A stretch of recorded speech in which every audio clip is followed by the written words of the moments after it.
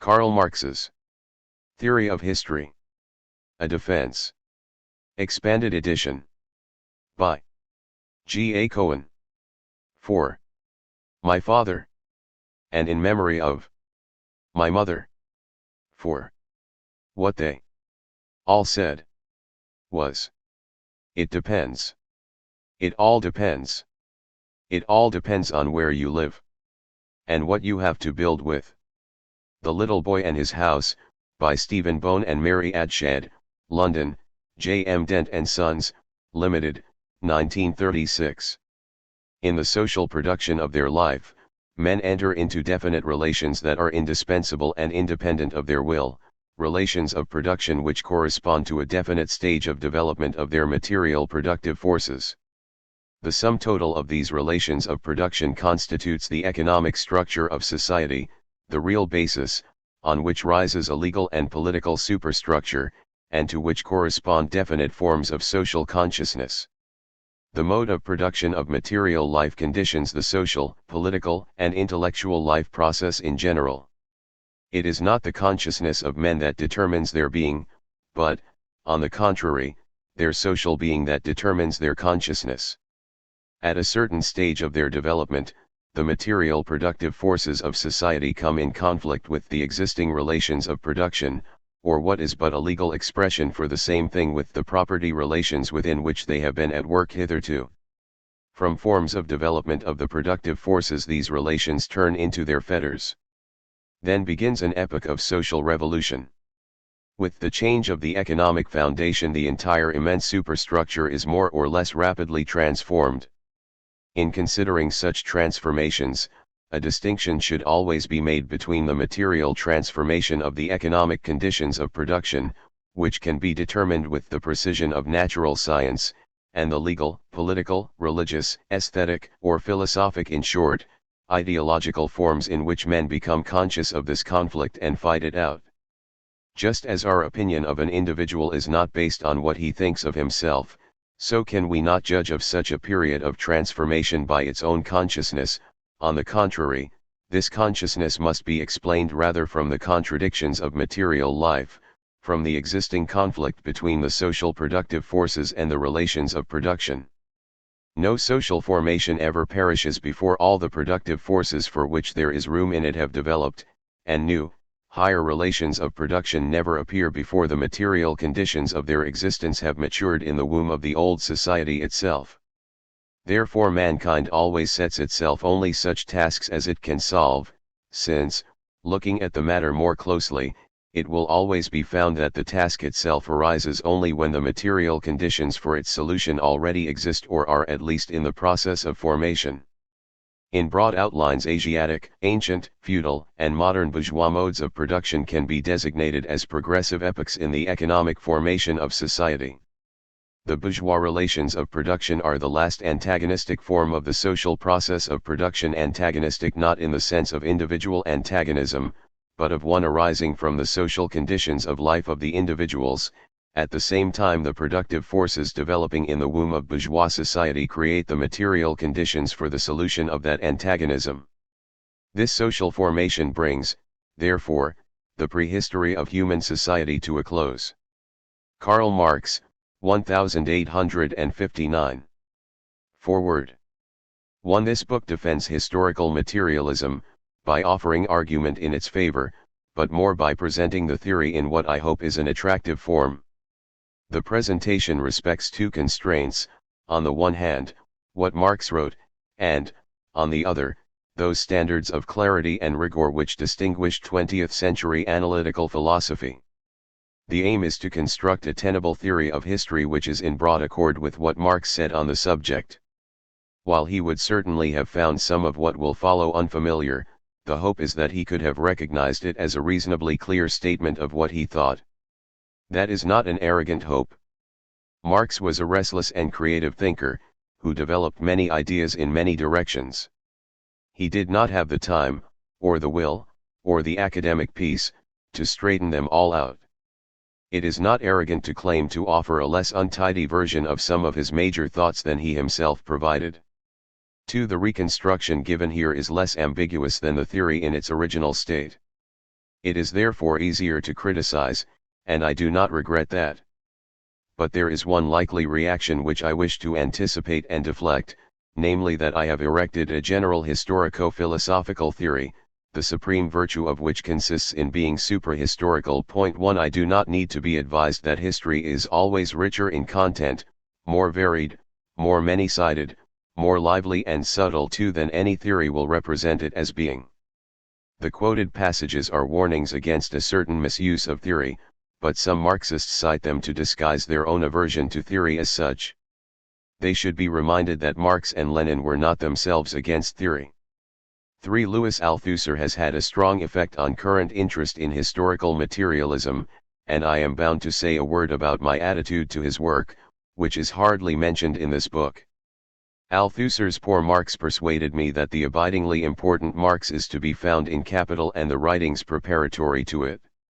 That conviction helped me to write this book, and I am therefore grateful to him. But when I passed on to Lire le Capital, a set of essays by Althusser and others, I was disappointed. I obtained little from the essays by Althusser, beyond a sense of how elegantly and evasively the French language could be used. I liked other things better, especially the contribution of Balibar. But I did not think it profited from being cast in terms which showed Althusser's influence. Above all, I found much of Lire le Capital critically vague. It is perhaps a matter for regret that logical positivism, with its insistence on precision of intellectual commitment, never caught on in Paris. Anglophone philosophy left logical positivism behind long ago, but it is lastingly the better for having engaged with it. The Althusserian vogue could have unfortunate consequences for Marxism in Britain, where ludicity is a precious heritage, and where it is not generally supposed that a theoretical statement, to be one, must be hard to comprehend. For my specific doctrinal differences with the Althusserians need not be described here. They are considerable. For it is an old-fashioned historical materialism which I defend, a traditional conception 3 in which history is, fundamentally, the growth of human productive power, and forms of society rise and fall according as they enable or impede that growth. The focus is on the more basic concepts of the theory, those of forces and relations of production, and there will be unusually little discussion, as books on Marx and society go, of class conflict, ideology, and the state. The main part of the book, chapters 2 to X, is preceded by a sketch of images of history in Hegel and Marx, so called because it deals with ideas lacking the degree of articulation suggested by the term theory. Chapter 2 opens with complex argument on behalf of the claim that what Marx called the economic structure consists of production relations alone, productive forces forming no part of it. The rest of the chapter, which is less intricate, says what productive forces are, and examines what can be meant by their development. Chapter 3 is devoted to relations of production, and to the economic structures they compose. It looks at the links connecting immediate producers with their means of labor and their class superiors. In Chapter 4, the distinction between productive forces and production relations is shown to be a special case of a more general one, which runs deep in Marx, between material and social features of society. Chapter V uses the results of Chapter 4 to provide an account of commodity and capital fetishism, and a partly novel interpretation of communism.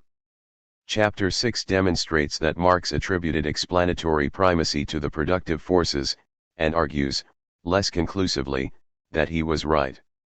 Chapter 7 establishes some contact between the assertions of Chapter 6 and certain stretches of real history. According to Chapter 6, economic structures are as they are because, being so, they enable human productive power to expand. According to Chapter 8, on base and superstructure, superstructures are as they are because, being so, they consolidate economic structures. Those statements are functional explanations, and functional explanation is widely suspected, not least within Marxism. Chapters 9 and X defend it, in general terms, and with special reference to historical materialism. Chapter 11 discusses some ills of contemporary capitalist society. It argues that the relation between use value and exchange value under capitalism leads to a special irrationality when capitalism is advanced. Point 4. The first appendix reproduces an article which relates to Chapter V, and the second defines 5 expressions often used in the book. 5. This book has many weaknesses. It would have had more but for the generosity of 5 friends, who commented incisively on the entire first draft. To Danny Goldstick, John McMurtry, Chris Provis, Bill Shaw, and Arnold Zuboff, many, many thanks. Other helpful critics were Chris Boers, Maggie Cohen, Irving Dworsky, Keith Graham, Bill Hart, Heli Kong Stig Kong Mendel Kramer, Colin McGinn, Jacob Maley, Robin Murray, Jan Narveson, Mike O'Prey, Tim Scanlon, Chuck Taylor, Richard Walheim, Alan Wood, and Sigurd Zena, whose death last October deprived me, and many others, of a cherished mentor. Catherine Backhouse and Varian Gilead typed the manuscript. They were remarkably patient and kind. The Canada Council and the British Academy enabled me to spend a year free from teaching obligations. To Michael Cohen and Glenn Ridd Rowlands I have rather special debts. And I shall not try to describe what I owe to Maggie, and to Gideon, Miriam, and Sarah. A new impression enables me to add 2 remarks.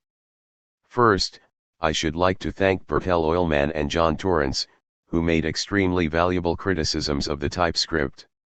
Second, I regret my failure to indicate that Chapter V and Appendix I of this book are, unlike the rest of it, intended as exposition without defense of Marx's views. That is why the labor theory of value is prominent in Chapter V and Appendix I, despite the disclaimer in the last sentence on p. 353. London, May, 1979. Introduction to the 2000 edition, Reflections on Analytical Marxism. This book received more attention than would otherwise have been bestowed upon it by virtue of the coincidence that it appeared just when a number of other Marxist scholars were also beginning to devote themselves to work of a kind that is now called analytical Marxist. They, like me, had a commitment without reverence one to Marxism, and we formed a group that has now been meeting annually for more than 20 years. In the present introduction, I shall say, Section I, what analytical Marxism is, and I shall describe, Section 2, the formation of the group that has promoted it. Section 3 is a personal interlude. It recounts how I, in particular, became an analytical Marxist. In Section 4 the analyticality of analytical Marxism is delineated in greater detail, and Section 5 discusses bullshit, the bête noire of analytical Marxism. The final section addresses the irrepressible question, is analytical Marxism Marxist? 1. Analytical Marxism. I shall not try to define Marxism. Point 2 as for analytical, it has 2 relevant, and relevantly different, senses in the present context, a broad sense and a narrow one. All analytical Marxism is analytical in the broad sense, and much is analytical in the narrow sense. In each sense of analytical, to be analytical is to be opposed to a form of thinking traditionally thought integral to Marxism.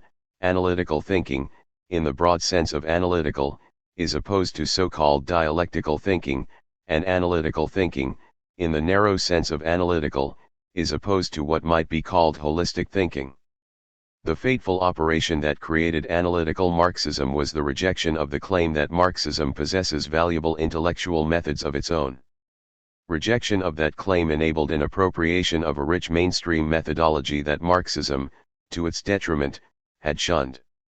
The mainstream methodology that I have in mind deploys intellectual techniques that were shaped within several currents of non-Marxist Western, and mainly Anglophone, social science and philosophy.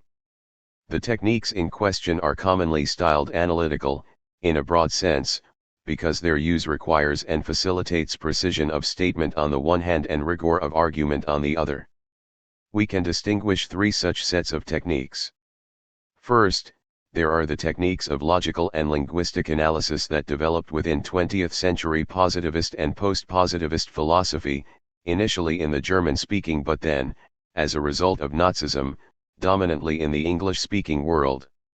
Next, there are the techniques of economic analysis which descend from Adam Smith and David Ricardo but which were given mathematical form within neoclassical economics, roughly from the time of Leon Walras and Alfred Marshall.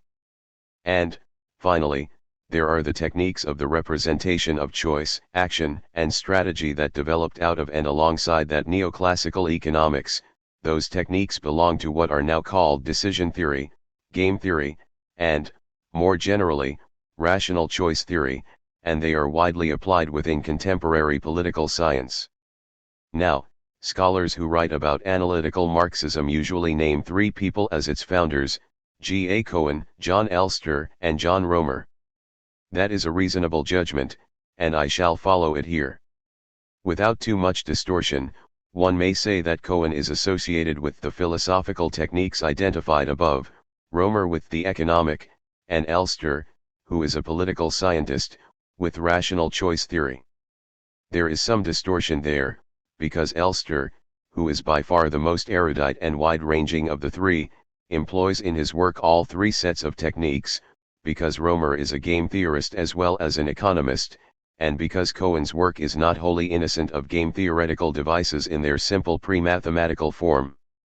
But the suggested tripartite division does represent an approximate truth. 2. The September Group.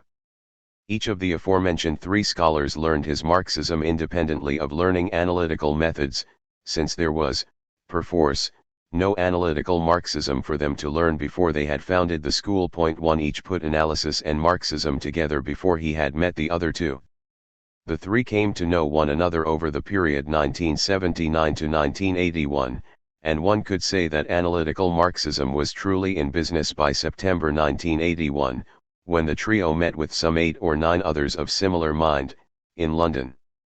Since then there has been an annual 3-day meeting each September, usually in London, 2 of about 10 analytical Marxists, from 4 or 5 countries. The prehistory of, what is now called, the September Group was as follows.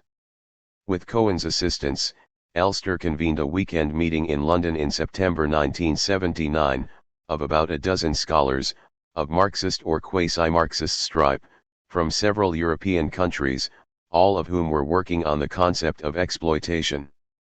We found our exchanges congenial and stimulating, so a similar meeting, again on exploitation, with roughly the same cast, occurred in London in September of 1980. At the close of that meeting it was decided to meet annually, but to remove the restriction of discussion to exploitation. The personnel, as of 1981, were the most dedicated who had attended in 1979 and/or 1980, together with 1 or 2 new invitees.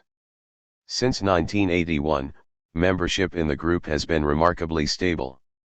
As I write, we consist of Pranab Bardhan, Berkeley, Samuel Bowles, Amherst, Robert Brenner, Los Angeles, G. A. Cohen, Oxford, Joshua Cohen, Cambridge, Massachusetts, Philippe Van Parages, Louvain-la-Neuve, John Roemer, Yale, Hillel Steiner, Manchester, Robert van der Veen, Amsterdam, and Eric Wright, Madison. Since 1982, when Bardhan joined, there have been 2 departures and 2 fresh adhesions. John Elster and Adam Przeworski left in 1993, in reaction, so they said, to what they considered to be unsatisfactory aspects of the intellectual character that the group had evolved. Others of us thought that their farewells had more to do with the demise of European communism. Bowles joined in 1987, and Joshua Cohen in 1996. 3. My path to analytical Marxism. It is extremely difficult to adopt and pursue an intellectual method simply as a result of coming across its use in a book or an article and finding it attractive. Practice of the methods that I have described requires a training in them, an apprenticeship. And I shall now explain why peculiarities of my own background made me receptive to the required training at a time when other Marxists in my cohort were not. Similarly differentiating stories could no doubt be told about Elster and Roemer, but it is not for me to tell them. My initial ingestion of Marxism took place in a peculiar milieu. My parents were Jewish communist factory workers in Montreal who met in the course of struggles to build unionism in the garment trade, in the face of brutal boss and police repression. When I was 4 years old, in 1945, my parents enrolled me in the Morris Winchusky Yiddish School, which was run by a communist Jewish organization. It was the only school that I attended until I was 11, when raids by the Red Squad of the province of Quebec police on the premises of the organization, and on the school itself, made it impossible for the school to continue. This was in 1952, and the raids were part of the local contribution to the McCarthyite persecution then still proceeding in North America. The Quebecois version of McCarthyism was less insidious than the real article occurring south of the border, but it was also more brutal, and, especially for a child, more immediately frightening. My upbringing induced in me a love of and belief in Marxist ideas, and, by the time I reached McGill University to study for my first degree, I had read, with imperfect understanding, a number of the classics of Marxism. I was certain, at 17, that Friedrich Engels's Anti-Düring contained all the important philosophical truth that there was. I came to see its limitations as an undergraduate, and I concluded that its philosophical sections, by contrast with those on society and history, were naive. But my commitment to historical materialism was more durable, and I long intended to expound and defend it as best I could, and eventually, in 1978, I published the first edition of the present book, in fulfillment of that long-standing intention. The book owes its methodological character to the circumstance that I moved in 1961 from McGill to Oxford, where, under the benign guidance of Gilbert Ryle, I learned British analytical philosophy. Almost all politically committed students were, at that time, and throughout the 1960s, hostile to that philosophy. They regarded it as bourgeois, or trivial, or both. I saw that it was bourgeois, or, anyway, certainly not anti-bourgeois, but I experienced no antipathy to it.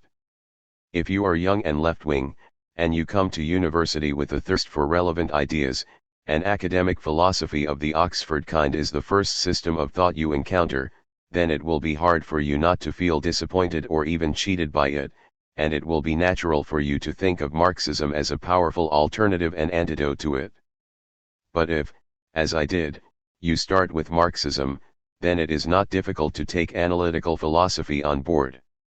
I came to Oxford already steeped in Marxism, and so, unlike most of my politically congenial contemporaries, I did not look to university philosophy to furnish me with ideas that mattered. I did not expect it to address itself to the questions agitating the real world. So Oxford philosophy did not disappoint me, in the way that it did so many of my contemporaries, and, in due course, I used it with enthusiasm to clarify and defend, as best I could, the central claims of historical materialism. I have to say in due course, because I was not, so early as 1963, when I left Oxford, already a confident practitioner of analytical technique. Further experience was necessary to transform a predilection towards analysis into a full-scale engagement in it. Two things that happened in the later 1960s promoted that transformation. During that period, young academic Marxists in Britain were strongly attracted to the work of Louis Althusser and his school, and I myself studied Pour Marx and Lire Le1 in its original 2-volume version, with some care. But, while initially attracted to Althusserianism, I finally resisted its intoxication, because I came to see that its reiterated affirmation of the value of conceptual rigor was not matched by conceptual rigor in its intellectual practice. The ideas the Althusserians generated, for example, of the interpellation of the individual as a subject, or of contradiction and overdetermination, were exciting and suggestive, but it often seemed impossible to determine whether or not the theses in which those ideas figured were true, and, at other times, those theses seemed capable of just two interpretations, on one of which they were all too obviously true, and, on the other, all too obviously false. Point 1. Something else happened in the later 60s that nudged me in an analytical direction. I was working on a not very analytical paper called Bourgeois and Proletarians too. It was an extended rumination on a passage in the Holy Family in which Marx says that, like the proletariat, the bourgeoisie are alienated, but that, unlike the proletariat, they enjoy their alienation and find their strength in it. At some point in the course of the academic year 1966-7 I read a version of the paper to a University of London philosophy group. In the audience was Isaac Levi, a tough American philosopher. Commenting on something Marx says in his 1844 manuscripts about the power of money, my paper ventured that, in Marx's view, the rich capitalist's mistress does not love him because of his money, instead, she loves that money itself. Levi wanted to know exactly what that meant, or how one was supposed to go about telling whether or not it was true. What, precisely, was the difference between loving someone just because of their money and loving that money itself? I found Levi's interrogation hostile and unhelpful, although I now consider it to have been absolutely apt. But, after the discussion, and as we were leaving the room, he approached me and, having no doubt noticed my discomfort, he said, in a friendly way, "Look, I don't mind a different way of doing things. I just want to know what the ground rules are." That remark hit me hard and sunk in deep. In the aftermath of Levi's admonition, I stopped writing, at least partly, in the fashion of a poet who puts down what sounds good to him and who needn't defend his lines, either they resonate with the reader or they don't. Instead, I tried to ask myself, when writing, precisely what does the sentence contribute to the developing exposition or argument, and is it true? You become analytical when you practice that sort of, frequently painful, self-criticism. 4. What is analytical about analytical Marxism? I said, see section 1 above, that analytical Marxists do not think that Marxism possesses a distinctive and valuable method. Others believe that it has such a method, which they call dialectical. But we believe that, although the word dialectical has not always been used without clear meaning, it has never been used with clear meaning to denote a method rival to the analytical 1:1. There is no such thing as a dialectical form of reasoning that can challenge analytical reasoning. Belief in dialectic as a rival to analysis thrives only in an atmosphere of unclear thought. I described, in section 1, the broad sense in which analytical Marxism is analytical, and I now turn to the narrower sense in which it is analytical. In that narrower sense, the analyticalness of analytical Marxism is its disposition to explain molar phenomena by reference to the micro-constituents and micro-mechanisms that respectively compose the entities and underlie the processes which occur at a grosser level of resolution. Such resolution to a more atomic level is more integral to the techniques of economics and game theory that I have associated with Romer and Elster than to the more purely and more generally philosophical techniques associated with Cohen. Insofar as analytical Marxists are analytical in this narrower sense, they reject the point of view in which social formations and classes are depicted as entities obeying laws of behavior that are not a function of the behaviors of their constituent individuals. When such holism is affirmed as a matter of principle, all analytical Marxists would oppose it. A microanalysis is always desirable and always in principle possible, even if it is not always possible to achieve one in practice at a given stage of the development of a particular discipline. But analytical Marxists can disagree about what stage a particular discipline or subdiscipline has reached, or should be expected to have reached, on pain of condemnation as unscientific, and a major polemic within analytical Marxism has centered on just such a question, with Cohen charging that Elster's rejection of functional explanation in historical materialism reflected a too insistently analytical stance, in the narrow sense of analytical. Point 2. Cohen would nevertheless agree that pre-analytical Marxism was scientifically undeveloped, rather in the way that thermodynamics was before it was supplemented by statistical mechanics, and, in each case, because of failure to represent molar-level entities, such as quantities of gas, or economic structures, as arrangements of their more fundamental constituents. It is one thing to know, as phenomenological thermodynamics did, that the gas laws hold true. It is another to know how and why they do, and that further knowledge requires analysis, in the narrow sense, which statistical mechanics provided by applying Newton's laws to the molecular constituents of gases. Partly similarly, to claim that capitalism must break down and give way to socialism is not yet to show how behaviors of individuals lead to that result. And nothing else leads to that result, since behaviors of individuals are always where the action is, in the final analysis. Now, the commitment of analytical Marxists to the constitutive techniques of analytical Marxism is absolute. Our belief in the power of analysis, both in its broad and in its narrow sense, is unrevisable. And our commitment to Marxist theses, as opposed to our commitment to socialist values, is not absolute in the way that the commitment to analytical technique is. The commitment to the techniques, so we should claim, reflects nothing less than a commitment to reason itself. It is a refusal to relax the demand for clear statement and rigorous argument. We believe that it is irrational obscurantism to resist analytical reasoning, to resist analysis in the broad sense in the name of dialectic, and to resist analysis in the narrow sense in the name of anti-individualist holism. It is not, of course, irrational obscurantism to reject particular conclusions that are presented as results of analytical reasoning, for ordinary error and extraordinary ideological distortion commonly disfigure such, supposed, results. But to argue that there is something hopelessly undialectical or individualist about analytical techniques themselves, represents, we believe, an unwillingness to accept the rule of reason. Thus, in all our work, it is always Marxism, not analysis, that is in question, and analysis is used to question Marxism.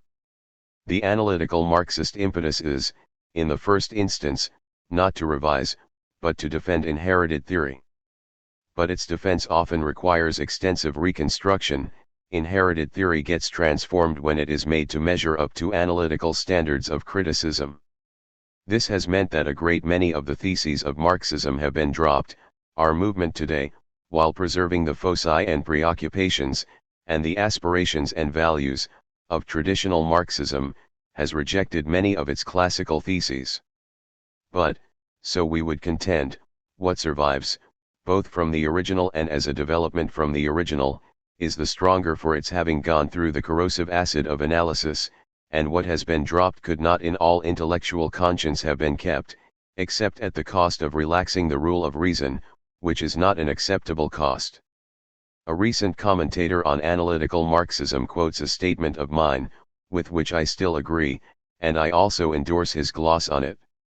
I think that three questions should command the attention of those of us who work within the Marxist tradition today. They are the questions of design, justification, and strategy, in relation to the project of opposing and overcoming capitalism. The first question is, what do we want?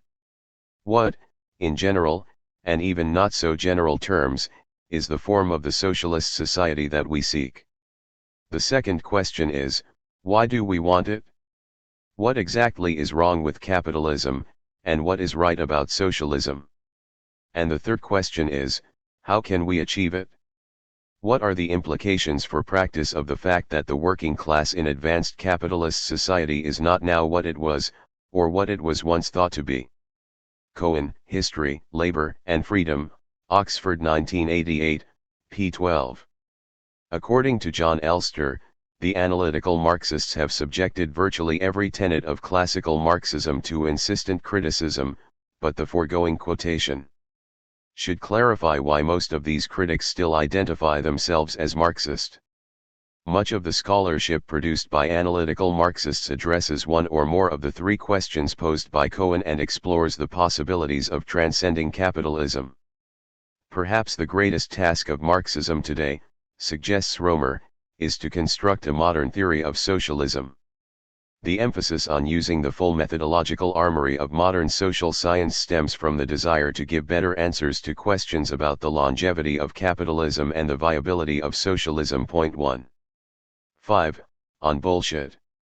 Before others taught me to call what we were doing analytical Marxism, it was my own practice to call it non-bullshit Marxism. That is a more aggressive phrase, since one might conceivably call what one practices analytical Marxism but also believe in the legitimacy of Marxisms of other kinds, Whereas, when you call what you do non-bullshit Marxism, you seem to imply that all other Marxism is bullshit, and, therefore, that your own Marxism is uniquely legitimate. In fact, there exists Marxism which is neither analytical nor bullshit, but, once such, as we may designate it, pre-analytical Marxism encounters analytical Marxism, then it must either become analytical or become bullshit. You could be a respectable holistic, as it were, chemist before chemistry began to expose the structure of the elements, but, once such an advance has been made, to insist on the holistic approach is obscurantist. In any case, it helps towards explaining what analytical Marxism is to contrast it with the bullshit that it is not. Bullshit is, in one of its forms, a product of an intellectually dishonest posture, one, more particularly, that includes an unwillingness to respond in an honest way to criticism. Bullshitting is not the same thing as dogmatism. To be sure, the dogmatist maintains his belief in the face of all criticism, but an honest dogmatist is possible, who responds to criticism as best he can, and who might even admit that he has no good response to a particular criticism, while nevertheless sticking to his dogmatically held view. The bullshitter, by contrast, may be ready to change his position, and he often does so under critical assault. But he does not take precise measure of the force of that assault in order to alter his position in a controlled and scientifically indicated way.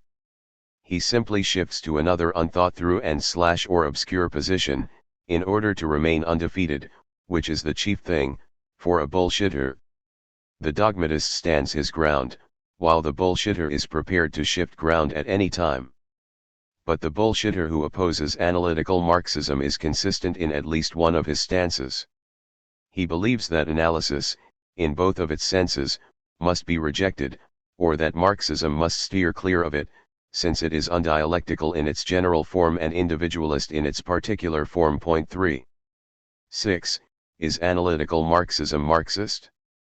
Marx founded what Engels called scientific socialism, which is, at least among other things, the study of the nature of, and the route to, socialism, using the most advanced resources of social science and within the frame of a socialist commitment.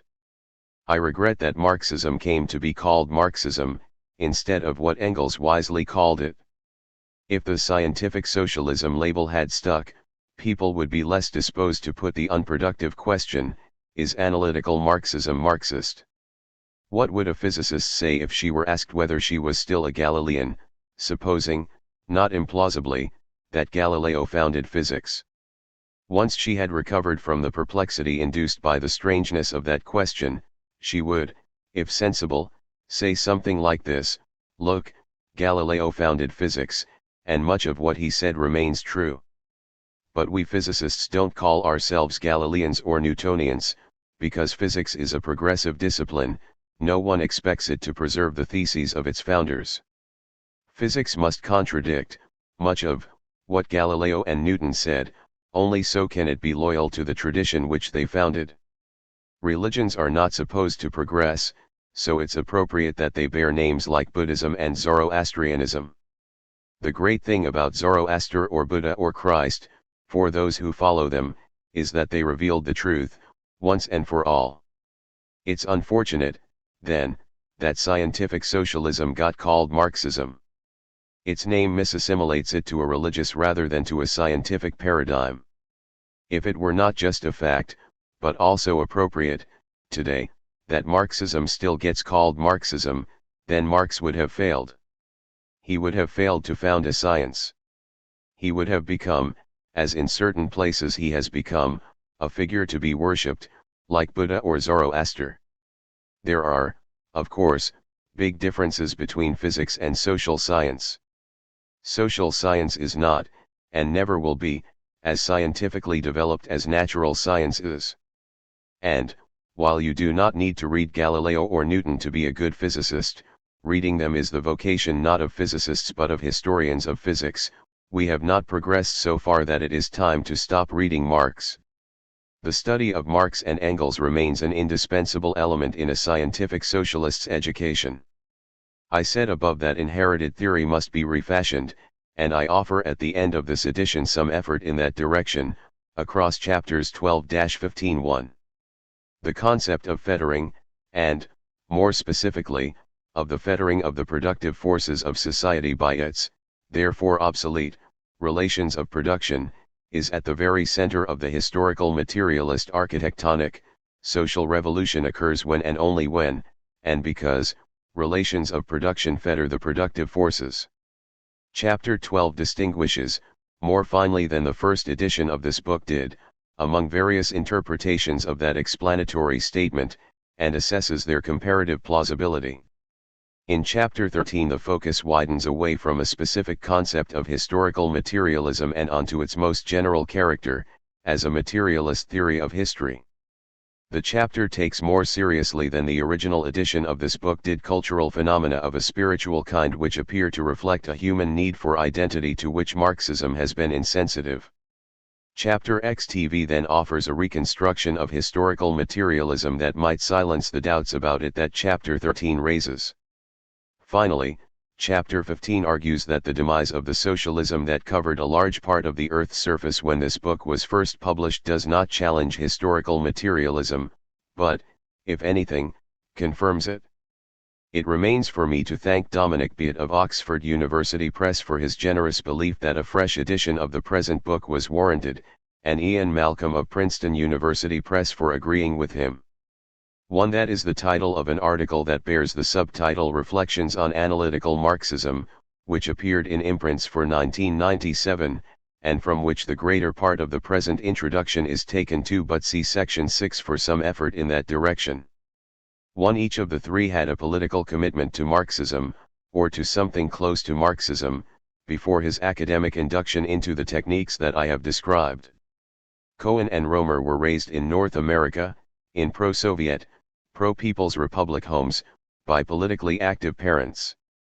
Elster's background was not communist, but he participated in a once robust left socialist Norwegian movement which was friendly to Marxism. 2. We met in Paris in 1982, in Chicago in 1991, in New York in 1996, in Cambridge, Massachusetts, in 1998, and in Oxford in 1999.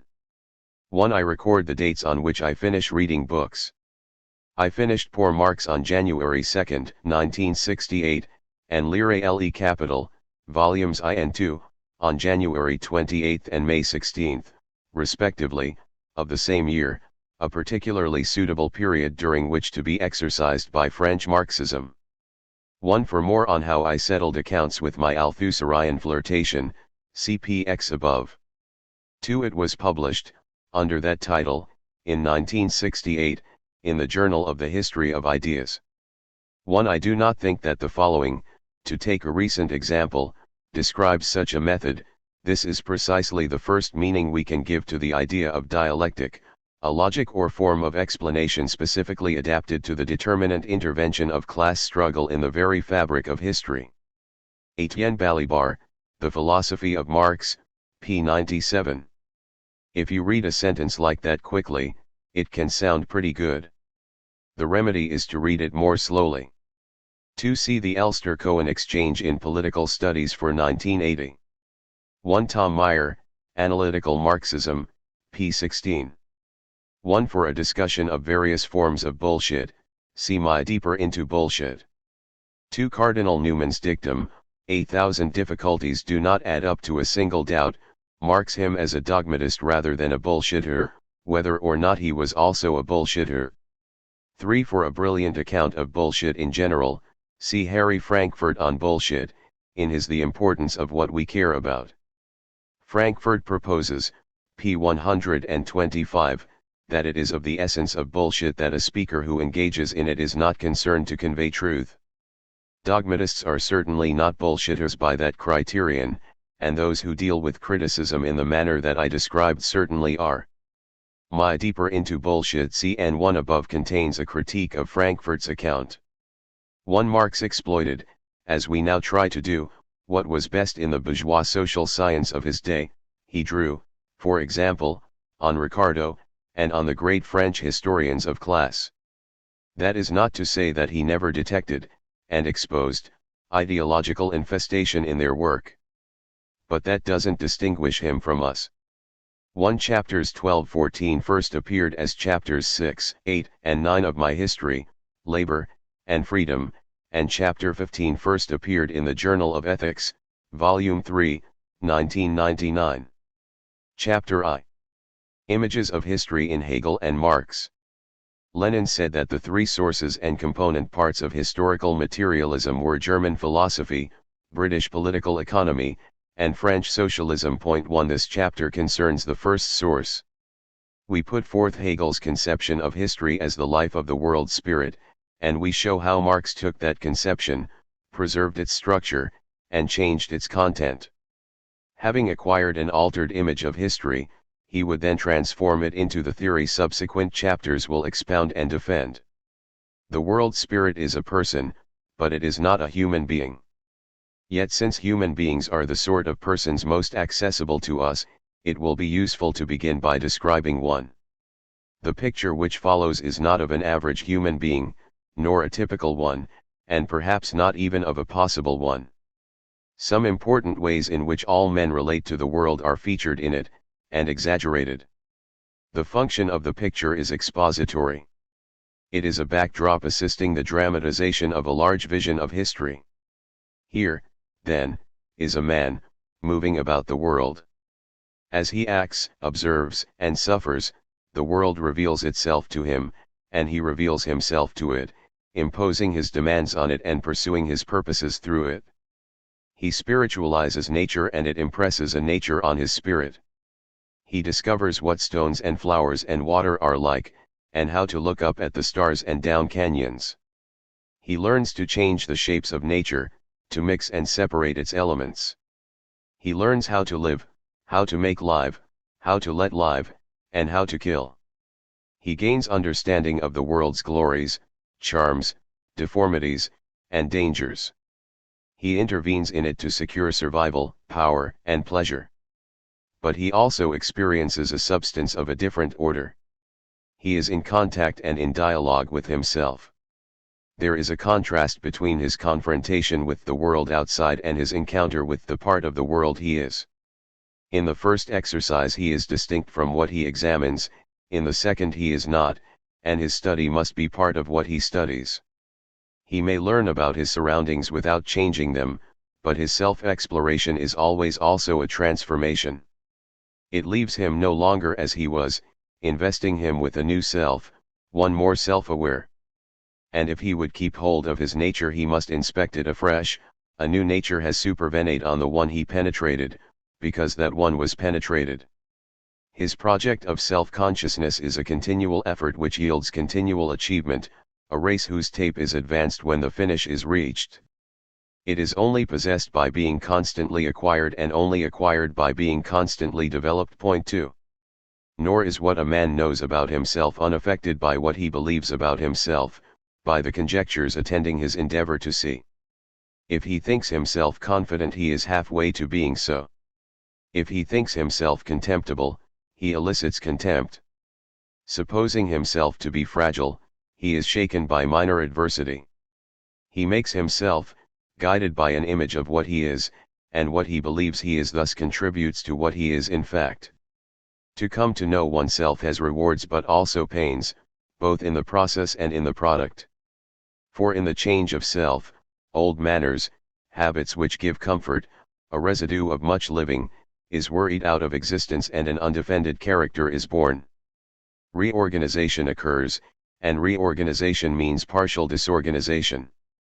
Each partly new structure must in time in turn be superseded, else thought and feeling lose their spiritual status, and the man recedes into the animal kingdom.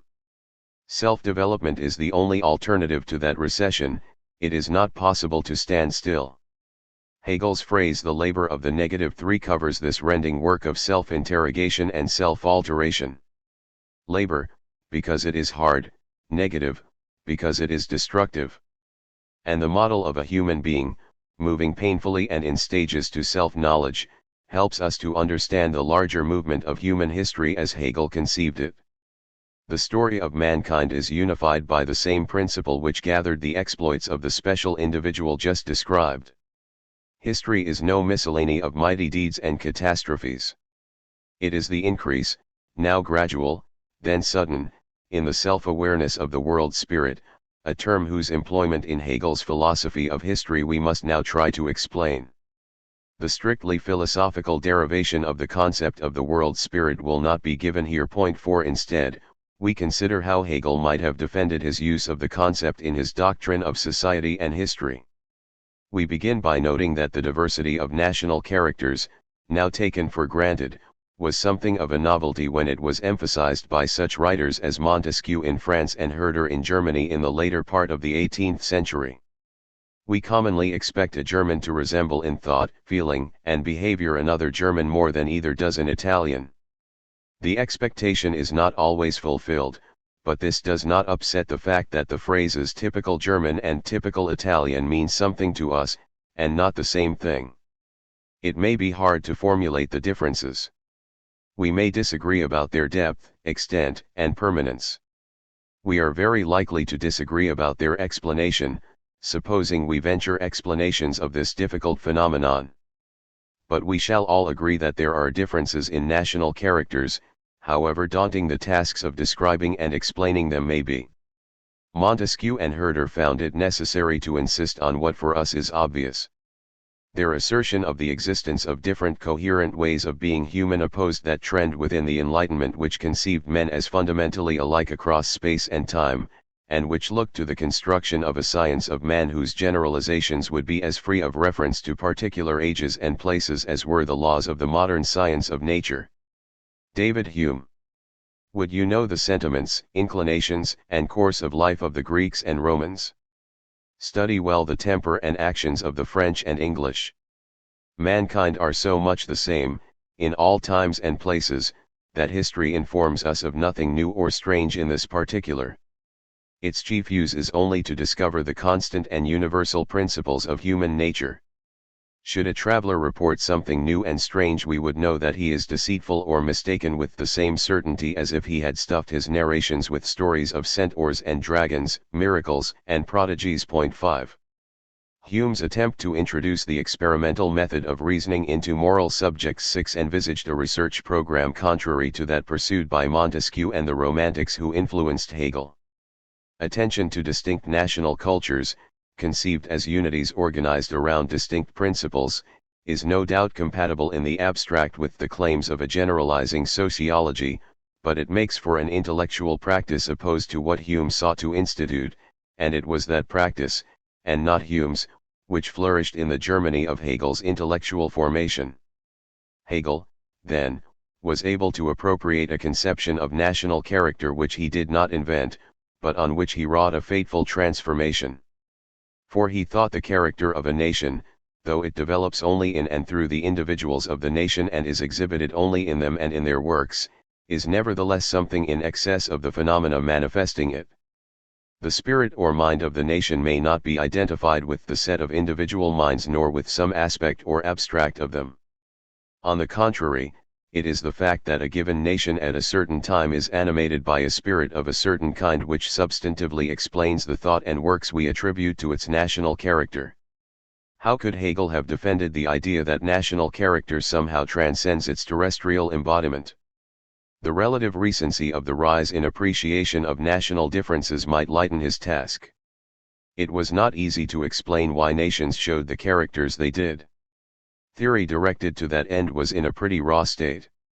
Montesquieu had tried to explain what he called the principle informing a nation by reference to its climate and geography. But Hegel could claim that this account, or any other which similarly relied on grossly observable variables, was inadequate, and his reaction would not be unjust. Empirically minded persons, such as most readers of this book, will believe a priori that any satisfactory explanation must be an empirical one. Hegel was not an a priori empiricist. He would therefore be able to plead that, in the absence of a good empirical explanation of the facts of national character, a suitable non-empirical explanation should command assent.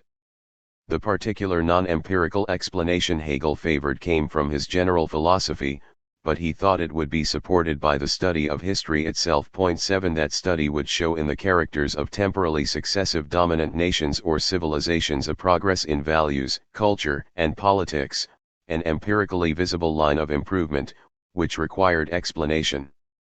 Yet no empirical explanation of the fact could, in Hegel's view, be forthcoming.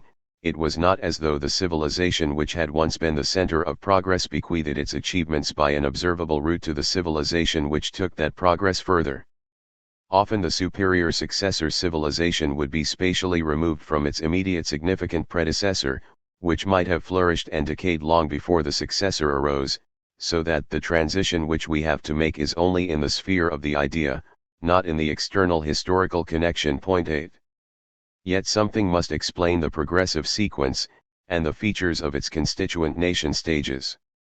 In the light of these supposed empirical facts which he supposed empirically inexplicable, Hegel could recommend the concept of the world spirit. The spirit of the nation explains its character, and is in turn explained as a stage in the development of the world spirit, which controls history and directs the succession of national spirits. It is because it reflects the activity of the world spirit that the history of humanity is characterized by progress. Coherent national characters exist as phases of realization of the spirit of the world. Someone who shared Hegel's religion, and his views about religion, would have further reason for accepting the concept of the world spirit. Hegel believed that Protestantism spoke the truth about man and the universe. But his religious faith was matched by a faith in reason which said that every truth which Christianity expresses in a wrap of myth or image may be stated without imagery by philosophy.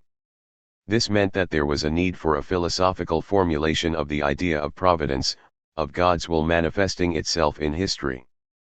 This view of the relation between Christianity and philosophic truth, fortified by the observable course of history as described a moment ago, enabled Hegel to present the empirical data as visible traces of God's engagement with the world.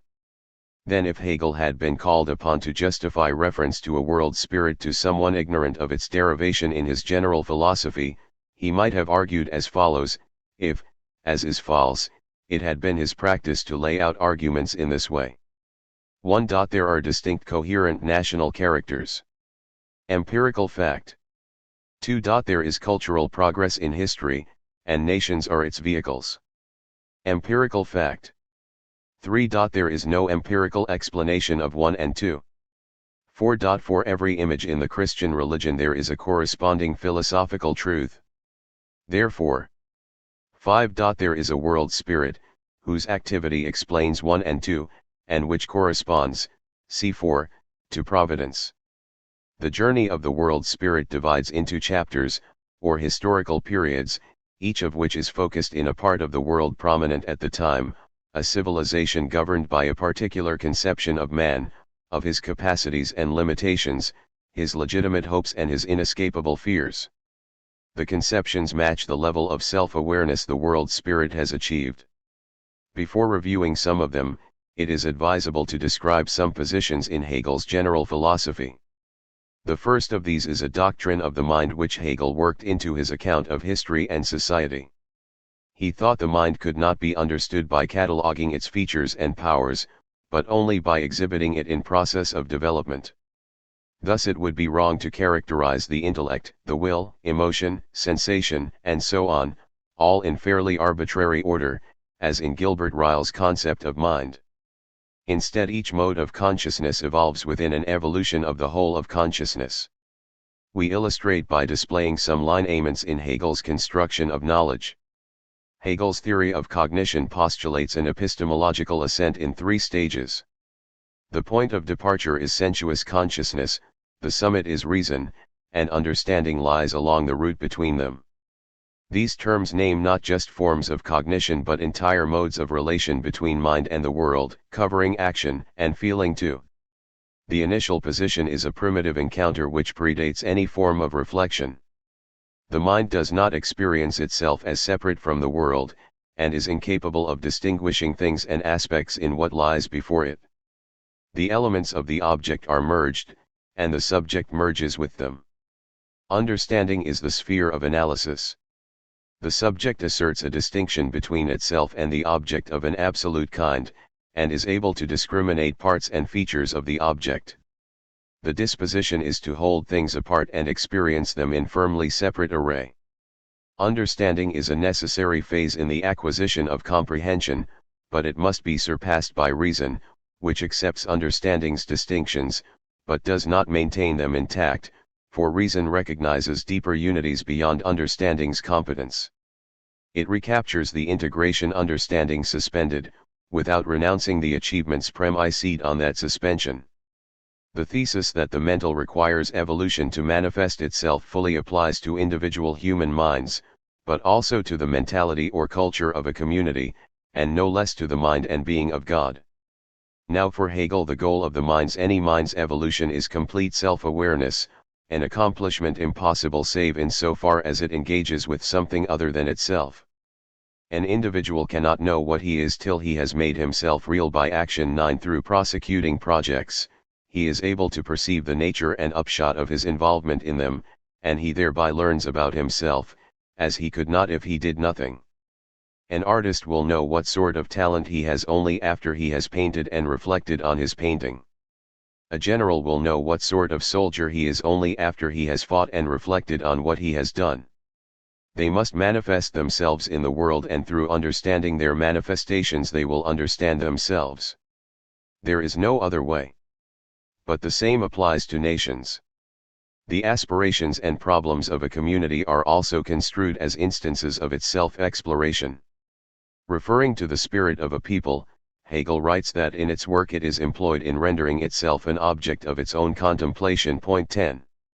Mind's awareness of itself is achieved by its projection of itself into what is not itself, and subsequent recognition of itself in its expressions. That is why God creates the material world. He creates because he can come to know himself only in his creation.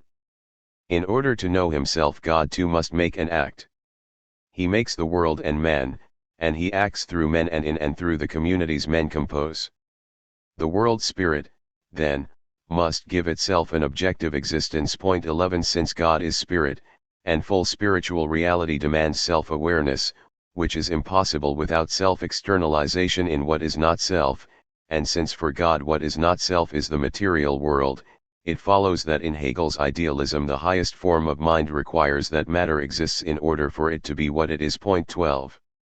Now this idea of God is not without its blasphemous aspect, but it responds to a good question which Hegel phrased as follows: if God is all-sufficient and lacks nothing, how does he come to release himself into something so clearly unequal to him, i.e. nature? 13. If we take care not to blaspheme, and assign to God the traditional plenitudes of omnipotence, omniscience, etc., what explains his will to create a world? Hegel answers that without the world God is not God. Point 14. His perfections come to be only in his perfecting of himself, and that is a process demanding external instrumentalities. No mind comes to know itself except through a medium of self-expression, and in God's case that medium is the world, and history is the development of his self-knowledge in the world. The world spirit passes through stages at each of which it possesses a more adequate awareness of what it is. The content of this growing awareness is given by the successive conceptions of themselves progressively higher cultures have. The implicit self-perception of society is revealed in the multiform phenomena of social life.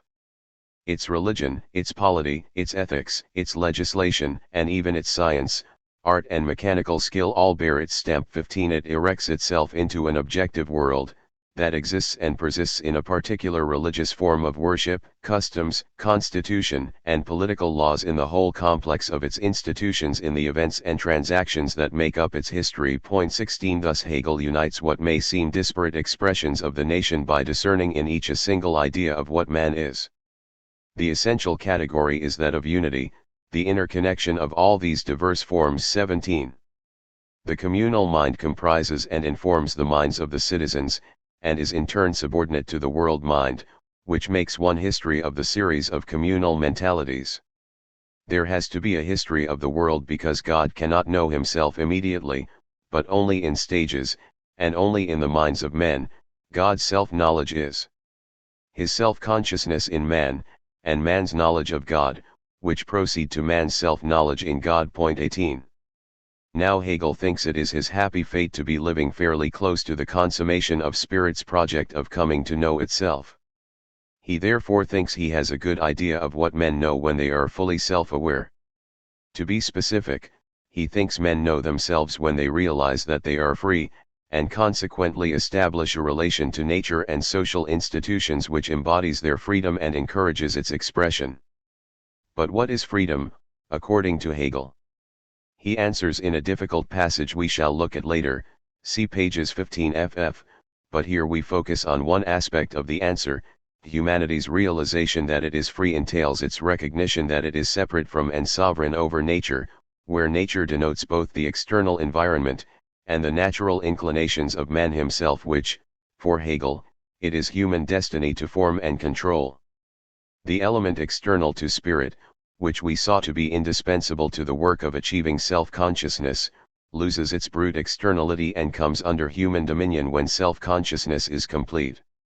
The central differences between cultures in the ascent to full self-consciousness are given by the conceptions they have of the relation between mind and nature, conceptions which find fruition in the culture's activities.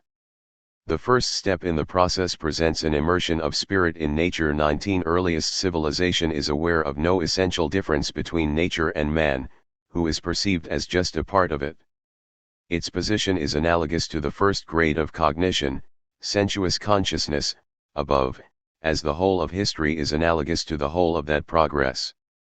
Hegel ascribes the primitive consciousness to the Orient, arguing that it explains the unchanging character of its economy and polity, the endless cycle of social processes, experienced as natural, he thought, in common with his European contemporaries, and Marx too, he observed in China and India.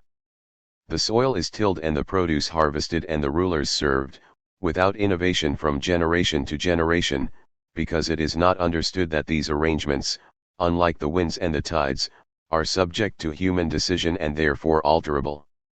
Of course men know that they are different from birds and beasts, but they also know that birds are different from beasts, and they mark no distinction between these differences. After the unfortunate Orient and before the second great stage, the Greeks, a number of intermediary peoples are reviewed, who are still more or less sunk in nature. Egypt is half aware that men are not just creatures of nature, and therefore presents them as half natural in its cultural works. The Egyptians are said to be laboring on the eve of spirit's full emergence. Whatever assessment Hegel's descriptions deserve from the specialist historian, their deep suggestiveness cannot be denied. Here, for example, is how Egypt's Janus status is supposed to show itself in art and architecture. Of the representations which Egyptian antiquity presents us with, one figure must be especially noticed, viz. The Sphinx, in itself a riddle and ambiguous form, half brute, half human. The Sphinx may be regarded as a symbol of the Egyptian spirit.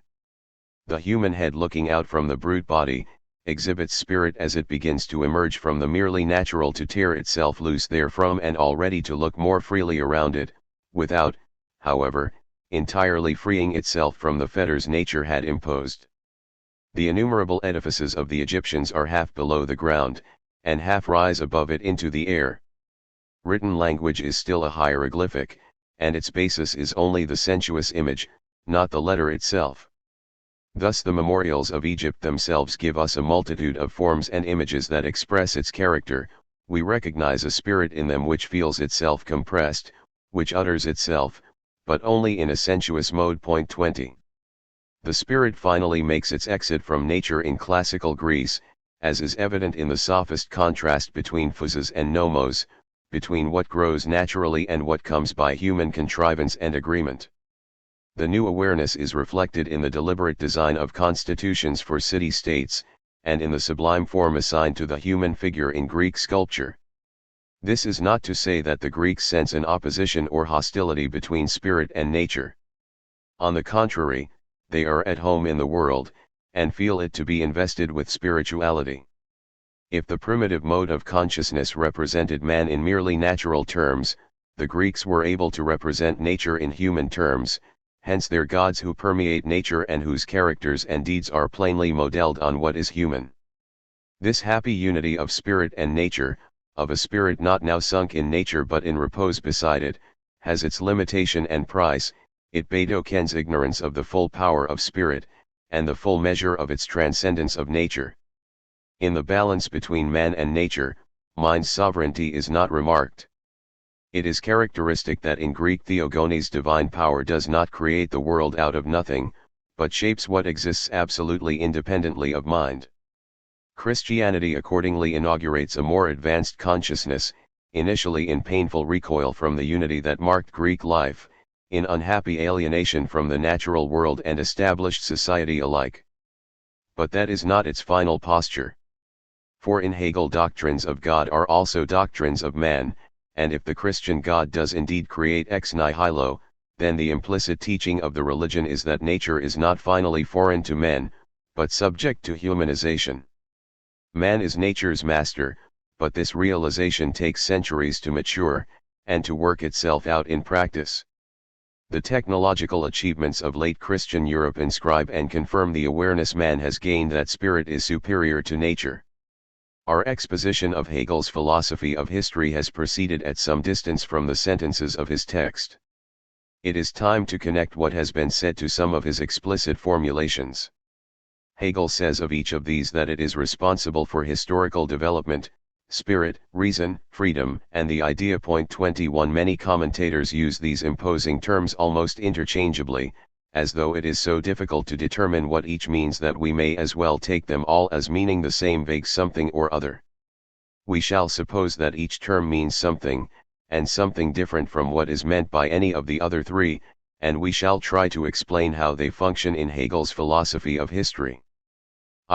Spirit, freedom, and idea.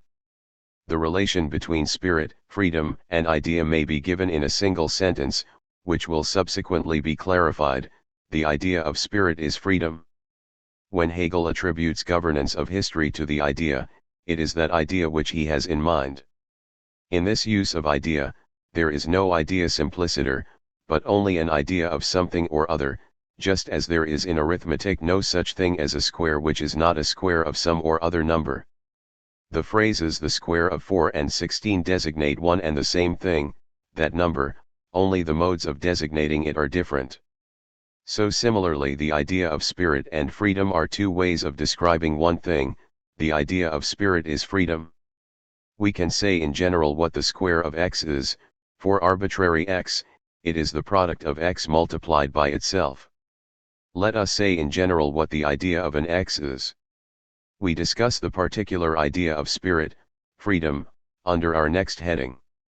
In Hegelian discourse the idea of x is the essence or nature of x. 22 And the essence of x is that which x is at least potentially, it may not be it actually. The development of x is its actualization of its potential, its becoming in reality what it once was only ideally. Not all changes x undertakes or undergoes contribute to the actualization of its potential, but we may reserve the term development for just such changes. To repeat, then, for x to become what it is potentially is for x to realize its idea, to be no longer only idea LLY but actually what it essentially is. When Hegel says that the nature or idea of spirit is not completely real 23 he refers to the phase when spirit has not yet realized its potential, made manifest its essence. The idea of a child is a mature adult, of a seed the flower which develops out of it. In Aristotelian terms, it is the form towards which the thing moves, and which explains its movement. It is moving so as to embody that form. Hegel weirdly claims that the essence of matter is gravity, and holds that any piece of matter strives towards something outside itself, indeed to a point outside itself, presumably the center of gravity of the attracting object. 24 It cannot, of course, fulfill that striving, it cannot exist at or as a point, but that is supposed to show how contradictory a piece of matter is. It cannot become what it is by nature. Spirit fulfills its potential, manifests its deepest nature, when it achieves full freedom. That is why and because freedom is the idea of spirit. We say more about this freedom in a moment. In explaining idea we have used the unself-explanatory concept of potentiality, which deserves some account. What does it mean to say of an x which is not actually y that it is potentially y? It can mean a number of things. Let us distinguish three of them, corresponding to what we can call three grades of potentiality. The third grade entails the second and the second entails the first. The idea of x will be x's potentiality of the third grade. First grade of potentiality. X is potentially y equals under some conditions, however remote, x would become y. Equivalently, the supposition that x will become y is not contradicted by any law of nature. In this sense, a boulder is potentially the finest stone sculpture ever produced. This is not to say that it is tending to become that. It is to say no more than that it could become that it is possible for that very boulder to become the finest stone sculpture ever made. This is the lowest grade of potentiality, but it is not nothing. A puddle of water lacks the potentiality attributed to the stone. It might be said that a puddle of water could, if not yet then in a scientifically more advanced future, be turned into stone by operation on its molecular structure, and that the puddle therefore qualifies as potentially a stone sculpture, on our definition. If such physico-chemical manipulation is possible, so be it. It would not be an objection to the definition if it were true that every x is potentially any y.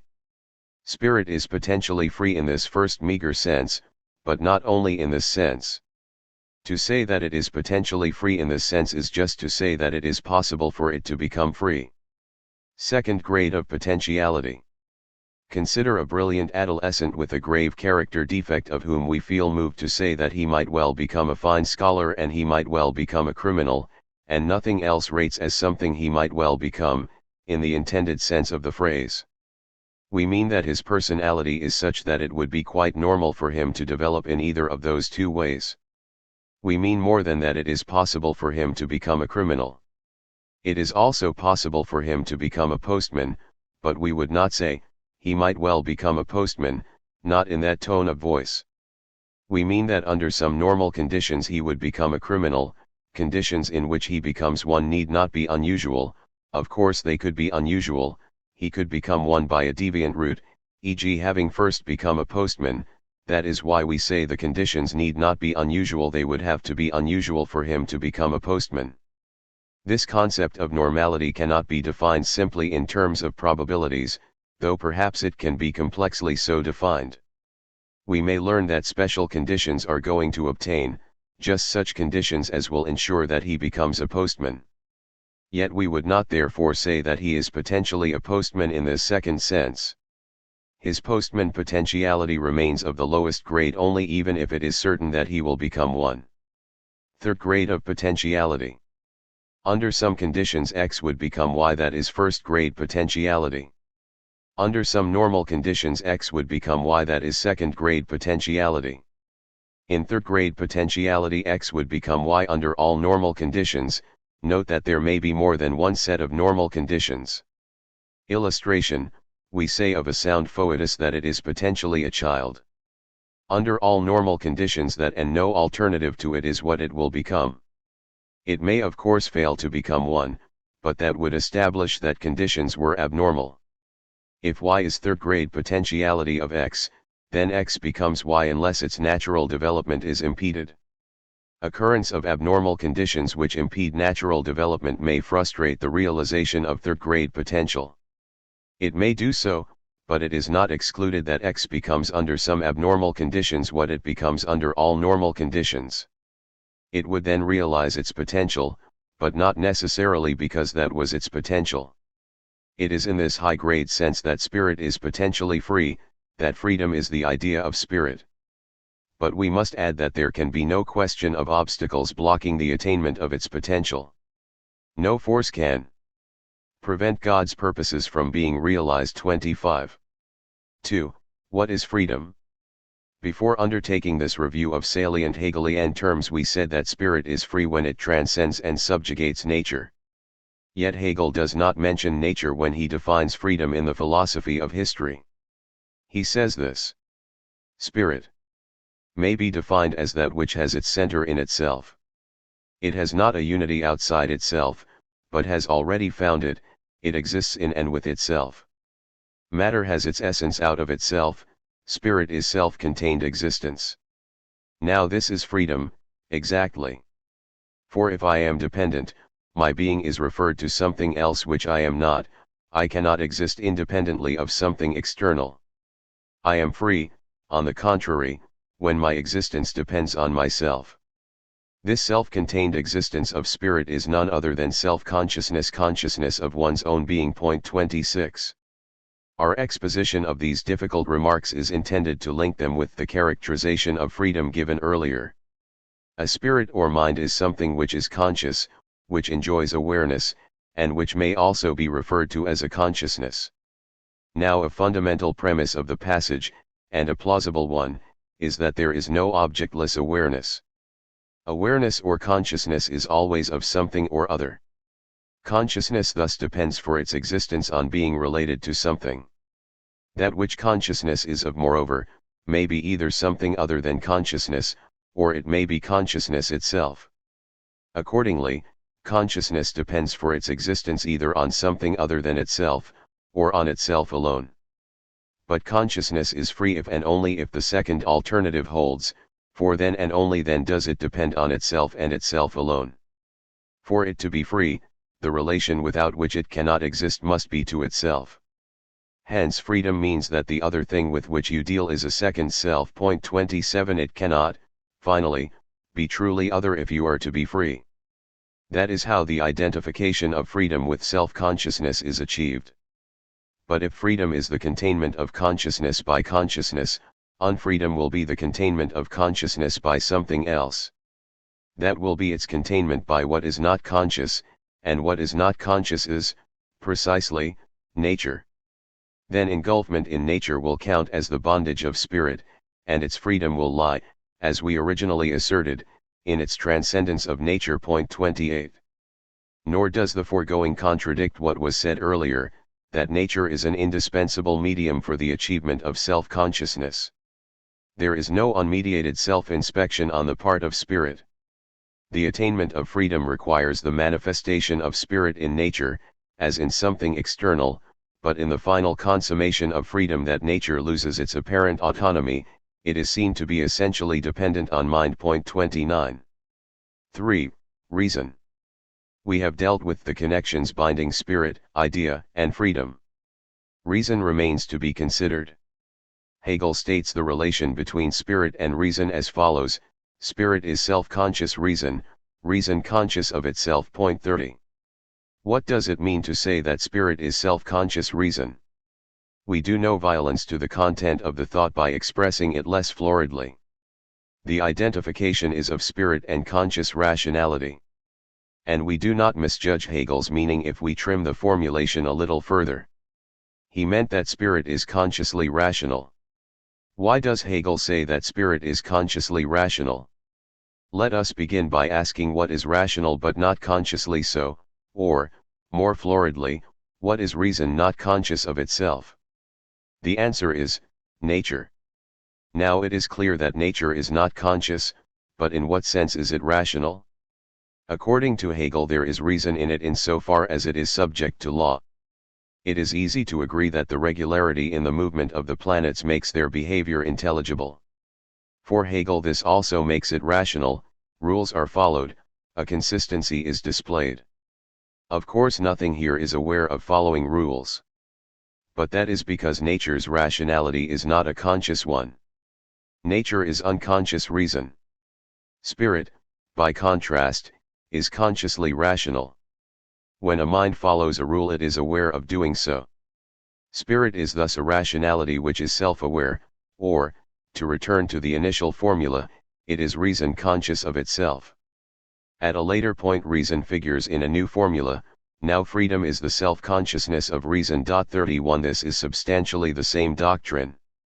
Freedom being the essential or defining property of spirit, to say what freedom is, indirectly, to say what spirit is. The new formula says that that which is by nature free is consciously rational. 4. The agency of history. We may now assign roles to the characters said to be responsible for historical development, to wit, Spirit 32, Reason 33, Freedom 34, and the Idea. 35 This plurality is not evidence of unclarity or vacillation. History is on the one hand the work of spirit and reason, and on the other that of freedom and the idea. We pair them so because it is the work of reason and spirit in one respect, of freedom and the idea in another. And we now know that there are only two characters to consider, not four.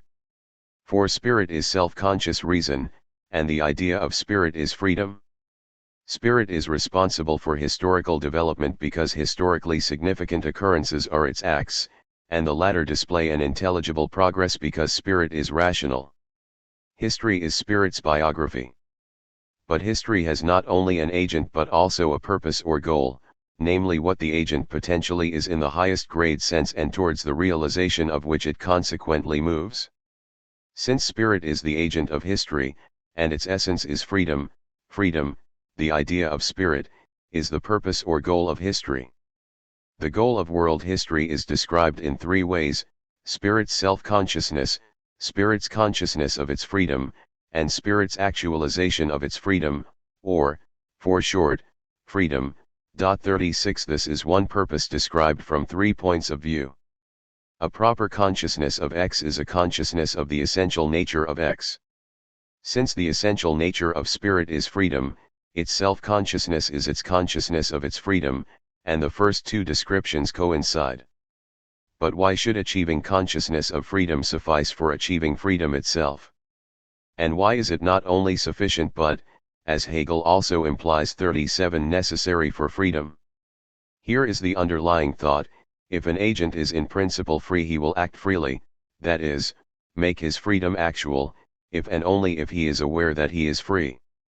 If I suppose myself enslaved to you, then however much I am in truth free I shall not behave freely, I shall obey your instructions. 38 Spirit, and so men, are by nature free but they behave unfreely as long, yet only as long, as they do not know they are free. Thus it is necessary and sufficient for the realization of freedom itself that an awareness of freedom be accomplished. The content of this developing awareness is given by the conceptions of man and nature we examined before turning to the above explication of terms. They organize the enterprises of the age and nation they control. In each epoch political life, the economic system, modes of dress, styles of painting, all social and cultural phenomena reflect the level of self-awareness human beings, by grace of the Spirit, have reached, and constitute the medium of their and its self-understanding. But after serving its time the ruling motif becomes outmoded, its authority is exhausted, the old medium loses its suppleness, hardens, and cracks, and the culture which developed spirit is destroyed by that development, and must leave the historical stage. 39 In response to the decomposition of culture, social conflict erupts, and the crisis of the community is reproduced in the life of the individual. His thought and action are rent apart. He inherits images and norms whose relevance has expired, and he either turns from them to nothingness or tries to live by them and finds that they cannot be realized. Rebirth and renewal are necessary, and they are often associated with the insight and struggle of a great man, a world historical figure, an Alexander, a Caesar, a Luther, or a Napoleon. This person, in a world of roles in disarray, fashions a new role for himself and a new script for others, thereby initiating a new act in the drama. In his being the needs of the time and of the individual once more come together. He is a midwife assisting at the birth of a fresh conception of man. His insight tells him of the pregnancy of the time, but he never learns the full significance of what he delivers. Return to the self-examining individual with whom we began. Before he undertakes his search into himself he is undivided. But once he puts himself in question he slides into shifting aspects, becomes a critic and an object of criticism. Self-interrogation rends him. He is jolted each time an image of himself on which he has lived is seen to be bounded in significance, not a final truth. In the conclusion of fruitful investigation wholeness returns. He is again a united individual, but the integration he enjoys is at a higher level, because of the self-division he has endured. The career of mankind is in broadest overview similar. Primitive men are unthinking. They know no dualism of subject and object, and they hang on to one another. History begins when men stand beside one another, when man stands beside himself and outside himself. The emergence of culture from nature brings disposition to collision in every precinct of life. History must be filled with violence and strain because spirit, like our heroic individual, is at war with itself. It has to overcome itself as its most formidable obstacle. That development which in the sphere of nature is a peaceful growth, is in that of spirit, a severe, a mighty conflict with itself. 40 In order to develop, spirit invests itself in forms of life it values, and it cannot subsequently break with them, except by wrenching itself away. In history's consummation, mankind will know what there is to know about itself. It will have tested itself in many dimensions and arrived at its goal. Men will recover their original unity, but it will not be mindless and brute, as it was in the beginning. Rather, they will be like mutually sustaining parts in a properly functioning organism, each occupying the place to which he is suited in the structure of roles articulated in the philosophy of right. The coexistence of primitive men rested on lack of differentiation between them. Divisive needs and contrary aims disrupted the primeval peace and supplied the impulse in history.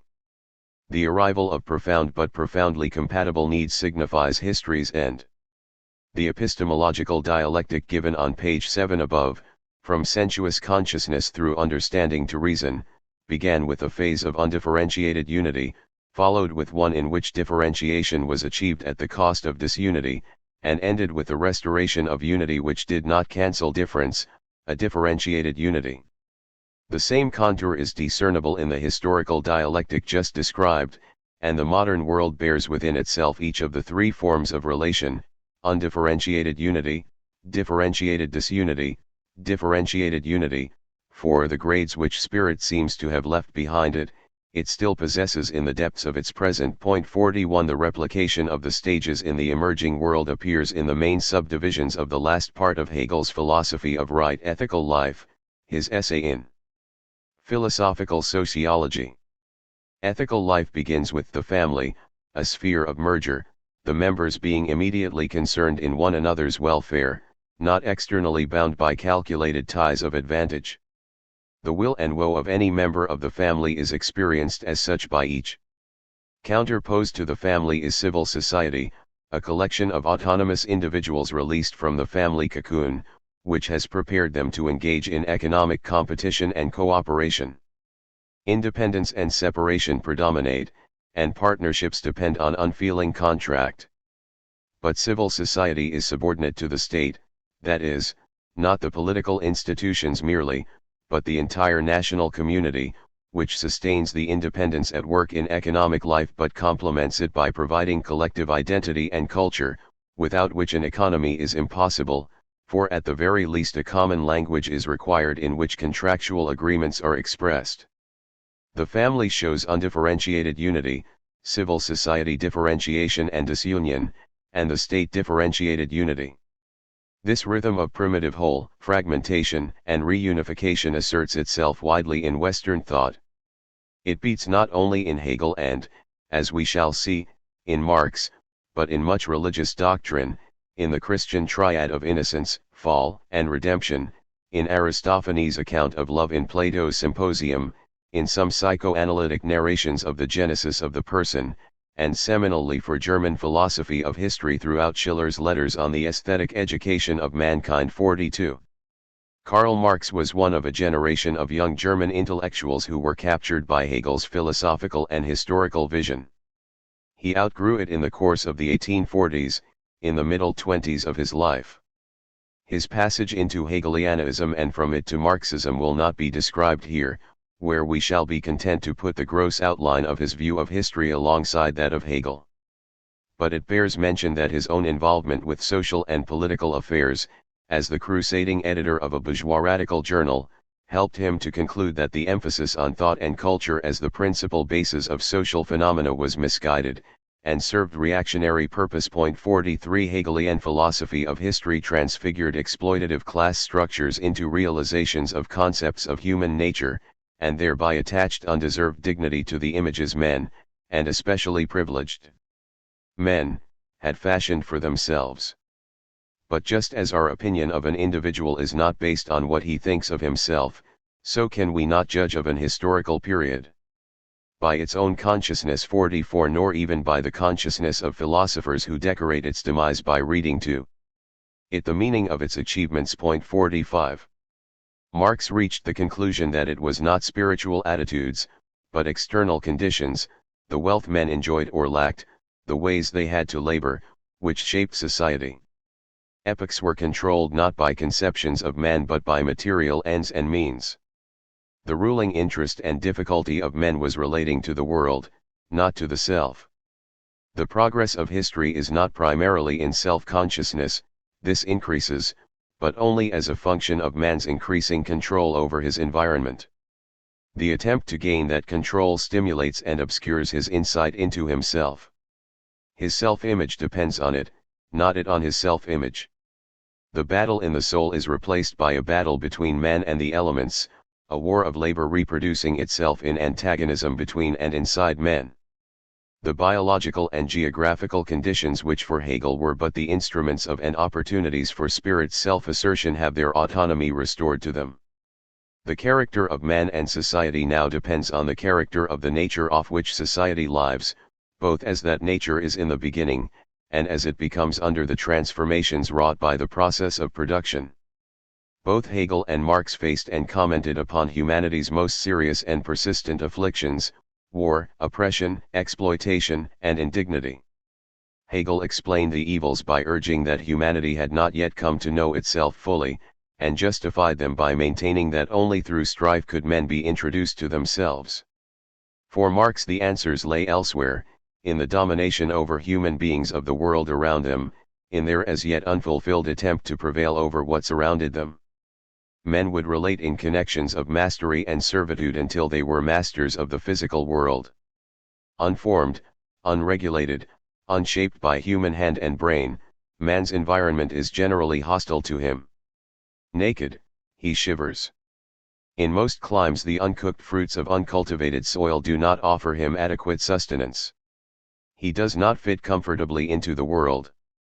But, unlike other similarly unfortunate creatures, he is equipped to change his situation. He can remake the world, and in doing so he remakes himself, for he develops the powers he uses to change the world, and with those new powers come new needs. Needs are originally confined and only develop along with the productive forces. 46. The growth of human power is the central process of history. The need for that growth explains why there is history. Men have history because they must produce their life. 47. For Hegel, men have history because consciousness needs time and action to come to know itself, for Marx because men need time and action to prevail against nature. It will follow that there is no history when nature is unusually generous.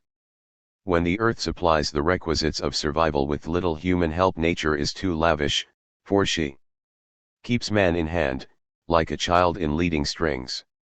She does not impose on him any necessity to develop himself. It is the necessity of bringing a natural force under the control of society, of economizing, of appropriating it or subduing it by the work of man's hand, that first plays the decisive part in the history of industry. 48. And hence, we may add by way of interpretation, in history sans phrase. In Arcadia the fruit falls from the tree into man's lap, and men make no history because they do not have to. History is a substitute for nature. Initially men live as equals in a classless society, in a primitive accommodation with nature, which their labor does not permanently transform. Each works, not for another, but all for the community at large, to which he is and feels united. All share depressed physical and cultural conditions. This accommodation is upset by population growth. 49, which enjoins an expansion in production and a more aggressive technology. The original conjunction of man and nature is broken by tools which attack and alter the earth's crust. Now animals are not only hunted but raised. Vegetables are planted, not just gathered. The superior posture towards nature generates a surplus above what is required to sustain those who produce, and this enables the formation of a class which does not work on nature, which carries out society's intellectual and organizational tasks, if it does any work at all, and which exacts from the producers the maximum it can. 50. This class dominates the community as a whole, thus destroying the community as a whole. Unity among men is replaced by class antagonism. Men break with one another in consequence of a process which begins when they break with nature. Capitalism brings the strife between man and nature, and man, to an end. It completes the conquest of nature, which is now so reshaped by industrial history that men can claim it as their own. Nature had once pressed man down to a natural level, but he has now raised it to a human level. So much technique and inanimate power are now available that arduous labor, and the resulting control by some men over the lives of others lose their function, and a new integration of man and nature in a new communism becomes possible, and will be actualized by the class oppressed under capitalism, the industrial proletariat. This consummation is preceded by a stage of history than which, in some respects, no other age is more hostile to human fulfillment. The oppression of the proletariat will not be traced in detail here. One summary description. More than any other mode of production, capitalism squanders human lives, or living labor, and not only blood and flesh, but also nerve and brain.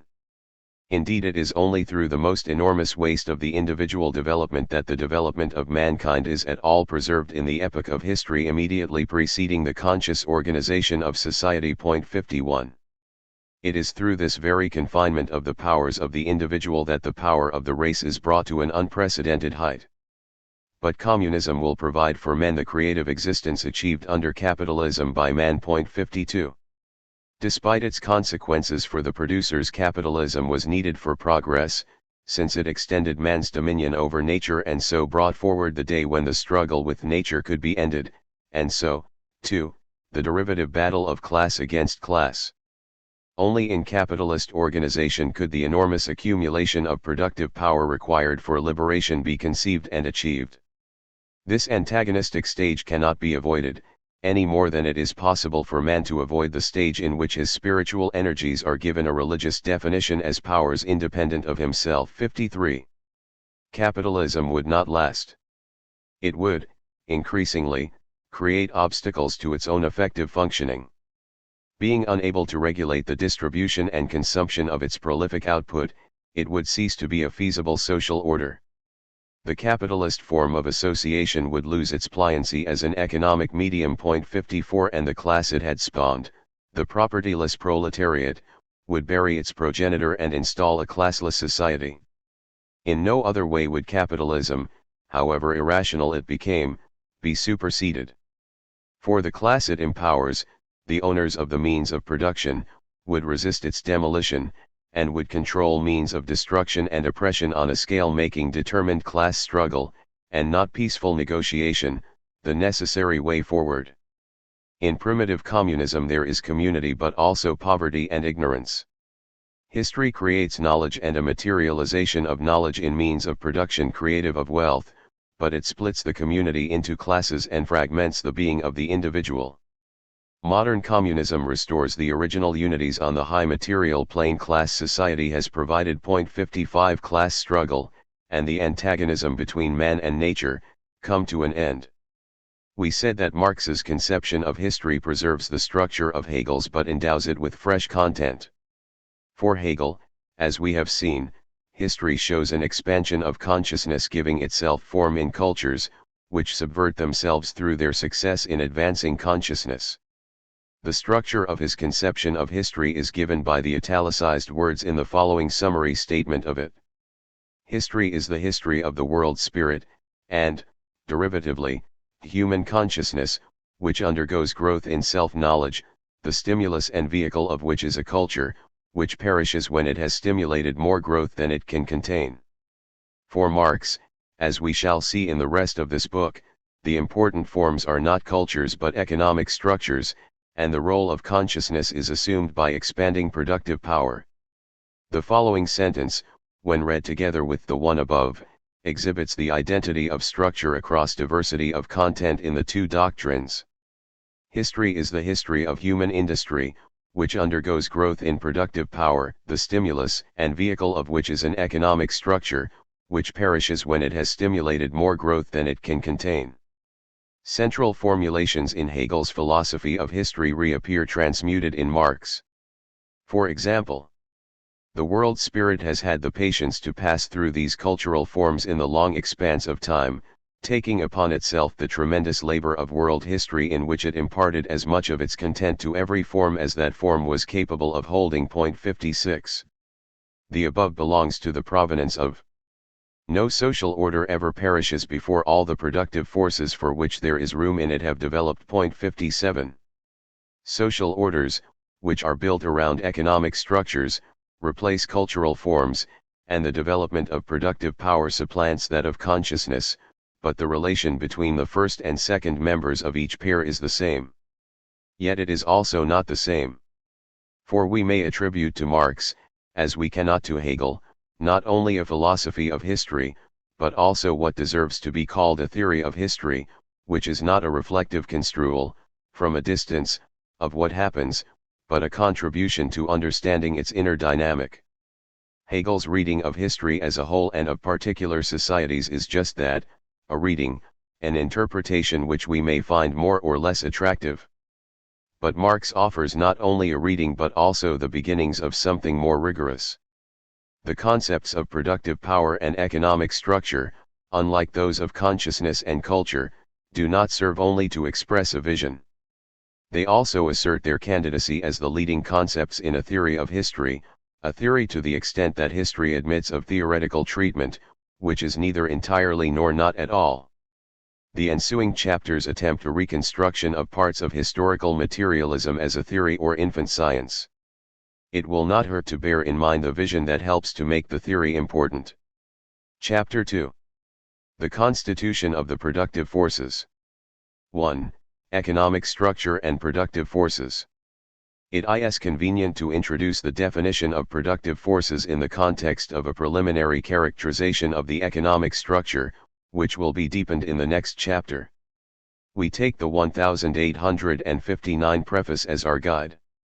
In the social production of their life, men enter into definite relations that are indispensable and independent of their will, relations of production which correspond to a definite stage of development of their material productive forces. The sum total of these relations of production constitutes the economic structure, the real basis, on which rises a legal and political superstructure. Point 1. The economic structure, or real basis, is here said to be composed of production relations. Nothing else is said to participate in its composition. We conclude ex silentio that production relations alone serve to constitute the economic structure. This means that the productive forces are not part of the economic structure. Given Marx's statement, they could be part of it only if they were a subset of production relations. Against this suggestion there are three considerations. First, a force or power for productive forces may also be called productive powers too is not a relation. It is not something which holds between objects, but rather a property of an object, or, in an extended use in which Marx indulges three, an object bearing that property, an object having productive power, and such an object is also not a relation. Second, production relations are said to correspond to productive forces at a certain stage of development of the latter. Controversy rages around this word. Commentators disagree on whether its use implies that the productive forces enjoy explanatory primacy over the production relations. We hold that is precisely what it implies. We shall propound what is called a technological interpretation of historical materialism. Point 4. But whatever correspond means here, it is difficult to reconcile correspondence of production relations to productive forces with inclusion of productive forces in the set of production relations. Third, Marx says elsewhere, in texts which will occupy us in Chapter 4, that production relations are economic in character, while productive forces are not. It follows that productive forces are no sort of production relations. We take pains to insist that production relations alone, and not productive forces, constitute the economic structure, because this obvious reading of the sentences on exhibit is at variance with what other writers have found in them. It is common procedure to locate the productive forces in the economic structure, from which, we see, Marx unambiguously excludes them. Point 5. Why is so manifest an error so widespread? We suggest that it reflects acceptance of a plausible but false proposition, namely, 1. If productive forces are explanatorily fundamental, they are part of the economic basis, or foundation. We have already asserted the antecedent of 1, but we denied its consequent, and therefore reject 1 itself. Writers who commit the error mentioned do so because they recognize that the forces are fundamental and, accepting 1, infer that they are part of the economic foundation. Others 6 who wrongly deny the fundamental explanatory status of the forces, wrongly suppose their denial supported by the exclusion of the forces from the economic foundation, which they correctly assert.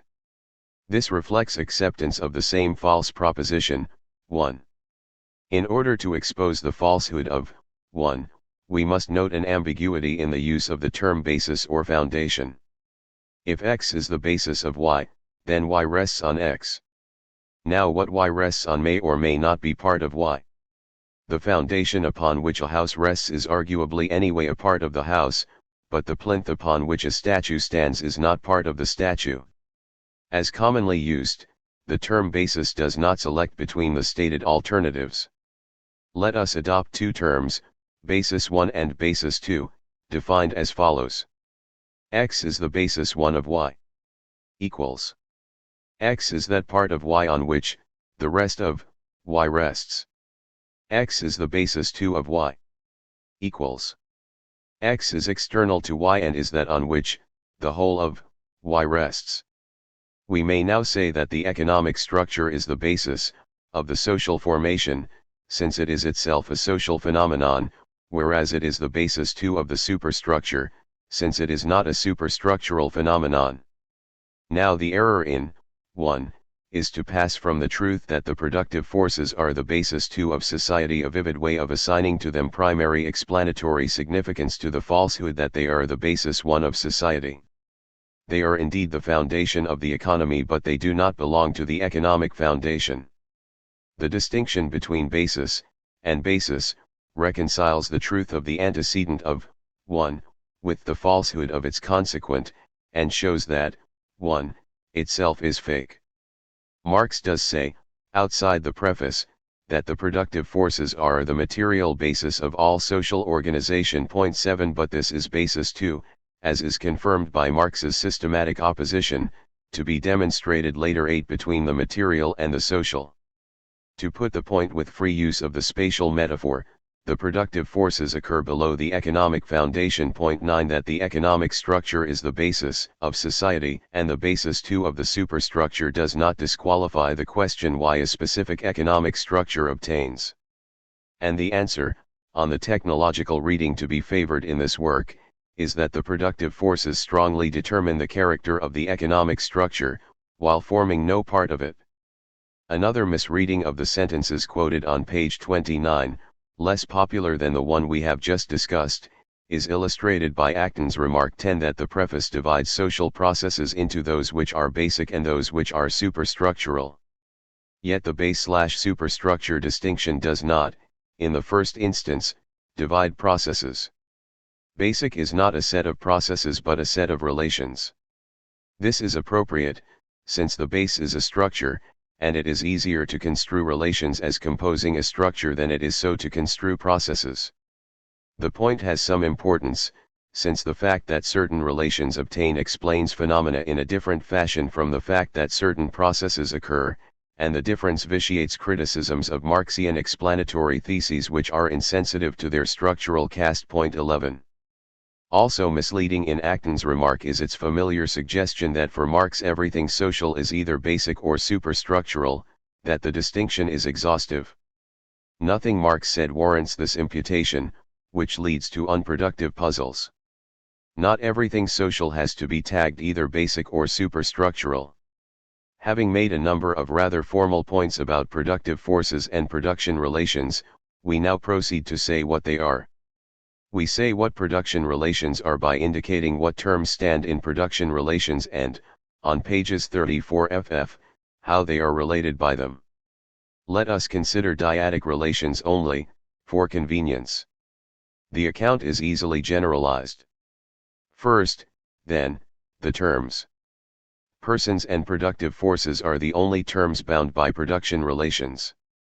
All production relations are either between a person, or group of persons, and another person, or group of persons, or between a person, or group of persons, and a productive force, or group of productive forces.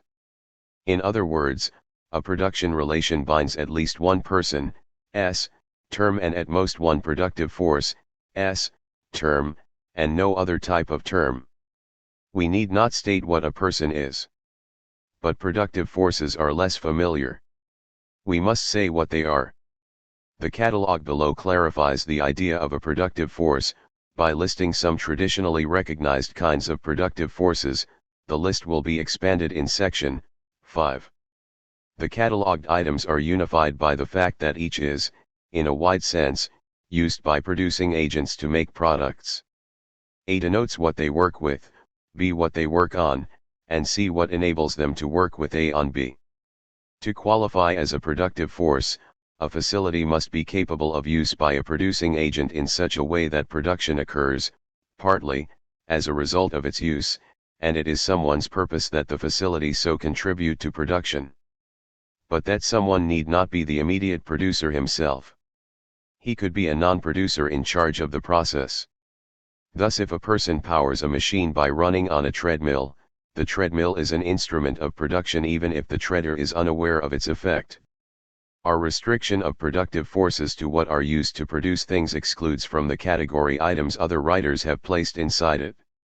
Acton is right when he says that appropriate laws, morals, and government can promote production, but he is wrong to infer that they can therefore be treated as means of production. Point 12. A means of ing is something used in order to. Laws, morals, and government are not used by men to produce products. When they are used, as they may be, to get men to produce, they are means not of production but of motivating producers.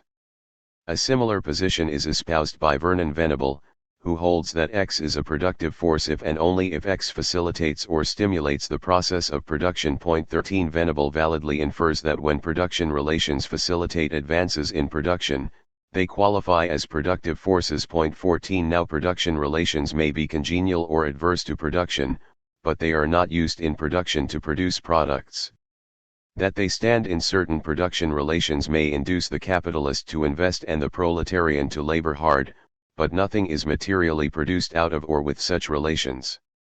If Venable were right, a slave's religion would be a productive force if it so compensated for his misery that it made him willing to work.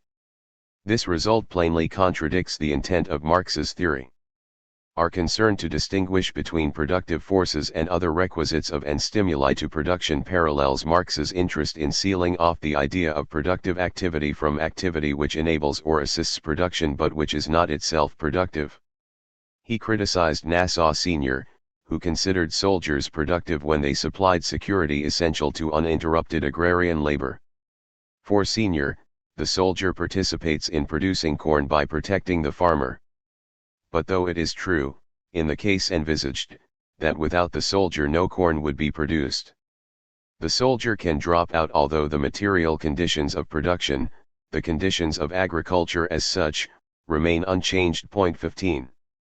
It is the social conditions which make the soldier's presence necessary to agriculture. His indispensability does not make him productive, because his service is not materially necessary. It is not imposed by the nature of the soil and the technology available for working it.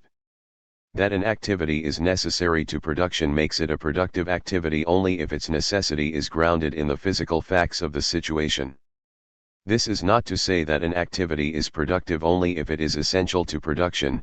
There is often more than one way of producing something. The point is that if an activity is essential, then its essentiality makes it a productive activity only if it is materially grounded. The soldier's activity enables production but he is not productive. Nor is activity which stimulates production by that token productive. If it were, the criminal would be a producer, since he breaks the monotony and everyday security of bourgeois life. In this way he keeps it from stagnation, and gives rise to that uneasy tension and agility without which even the spur of competition would get blunted. Thus he gives a stimulus to the productive forces. The effects of the criminal on the development of productive power can be shown in detail. Would locks ever have reached their present degree of excellence had there been no thieves? Would the making of banknotes have reached its present perfection had there been no forgers? 16. Only what contributes materially within and to productive activity as Marx demarcates it counts as a productive force. Hence, turning from the matter of who produces to the topic of the productive forces themselves, he disparages the policy of treating as indirect means of production. Everything that furthers production, everything which tends to remove an obstacle, to make production more active, speedier, easier. 17. There is more to be said about productive forces, but first we must complete our preliminary delineation of the economic structure, sum total of production relations. Persons and productive forces are the terms of production relations. But not all relations with the right terms are production relations. Battersea Power Station is a productive force. It is larger than you are, and probably older too, but those relations between it and you are not production relations. Production relations are either relations of ownership by persons of productive forces or persons or relations presupposing such relations of ownership. 18. By ownership is here meant not a legal relationship but one of effective control. We shall use legal language in our exposition, but it is to be understood as just stated. In Chapter 8 effective control will be explained at some length, the legal terms will be eliminated, and the reason for our provisional use of legal language will be given. Representative production relations. 1. Is the slave of. 2. Is the master of. 3. Is the serf of. 4. Is the lord of. 5. Is hired by. 6. Hires. 7. Owns. 8. Does not own. 9. Leases his labor power to. 10. Is obliged to work for. 1 to 10 can all relate persons and persons, 7 relates persons in slave societies.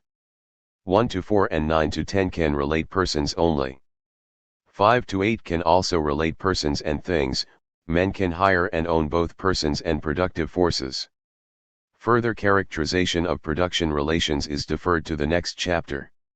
Since relations of production constitute the economic structure of a society, that structure is determined by the distribution in it of, effective, ownership rights over persons and productive forces. It will be recalled that we excluded productive forces from the economic structure, and we would exclude persons too. Yet production relations form the economic structure, and forces and persons are their terms. Is this consistent doctrine? It is consistent if and only if the terms bound by relations do not belong to the structure those relations constitute, and this is at the very least a permissible way of speaking. Consider some other cases, the structure of an argument and the structure of a bridge. The structure of an argument is given by the relations between its constituent statements, of a bridge by the relations between its constituent girders, spans, etc. For short, parts. The statements and parts belong to the argument and bridge, but not to their respective structures. One may know what the structure of an argument is without knowing what its statements are, and one may know what the structure of a bridge is while being ignorant of the character of its parts. One may, moreover, remove the original statements and replace them with others without changing the argument's structure, and the same applies to the parts and the structure of the bridge, though the second operation requires great caution. What one changes thereby is the argument or bridge, not its structure. Hence statements and parts do not belong to the respective structures.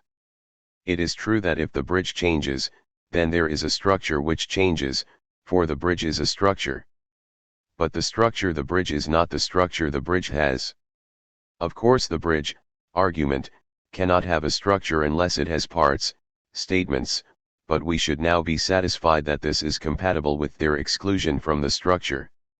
There is no difficulty in extending these remarks to the case of the economic structure and its constituent relations. The economic structure is the structure of the economy. Suppose A owns a factory in which B works for him. Then the economy might be said to change slightly if A and B switched roles, or if B died and was replaced by C who previously lacked an economic role, perhaps he was underage. But these changes, even if changes in the economy, entail no change in its structure. Again, there cannot be an economy without persons and productive forces, and so there cannot be an economic structure in their absence, but this has been shown to be compatible with their exclusion from it. Point 19. The structure may be seen not only as a set of relations but also as a set of roles. Point 20. The point to make in the context of that alternative presentation is that the role occupants do not belong to the structure. These conceptual rulings conform to Marx's way of thinking. He went so far as to say that society does not consist of individuals, it expresses the sum of connections and relationships in which these individuals stand. 21. It would be better to put social structure where Marx wrote society, but if society does not include individuals, then a fortiori its structure lacks them. It follows from our account that it is abstractly possible, though outside the bounds of likelihood, that one and the same economic structure be present in distinct societies, just as distinct arguments and bridges may have identical structures. Identity of economic structure across societies is extremely unlikely, too, since all production relations would have to be the same. But the abstract possibility is worth noting. It helps us to see that an economic structure is a form. 2. Some terminological points. The Marxian phrase normally translated productive forces is Produktivkraft. This English translation is so entrenched that we shall usually employ it, but it is well to note that it is not a literal one. Productive powers would be more exact. Point 22. But Marx himself used forces productives when writing in French, so the non-literal translation has an authoritative origin. Point 23. Though productive forces translates less literally than does productive powers, the latter does not apply literally to all of what Marx designated as Produktivkraft, since the German itself does not apply literally to all the items he applied it to. Neither an instrument of production nor a quantity of raw material in strict speech is a productive power. Rather, each has productive power, the power to make or to be made into products. Labor power is literally a productive power, but the other two are not. This is not the only case in which Marx used power denoting terms both for powers proper and for particulars possessing them. Point 24. We translate Produktionsmittel as means of production, a literal translation applying literally to what we, and Marx at least usually, designate thereby, instruments of production and raw materials. But whereas we draw a definite distinction between productive forces and means of production, Marx's usage is not similarly stable. There are passages in which he uses the terms in apposition to one another, perhaps intending them as interchangeable. Point 25. And if that is the intention, then there could be debate, with different outcomes for different texts, whether he thereby extends means of production to include labor power, or contracts productive forces to exclude it. But whatever the textual vagaries may be, there is a strong theoretical case, to be given in section 3, for regarding labor power as a productive force. Marx noted the absence in some industries of raw material, and he used the phrase object of labor to designate that which plays a role similar to raw material in them. He gives iron ore in mining, fish in fishing, and timber of virgin forest in lumberjacking as examples. Point 26. He is right that these are not raw materials in these processes. To be sure, iron ore is a raw material in the sense that there is some labor process in which it functions as such, but it is not a raw material in mining, and Marx is concerned to apply raw material relative to a labor process in virtue of the function of the item in that process. Point 27. Marx does not use object of labor exclusively for non-raw materials. He uses it as a general term, to cover both raw materials and the non-raw materials just illustrated. Every raw material is an object of labor, but not every object of labor is a raw material. Point 28. Marx has no separate term for objects of labor which are not raw materials, and so just calls them objects of labor. While Marx is right to assert that in the industries mentioned there is no raw material, his criterion for distinguishing true raw materials from other objects of labor is incorrect. The condition he states is neither necessary nor sufficient to make object of labor raw material. He says, all raw material is the object of labor, but not every object of labor is raw material. It can only become so after it has undergone some alteration by means of labor. Point 29. That work has been devoted to it is, according to Marx, not only necessary for it to be raw material, but also sufficient. If the object of labor has been filtered through previous labor, we call it raw material. Point 30. Alteration and filtration are synonyms in these extracts, and they should not be taken strictly. What is meant is the expenditure of previous labor. Expense of previous labor does not suffice to make application of raw material natural. If iron ore is not raw material in mining, it is also not raw material for the labor of the truck driver who takes it to the mill, even though it is filtered by the miner before it is transported. Nor is timber raw material for the lumberjack when the forest is not virgin but the product of planting. Marx's condition is not necessary either. There are things to which nothing need be done before they function as raw materials. A tree trunk is raw material in the making of a totem pole even when it is an unfelled tree which is carved. 31.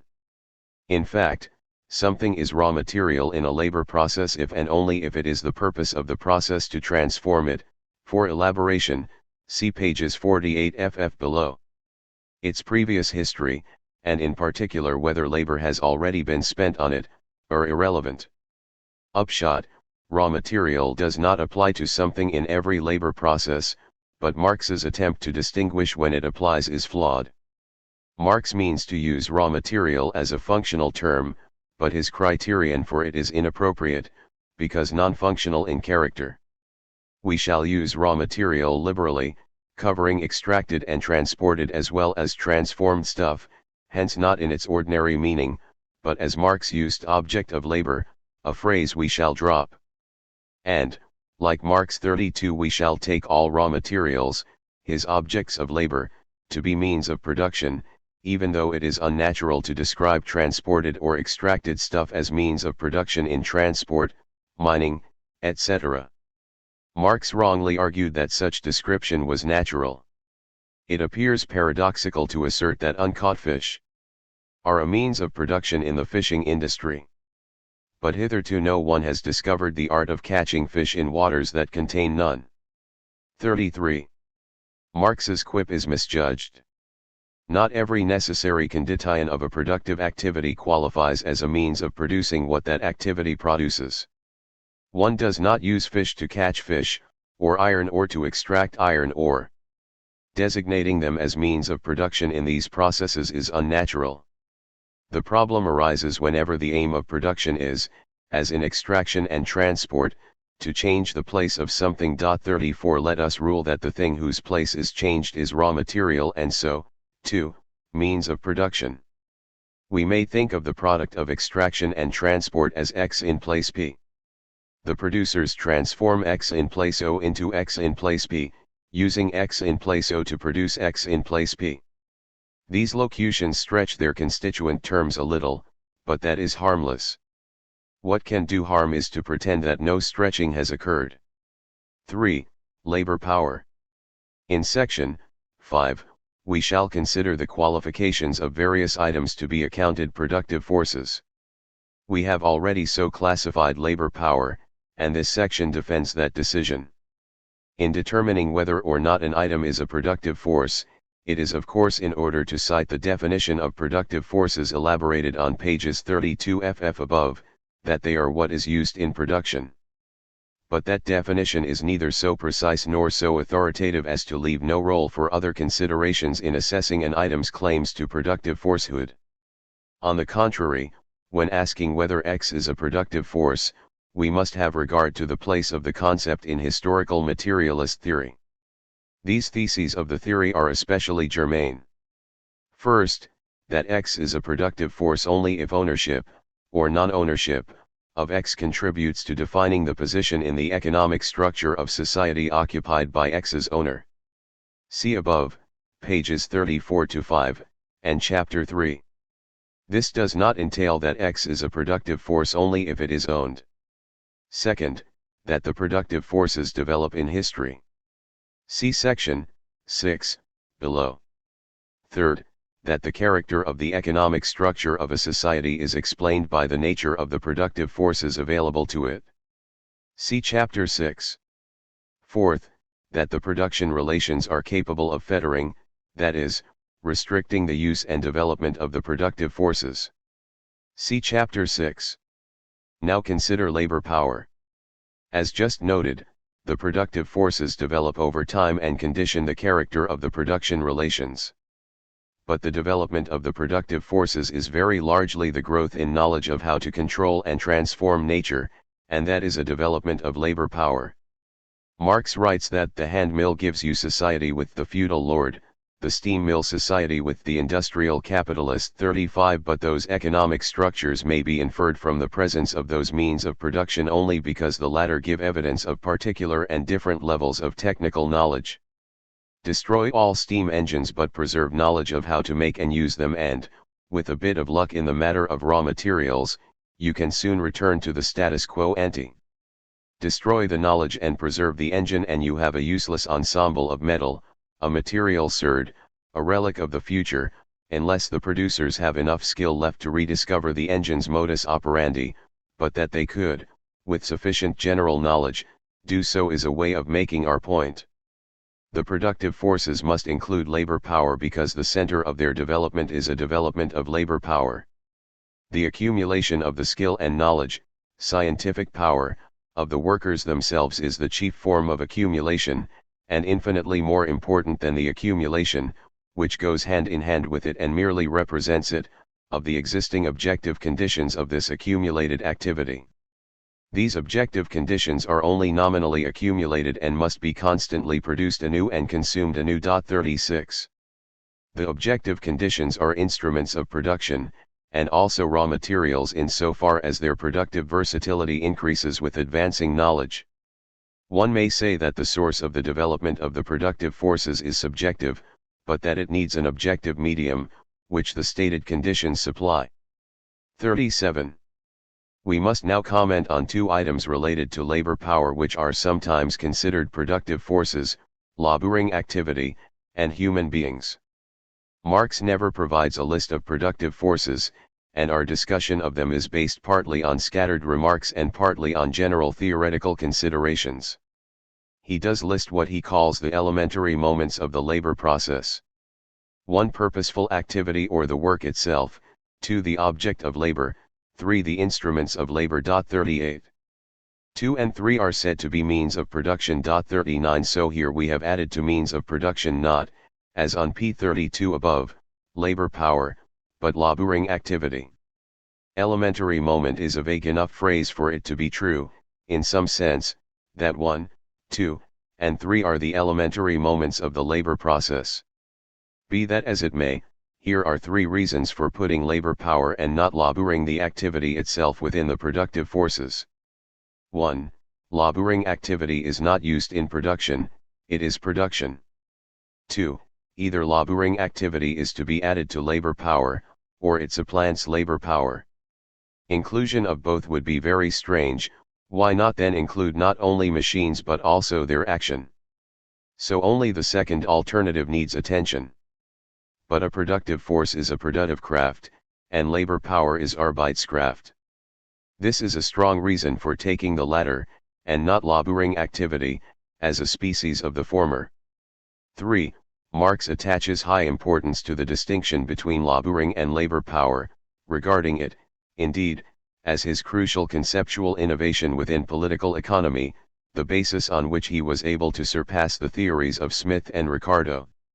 For as long as the distinction remains unmade it is, in Marx's view, impossible to explain, consistently with the laws of the market, where only commodities equal in value exchange against one another, how it is that the worker receives less than the value of what he produces.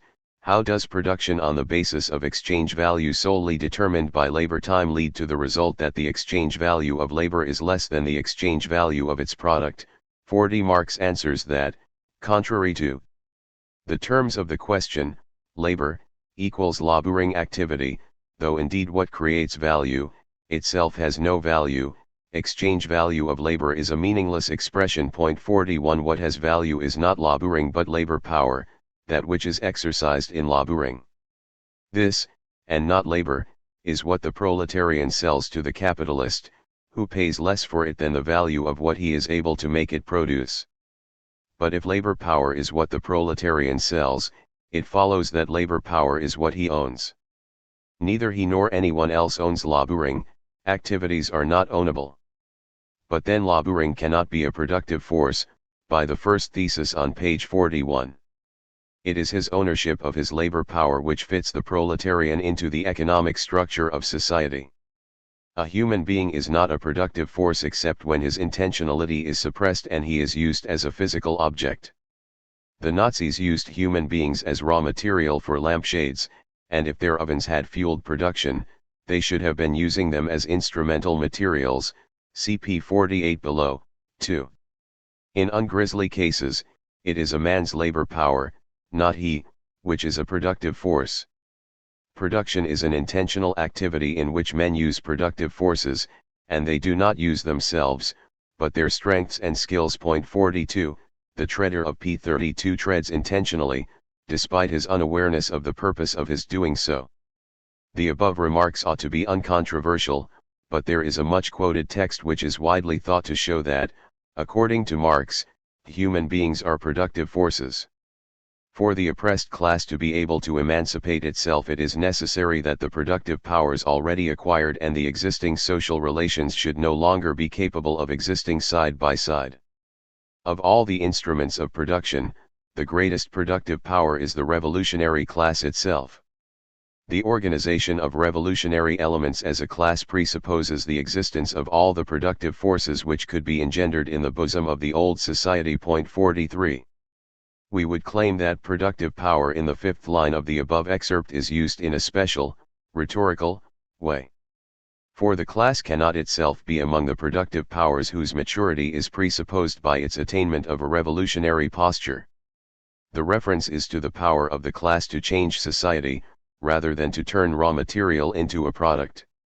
We cannot, on the basis of this text, commit the Marxian account of the material labor process to the proposition that men are productive forces in it. For by the same token they would also have to be treated as instruments of production, and no one would claim Marx thought they were that in the labor process.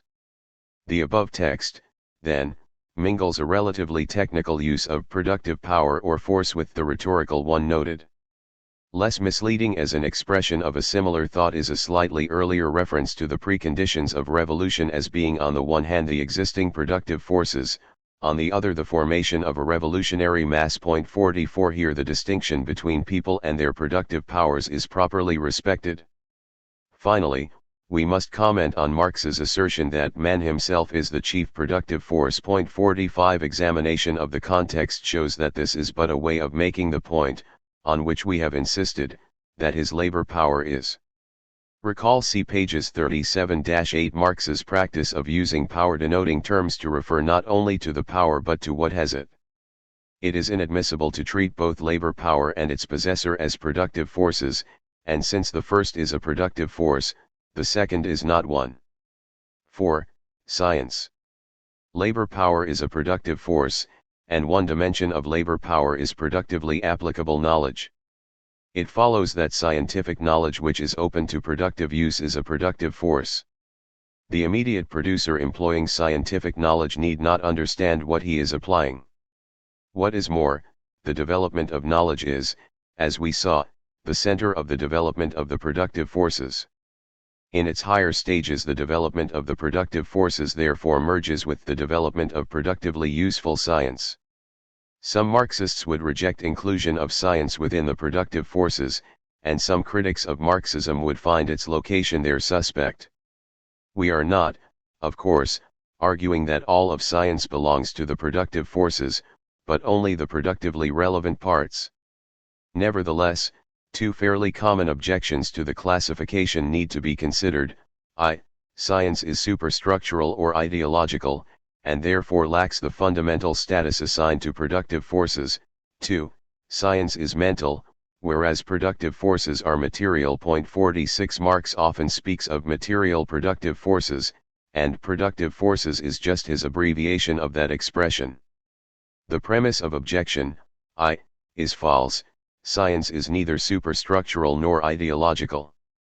The superstructure consists of legal, political, religious, and other non-economic institutions. It probably includes universities, but it does not include knowledge, for knowledge is not an institution. Ideology, on the other hand, is also not an institution but, like science, a set of ideas. Yet science is not ideology, since it is a defining property of ideology that it is unscientific. Science may contain unscientific ideological elements, but it is despite them that it is science, and despite them that it is productively useful and so a productive force. It is not in its ideological aspect that science has productive power. 3 comments on the refutation of objection, I. 1. The refutation employs a contrast between superstructure and ideology which not all will accept. But it is capable of reformulation to suit other views of their relationship. 2. The refutation depends on what some will think is a rather simple, and Preconian, account of science.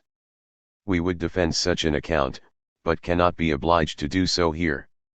Here it will suffice to point out that the view accords with 19th-century conceptions of science, from which Marx did not deviate. The fashionable effort to enlist him in the ranks of recent anti-positivist, Cohen, Feyerabend, etc., philosophy of science is entirely misguided. For more on Marx on science, see Appendix I. 3. Superstructural and ideological phenomena influence scientific development, and therefore influence the development of the productive forces. Hence to treat science as a productive force is to admit that secondary phenomena may affect fundamental ones. But this is a pervasive problem for historical materialism. There is no way of insulating what the theory deems fundamental against all influence of what it deems derivative. A religious proscription on the use of certain means of production, say of cattle for meat production among the Hindu, presents the same problem, but one may not therefore deny that cattle are productive forces. Science, then, is not superstructural, since it is mental, and although ideology is mental, science is not ideology, because ideological mentation is unscientific. But this brings us to objection, to how can something mental be a material productive force? At one point Marx refers to a certain degree of development of the material, and therefore also of the mental, productive forces. 47. This fragment will assist our reflections. It is unclear whether Marx means that, a. mental productive forces are a subset of material ones, or, b. mental and material productive forces form distinct sets. Take alternative, a. Then the question is, how can something mental be a species of something material? It cannot be if the antonym of material is mental, but it can be if the antonym of material is, in this context, something else. We submit that, if reading, A, is right, then the antonym of material as used here is social. This sense of material, which is explained in Chapter 4, makes possible the presence of mental elements in the material productive forces. Recall the soldier, p. 33, who did not count as a producer, since his service was not materially, but socially, required. Compare a stone wall penning in plantation slaves who might otherwise escape, though material as can be, and necessary for production, it does not qualify as a productive force, since, by contrast with a wall which maintains the course of a stream of water harnessed to a productive purpose, its contribution is to social order. Whether an item is a productive force depends not on its ontology, how physical it is, but on whether it contributes to production in virtue of the material character of production. Productively relevant scientific knowledge does pertain to the material task to be performed, and therefore is a productive force. If, on the other hand, reading, b, of the fragment is correct, so that there are mental productive forces in addition to material ones, then objection, 2, collapses, for its premise was that all productive forces are material. In short, and whatever Marx meant in the passage, when we oppose the material to the social, as Marx systematically did, we may classify mental productive forces as material, though they are of course not material in a more familiar sense of that term. 5. More candidates for the catalogue. Is the list of productive forces on page 32 complete? 4 items deserving of a place on it will now be considered: instrumental materials, premises, spaces, and means of subsistence. Instrumental materials. By way of prologue to discussion of this item, a word about the difference between raw materials and instruments of production. The distinction is clear enough, but its correct statement is elusive. Point 48. We said on page 32 that the first is what the producer works on, the second what he works with, but these prepositions will not finally bear the weight we put on them. The potter certainly works with clay, and the maker of lampstands works on a lathe. In these last occurrences the prepositions are not used in the way the reader realized they were being used on page 32. But that shows that the prepositions do not themselves give the desired differentiation. Raw material and instrument of production may be satisfactorily distinguished only by reference to the intentional structure of the labor process. Raw material differs from instrument in that the purpose of production is to change the first and not the second. For raw material in extraction and transport, the change is one of place. In the course of any productive process both change, partly independently of the process, and partly because of it, but it is not the purpose of the process to change the instrument of production. Point 49. The producer may of course intend a change in the instrument of production, as when he adjusts the width of the opening of a variable spanner, but such a change will be in the service of the stated purpose. Intended changes in instruments of production occur in order to effect changes in raw material. The instrument may even, in the course of the process, be deliberately reshaped in a fashion which excludes return to its previous shape, but again this change will be dictated by what is to be done to the raw material. The act of reshaping may well be considered a separate process of production, with what is instrument in the main process being raw material and then product in the subsidiary one. It is, once again, the intentional structure which warrants the judgment that there is a separate production process here. A given object or quantity of stuff may function as raw material in one process and instrument in another 50, and there can be cases in which some or all of the means of production are both instrument and material, since it is intended both to change each and to use each to change the other, as when two smooth stones are made out of two rough ones by rubbing them against one another. Such a case does not subvert the intentionality criterion, which is responsive to the reciprocity it displays. We now turn to instrumental materials, of which fuel is a paradigm case. A fuel is by nature stuff or material, but this does not make it raw material in the relevant functional sense of the term. It is not used as raw material when it is used as fuel. Since the product is not made out of fuel but is a result, inter alia, of the action of fuel, fuel is an instrument of production. The same goes for grease which lubricates the machinery. It is not the purpose of production to transform fuel into ash and gas. The slower the fuel changes, the better from the productive point of view. Contrast true raw material, the faster it changes, the better. Efficient production maximizes this ratio. Marx expresses himself optimally when he accepts Cherbuliez's description of coal, wood, oil, tallow, etc. as instrumental materials. Point 51. But in his most official account of the labor process his usage is less satisfactory. He speaks of accessory raw materials and lists items perhaps meriting that description, such as dyestuffs, which do enter the product, along with items which do not, such as lubricating oil. Point 52. But despite Marx's vacillation, instrumental materials belong emphatically with instruments of production, not raw materials, in the functional description of the labor process he himself desired. Fuel is not only used to heat raw material, as in a blast furnace or kiln. It is also used to keep the producers warm, and to protect means of production sensitive to cold or damp. Fuel in this last use may be likened to premises, to which we now turn. Premises. By premises we understand the buildings and other containers in which production proceeds. Buildings have different utility for different productive purposes. This favors a ruling that they are used in production. We count them as productive forces, noting that ownership of a building entails occupancy of an economic structural position, and that the productive value of buildings develops in industrial history. In their usual role, buildings are instruments of production. They are not normally raw material, though a building could be so designed that it served as both. Perhaps cavemen chipped implements out of the walls of the caves they sat in to stay dry while chipping. Marx did classify buildings as instruments of production. Writing in English, he speaks of instruments of production properly so called, such as tools, machinery, buildings 53, and there is a similar list in capital under the rubric Arbeitsmittel, his German, as the similarity of the lists attests. For instruments of production 54 he also describes machinery, buildings, instruments of labor, containers of all kinds as elements of fixed capital, and Marxian fixed capital is instruments of production in capitalist ownership. 55. Spaces. By a space we mean a particular volume of space, considered in abstraction from whatever it contains.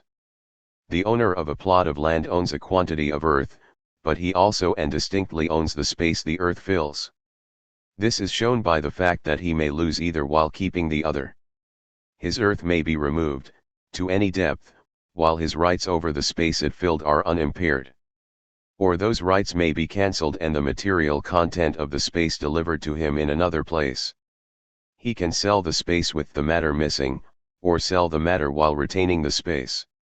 The term land covers both earth and space, the two things a landowner owns. Space deserves membership in the set of productive forces.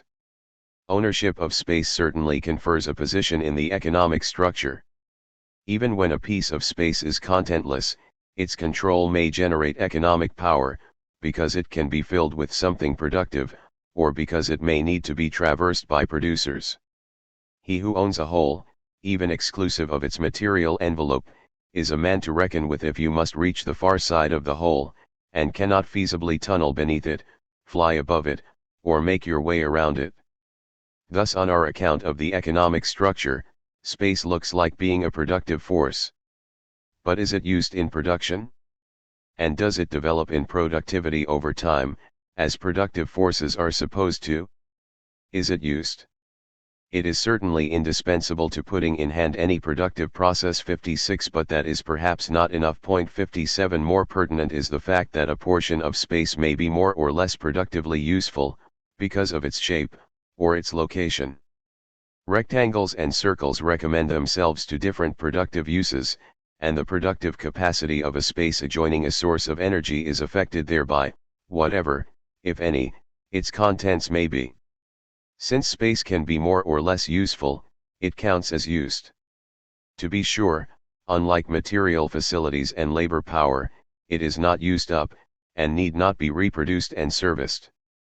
But its absolute reliability seems a poor reason for denying that it is used. Does space develop? The thesis that the productive forces develop may be taken globally, so that it does not entail that every type of productive force develops. Yet something like a development of space does occur. There is, to begin with, the conquest of new spaces, which certainly expands the ability to produce, and not only because of the material content seized. There is also improved use of existing spaces, which will count, as does improved use of existing means of production in general, as development of productive power, see section 6. Illustrations: yield increasing repartitioning of fields, and efficiency increasing repositioning of machines. Field repartitioning here does not mean reallocation of ownership rights, but reorganization of agriculture's material profile, which may of course be associated with the former.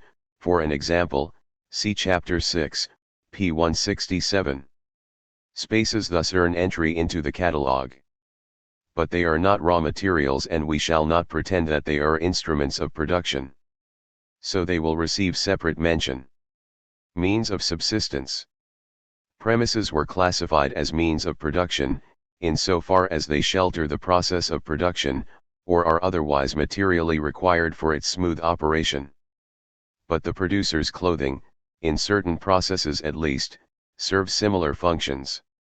The steel worker's facial shield must be accounted an instrument of production, and so too must specially designed overalls. Any labor process which, for material reasons, as opposed to reasons of social custom and convention, cannot be comfortably pursued in the nude is one in which raiment must be considered means of production, whatever else it also is. Clothes are not the only articles serving man as producer as well as man as consumer. Other means of consumption, notably food, demand consideration. The quality of food, which influences how productive its consumers can be, has certainly improved at certain points in history.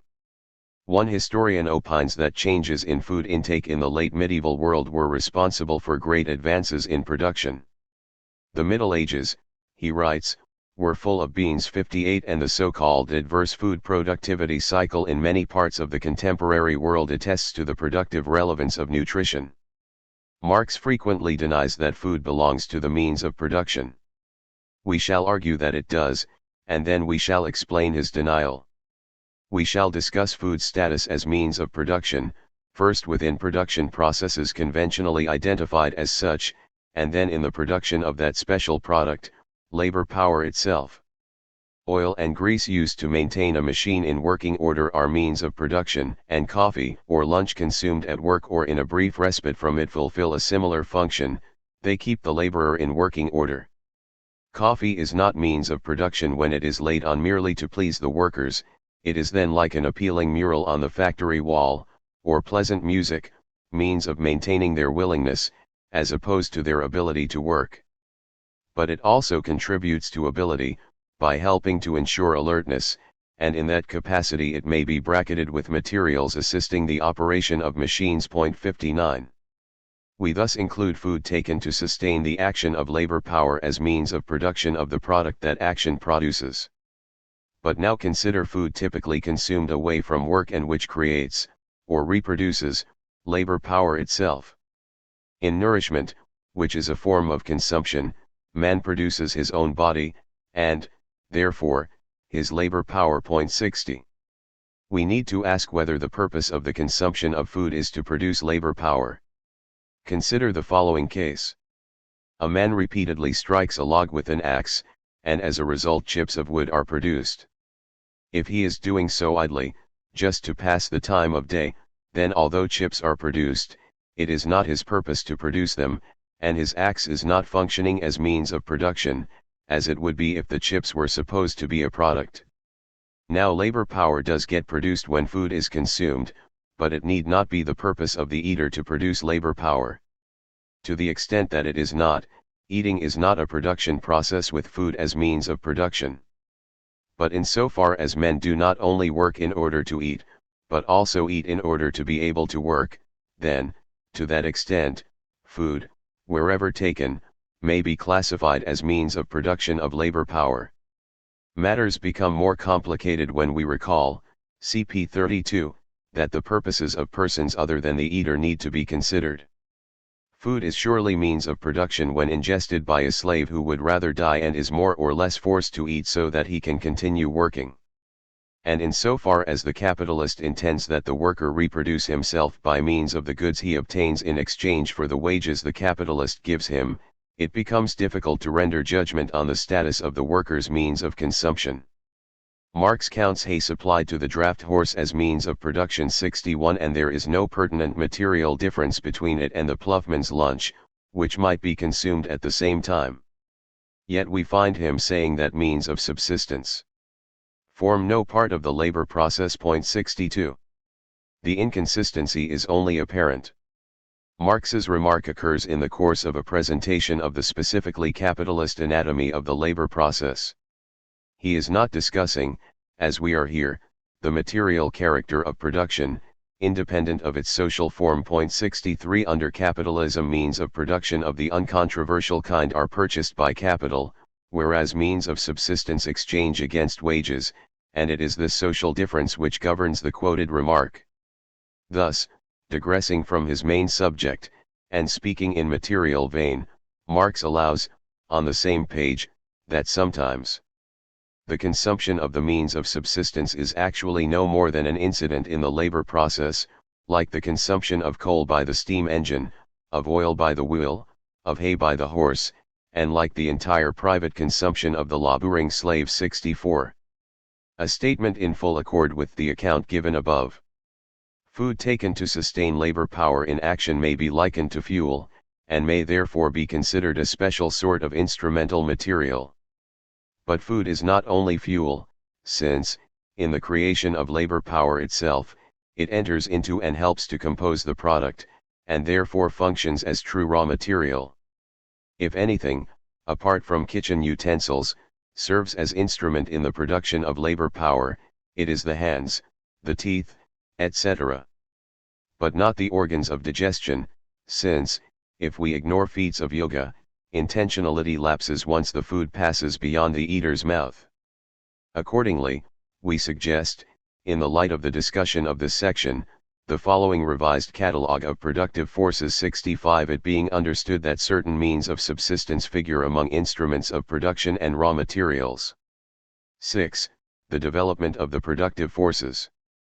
The productive power of a society is the power of its productive forces, working in optimal combination. The development of the productive forces is growth of that power. Hence the standard of the level of development of the productive forces is their degree of productivity. In other words, the growth of the productive forces of labor means merely that less direct labor is required in order to make a larger product. 66. Two ways of improving the productivity of means of production may be distinguished. First, there is the replacement of given means of production by superior ones. Next, and distinctly, there is the improved use of means of production already to hand. 67. The latter counts as a development of the productive forces only if the principle to which the improved use answers is novel. If it has long been known, then the improved use is an application of existing productive power, to wit, that knowledge, not an extension of productive power. What counts is not the amount of labor actually spent on what is actually made, but how much needs or would need to be spent, is required, to make specified products. The fact that something is not produced, or that what is produced inefficiently relative to available techniques and resources, these do not tell against the level of development of the productive forces. When relations of production fetter productive forces, they inhibit not only their development but also their optimal use. But suboptimal use does not entail a drop in the level of development of the productive forces, as it would if the power of the productive forces were measured with reference to actual rather than possible output. Hence our concept of productivity differs from the one the economist uses when he compares the physical productivity of labor in different societies. Productivity in our sense is the maximum to which productivity in that sense could be raised, with existing means and knowledge, and in abstraction from social constraints. 68. Now an increase in productivity was defined as a rise in the value of this quotient. Direct labor is the number of person-hours spent on the product, including the time spent producing the means of making it. It is a relatively unproblematic notion. 69. But the numerator of the fraction is less easy to handle. What can size mean here? There is no difficulty when the identity of the product is constant, for in that case larger product is a simple idea. If more of product P can be produced in the same time, or as much of it in less time, then productivity with respect to P has clearly risen. But historical materialism asserts that the productive forces as a totality develop in history, and therefore obliges us to compare the productive power of societies not with respect to single products separately, but globally. And this can raise problems. Of course, if everything producible at stage S1 is producible at stage S2, and each thing at S2 in less time than at S1, then we need no common measure of the magnitude of products to claim that productivity is higher at S2.70. But suppose forces at S2 outclass those at S1 with respect to some products, and are less powerful with respect to others. How can we then make a global productivity comparison between S1 and S2? In certain instances of the type just identified, comparison will still be possible without a common measure of product size. Thus suppose that at both S1 and S2 12 hours per day is the length of time each producer is able to labor productively. Marginal product is negative beyond that point. Imagine that there are just three products, P, Q, and R. At S1 it takes 3 hours to produce a unit of P, 4 hours to produce a unit of Q, and 5 hours to produce a unit of R. At S2 it takes 2 hours to produce a unit of P, 3 hours to produce a unit of Q, and 6 hours to produce a unit of R. Then S2 is more productive with respect to P and Q, and less productive with respect to R. Note, however, that only 11 of the 12 hours available at S2 are used up when it produces 1 unit of each of P, Q, and R. Suppose the remaining hour were allocated to producing R, then as long as some R were produced in that hour, we should be able to say that S2 is globally more productive than S1, even though we have stated no ratios between units of one product and units of any other. In the example above we assume that S1 is productively superior to S2 with respect to at least one product only if its labor hours are allocated as was stated. But the general point is the following: for all that S1 can produce some things, or even most things, more productively than S2, S2 remains unambiguously more productive in a global sense if, for any package of goods per capita producible at S1, there is a package producible at S2 in which each product is at least as large as the corresponding product in the S1 package, and at least one product is larger. But procedures like the one just illustrated will not yield unambiguous results in all conceivable cases, and they will be inapplicable when a product produced at S1 is absolutely unproducible at S2. Situations may be imagined in which, in order to settle which stage is more productive, we would appear to need a method of determining comparative sizes of quantities of distinct kinds of product. But Marx himself implies that no such method is available. If the productivity of two different spheres of production is compared, this can only be done relatively.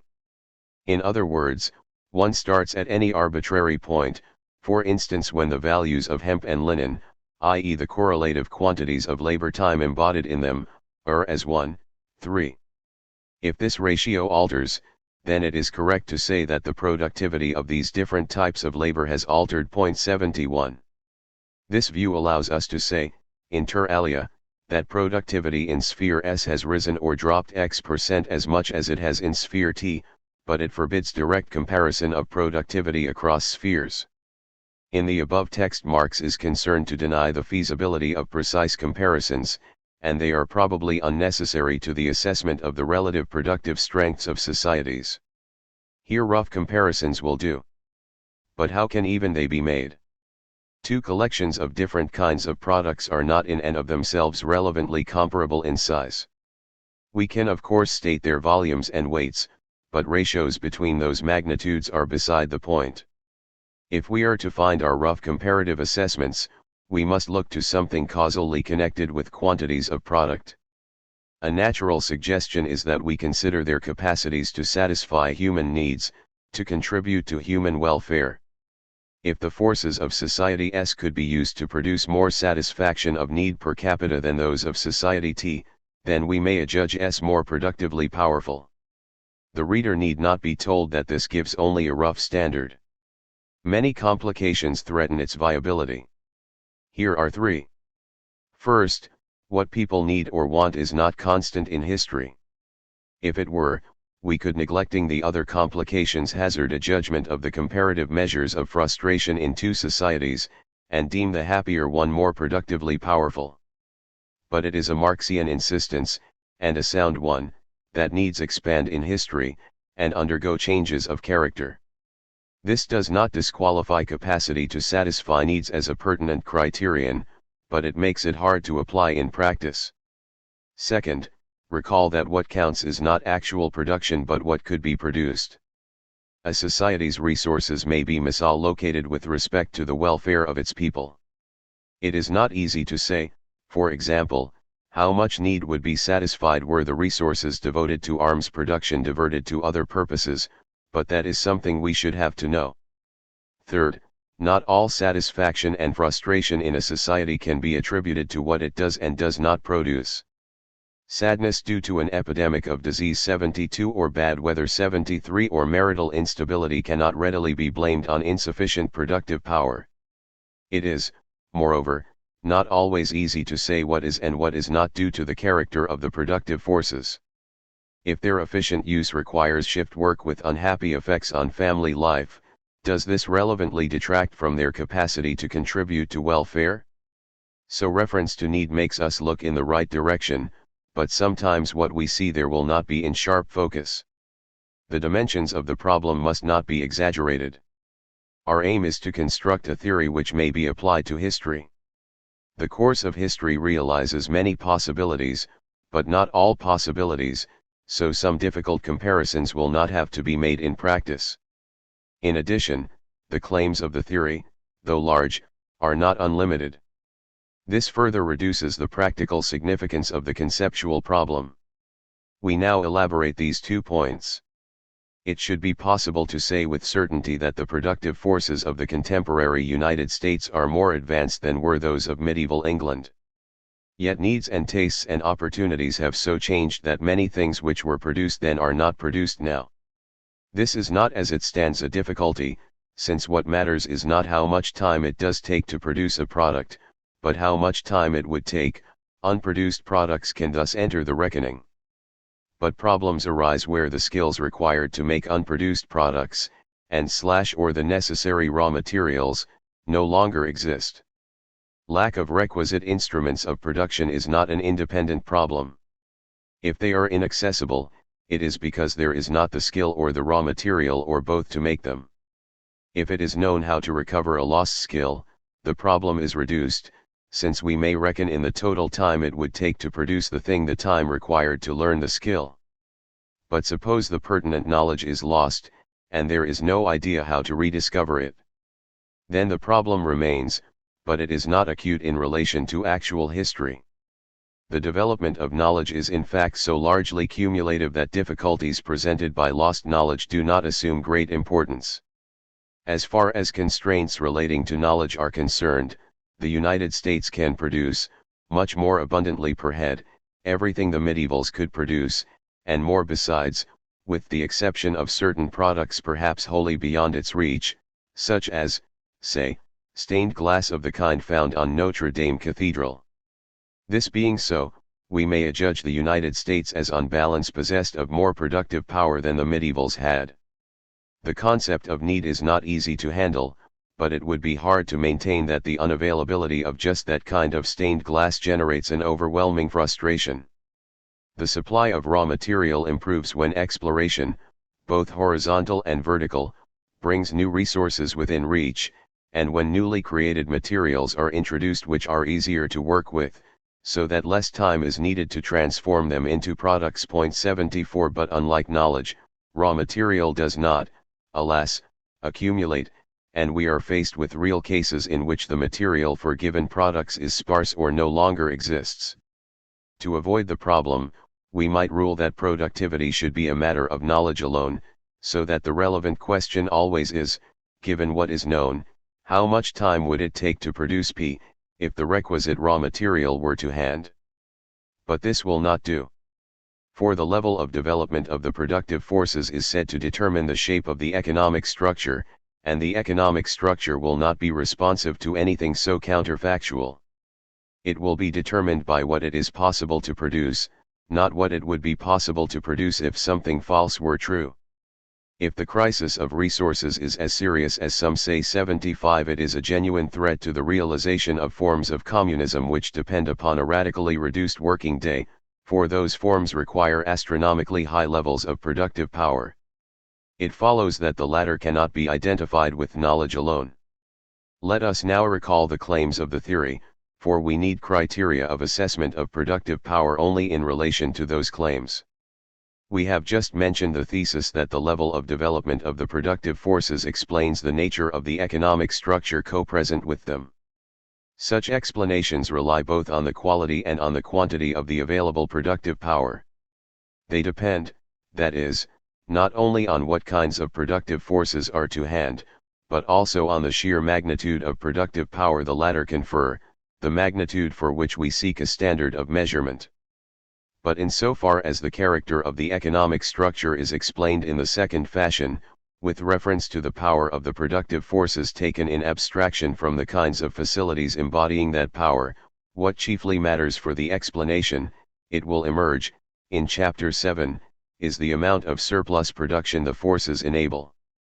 Surplus production in this context is production beyond what is necessary to satisfy the indispensable physical needs of the immediate producers, to reproduce the laboring class. 76 Given the explanatory role of the concept of a level of development, the development of the productive forces may be identified with the growth in the surplus they make possible, and this in turn may be identified with the amount of the day which remains after the laboring time required to maintain the producers has been subtracted. It does not matter here how much of the available surplus time is in fact devoted to production. These identifications lack justification in the analysis of productivity in the abstract, but they serve the needs of the theory. It then turns out that many of the problems afflicting the concept of comparative productivity are theoretically nugatory. Thus consider two stages of development, S1 and S2. Suppose that at S1 it takes 3 man-hours per consumer per day to produce indispensable means of subsistence, and in remaining time a certain package of luxury goods can be produced. By S2 necessary labor has dropped to 2 hours, but in remaining time, which is 1 hour longer than before, only 3/4 of the amount of each luxury good in the S1 package can now be produced, and no other kinds of luxury good are producible. Has there been growth or decline in productive power between S1 and S2? Abstractly, the question might be unanswerable, and certainly we have evolved no sure means of answering it. But in a theoretically central sense there has indeed been growth. Chapter 3. The economic structure. 1. Ownership rights in productive forces. The economic structure of a society is the whole set of its production relations.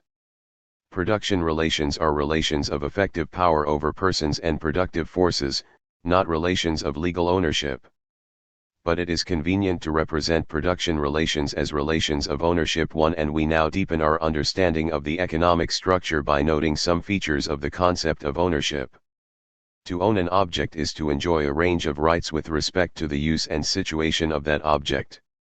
We use rights widely, to cover any form of legal advantage, such as Hofeld's claims, privileges, powers, and immunities. 2. The rights are limited by the character of the object and the nature of the prevailing legal system. Typical ownership rights are, the right to use an object 0, the right to income generated by the use of 0, the right to prevent others from using 0, the right to destroy 0, the right to transfer 0, etc. Sometimes a person has some of these rights but lacks others, and lawyers may need to determine what sets of rights suffice to constitute ownership. The answer to this question, important as it may be for legal theory, is immaterial to our purposes. The law may declare that the owner of a house is the retainer of the freehold, not the long-term leaseholder who enjoys current use of it, but we need not choose between them. What matters here are the elements of ownership, not ownership itself. These elements are the rights already mentioned, and we shall designate X as some form of owner of 0 as long as he has some of the rights over 0, possession of all of which marks paradigmatic cases of ownership. A diminution in the number of rights X has over 0 will count as a reduction in his ownership of 0. Today individual capitalists have less legal discretion over their holdings than they once did. They have fewer rights over what they own, and may be said, in our usage, to own what they do to a lesser extent. 3. Rights over an object 0 may be distributed across a number of persons. X may have right R over 0, while Y has right S. The freeholder has the right to transfer the freehold of an 0 on the income from which the leaseholder may have sole claim. Or each of X and Y may have right R over 0, with the content of R reduced accordingly, as when persons jointly own a house. In such cases we may say of each person that he partly owns the object 0. In addition, The object 0 may be so divisible that x enjoys rights over one part of 0 while y enjoys rights over another part, as when persons share ownership of a house but do not jointly own all of it. If, for example, one person owns the top floor and another the bottom floor. Here we may say that each owns a part of 0. We thus distinguish partly owning something from owning a part of it. This generates four possibilities. 1.x wholly owns all of 0. 2.x partly owns all of 0. 3.x wholly owns part of 0. 4.x partly owns part of 0. The last three conditions are often difficult to discriminate in practice. If I have rights over the house during the day and you do at night, do we each to that extent own a temporal part of it, or do we each partly own it? If I have authority over the use of your labor power under certain conditions, do I partly own your labor power, or own, wholly or partly, a distinguishable part of it, that part capable of action in those conditions? It will often matter that ownership is partial in one of the ways 2 to 4, yet it will not matter in which one. We shall then say that x owns some of 0, meaning this to be ambiguous across the three alternatives. We shall, moreover, use x owns all of 0 as an abbreviation for 1, and we shall say of an x of whom, with respect to a given 0, none of 1 to 4 are true, that he owns none of 0. Unlike the slave holder, the lord of the manor has only some ownership of the labor power of the producer subordinate to him. He is entitled to tell the serf what to do with his labor power only some of the time. Unlike the proletarian, the serf has only some rights over his labor power, not all, but whereas the proletarian has no rights over the means of production he uses, the serf does have some. The lord may not expropriate his plot of land, while the proletarian has no means of production to lose, belonging as he does and in this sense to the expropriated class. We may tabulate the ownership positions of immediate producers as follows for Table 1. The table gives 3 subordinate producers 5 and 1 independent. Since one may own none, some, or all, of each of one's labor power and means of production, there is a total of 9 cases to consider. We turn to the remaining 5. 2. Possible and impossible ownership positions of producers. Here are the 5 combinations unnoticed in Table 1. Table 2. Which of these positions are tenable? Case 5 depicts an incoherent set of rights. For if X is the sole owner of all the means of production he uses, as 5 states, he is entitled to use them without the direction or interference of another person. Yet, 5 also states that X has no authority whatsoever over the disposition of his own labor power.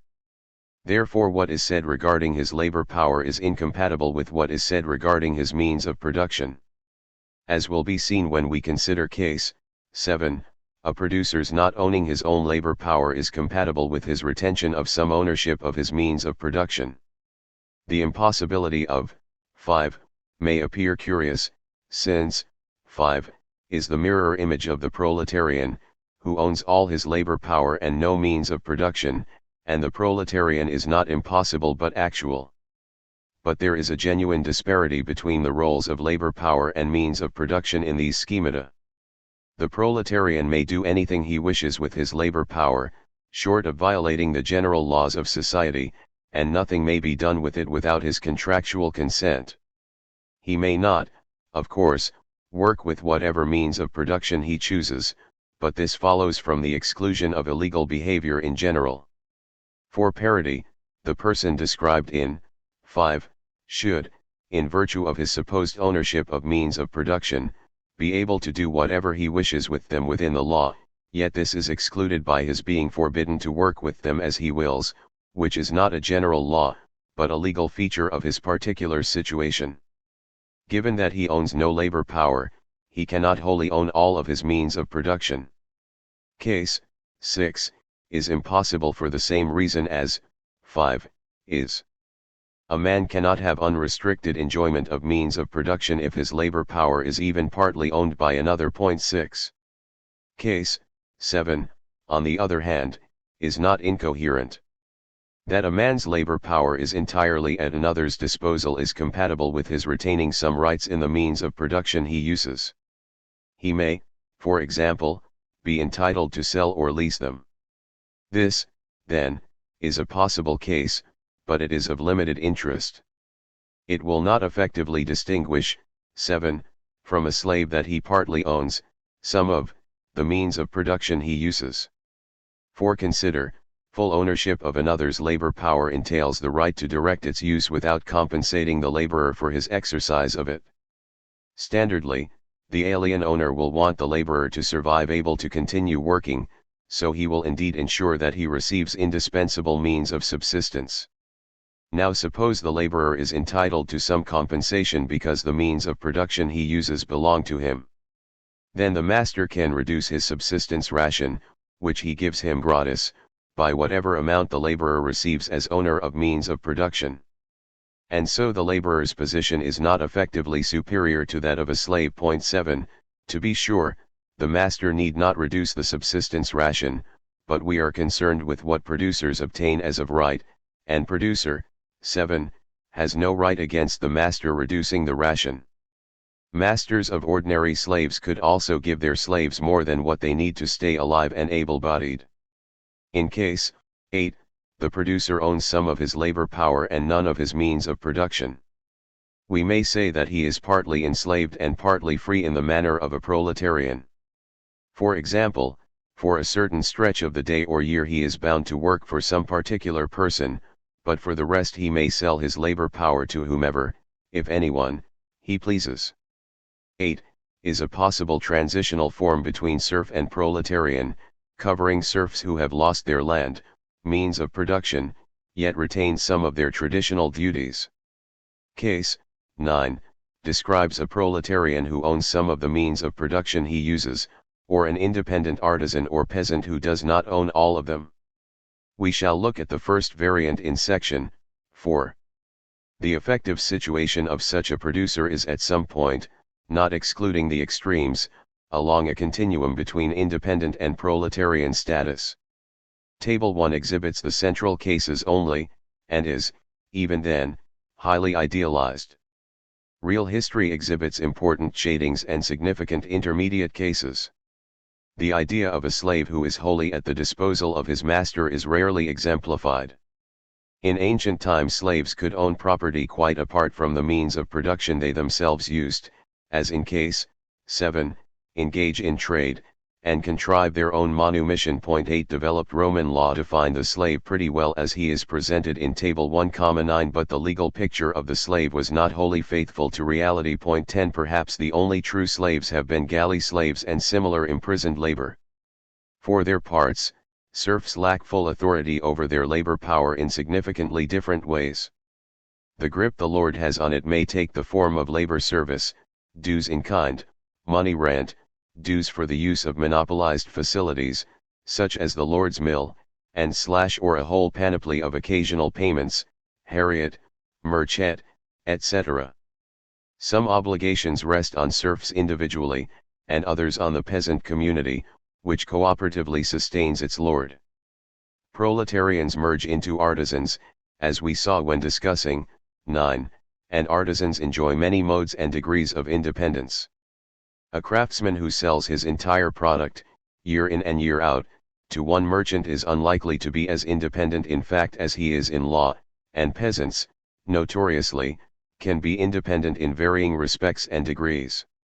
Table 1 purports to distinguish slaves, serfs, and proletarians within the set of subordinate producers. In addition, the features it ascribes to slave and serf are respectively sufficient for occupancy of those statuses, but a person may own his labor power and none of the means of production he uses without being a proletarian. Top-salaried architects need not own the tools of their trade, but they are not proletarians. Table 1 says that if X is a subordinate producer, then if he owns his labor power but not his means of production, he is a proletarian. The segmentation is within the set of producers who are subordinated.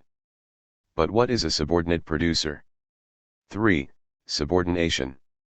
Subordinates have superiors, and in the case of slave, serf, and proletarian these are the master, lord, and capitalist, who enjoy the rights Table 1 withholds from producers by entry of none and some inappropriate slots. At least three facts warrant the ascription of subordinate status to our three types of immediate producer. I. They all produce for others who do not produce for them. The superior controls products they produce, as they do not control products of the superior, who commonly produces nothing. Master and capitalist are the immediate recipients of the entire product, while the lord receives the surplus part of. 2. Within the production process they are commonly subject to the authority of the superior, who is not subject to their authority. The authority may be exercised directly, or delegated to an overseer. 3. Insofar as their livelihoods depend on their relations with their superiors, they tend to be poorer than the latter. Each non-producer typically receives more of the fruits of production than does each producer. Some Marxists deny that differences of income and wealth play a fundamental role in the constitution of classes. But income and wealth may reflect, and may, more or less readily, be transformed into power over productive forces. It is consequently appropriate for them to figure in a Marxian distinction between ruling and ruled classes.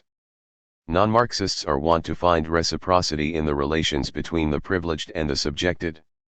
It is said that the lord supplies protection in exchange for the provisions he receives, that the capitalist assumes risks in exchange for the profit he enjoys when they do not materialize. 11 These facts, if that is what they are, do not diminish subordination in the asserted sense, but tend rather to consolidate it.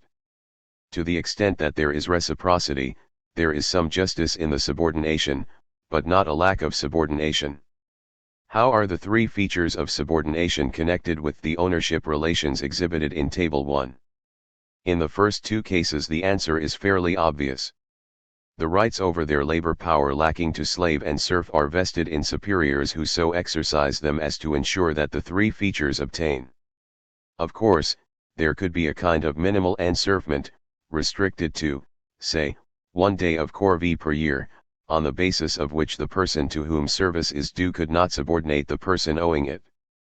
But a person so lightly burdened qualifies as a serf only under a pedantic reading of Table 1. The proletarian's situation is different. No superior has rights over his labor power. His subordination ensues because, lacking means of production, he can ensure his survival only by contracting with a capitalist whose bargaining position enables him to impose terms which affect the worker's subordination. Through unionization proletarians improve their bargaining position and their consequent lot in all three dimensions of subordination. When the reduction of subordination is substantial, we may also speak of a reduction of proletarian status. 12 Increasingly self-confident workers may use enhanced bargaining power to begin to wrest control of the means of production from capital, though this is not to say that the transition to a socialist economy is possible without political action outside the immediate economic relationship. 4. Redefining the proletarian. Table 1 not only omits variance and intermediate cases, but also idealizes the central cases, as was noted above, p. 68. The table says that the proletarian owns all his labor power and no means of production, but the second part of this description is not always true. Two counterexamples. I. Schwartz works as a cutter in a dress factory. His job is to cut bolts of cloth into segments in accordance with patterns. Some of the cutting is done by means of a machine which Schwartz could not afford to buy. Some of it is done with scissors which belong to Schwartz. So it is false that Schwartz owns none of the means of production he uses. 2. Schwartz's brother-in-law Weiss works in a coat factory as an operator. He sews coats on a machine, which belongs to him. Bringing one to the factory is a condition on employment of operators. 13 He uses no other instruments of production. What is more, cloth and thread are cheap, so that Weiss is able to buy his raw material and sew coats at home. Prima facie, Weiss constitutes not only a counterexample to, but a paradox for, the Marxian theorem that proletarians own no means of production.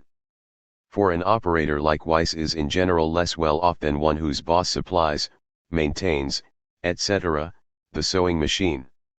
Manifestly, Weiss is a proletarian, but he owns means of production, and is the worse off for it. He could wish not to have to own them.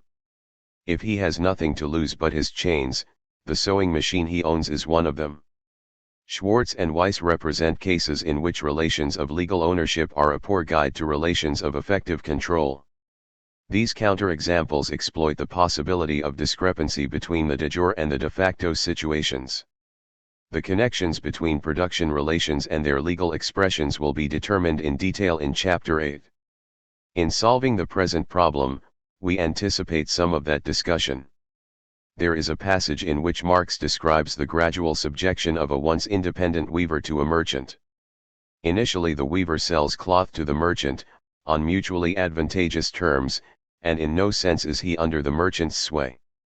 But hard times supervene, and the weaver becomes dependent on the merchant's custom. Eventually the merchant supplies the weaver's raw material, and pays him what is in effect a wage, rather than buying his product. He purchases his labor and takes away, first, his property in the product, and soon also his ownership of the instrument unless he allows him the illusion of ownership in order to diminish his costs of production. Point 14. If the illusion of ownership is allowed, the weaver's situation is comparable to that of Schwartz and Weiss. The latter work alongside others in a factory, while the weaver works at home, but this important difference may be neglected here. Now it is easy to see how the capitalist may gain by letting the weaver or Schwartz or Weiss own some of the instruments of production. But why, nevertheless, is the ownership illusory? What is missing, de facto? First consider Schwartz, who owns the scissors. They are not enough for him to cut the material properly. He also needs a cutting machine, which he cannot buy. Thus the scissors, though means of production he owns and uses, are not means of production he can use productively outside subordination to a capitalist. Weiss meets the condition Schwartz just failed. He can do on his own what he does at the factory, sew coats. He need only take his machine home, buy properly cut material, and sew it up. But he cannot exploit his ownership of his machine to free himself from subjection to a capitalist. For he can produce domestically only on a paltry scale, and cannot enter trading connections which would enable him to compete with capitalist factories. He owns means of production, and can produce coats outside the capitalist relationship, but he cannot live by what he does with his means of production unless he does it under capitalist aegis. Contrast the serf who lives by what he produces for himself on his own plot of land. It is broadly true that the proletariat was formed when immediate producers were deprived of their means of production. But lack of means of production is not as essential to proletarian status as is traditionally maintained. It is better to say that a proletarian must sell his labor power in order to obtain his means of life. He may own means of production, but he cannot use them to support himself save by contracting with a capitalist. But now we need to consider whether the proletarian enjoys more than illusory ownership of his labor power. His ownership of means of production is illusory because they are of little value to him unless he places them in the capitalist's service. But he must sell his labor power too. Both Weiss's machine and Weiss's labor power must be put at the disposal of some or other capitalist. Why, then, is ownership of labor power not equally illusory? Because the worker's ownership of the machine is adventitious, whereas his ownership of labor power is not. The capitalist is able to supply the machine, and if it suited him, he would do so. If he abstains from owning it, that is because it benefits him not to. He has no such choice in the matter of labor power. He cannot own it instead of hiring it. He cannot acquire slaves or enslave proletarians. This confers on workers advantages they do not get from their occasional incidental ownership of means of production. It indicates the reality of their ownership of their labor power. 5. The structural definition of class. The discussion of the last section led to the suggestion that the proletarian is the subordinate producer who must sell his labor power in order to obtain his means of life. This definition retains defects, which we shall not in this work venture to repair. But we contend that it is a definition of the right type. It defines the class with reference to the position of its members in the economic structure, their effective rights and duties within it. A person's class is established by nothing but his objective place in the network of ownership relations, however difficult it may be to identify such places neatly. His consciousness, culture, and politics do not enter the definition of his class position. Point 15. Indeed, these exclusions are required to protect the substantive character of the Marxian thesis that class position strongly conditions consciousness, culture, and politics. The structural conception of class enables important distinctions between types of immediate producer. It was his perception of structure and its importance which led Marx to claim that he had discovered the anatomy of society. Edward Thompson has recommended against austerely structural definitions of the proletariat. In this section we reject his advice. But the error we shall impute to him has no bearing on his historical writings proper, whose magnificence is not in question. An important truth motivates his misconceived repudiation of the structural idea, and it is the truth, not the misconception, which shapes his work as an historian. Thompson's admonition may be found in several places. We quote from the preface to The Making of the English Working Class.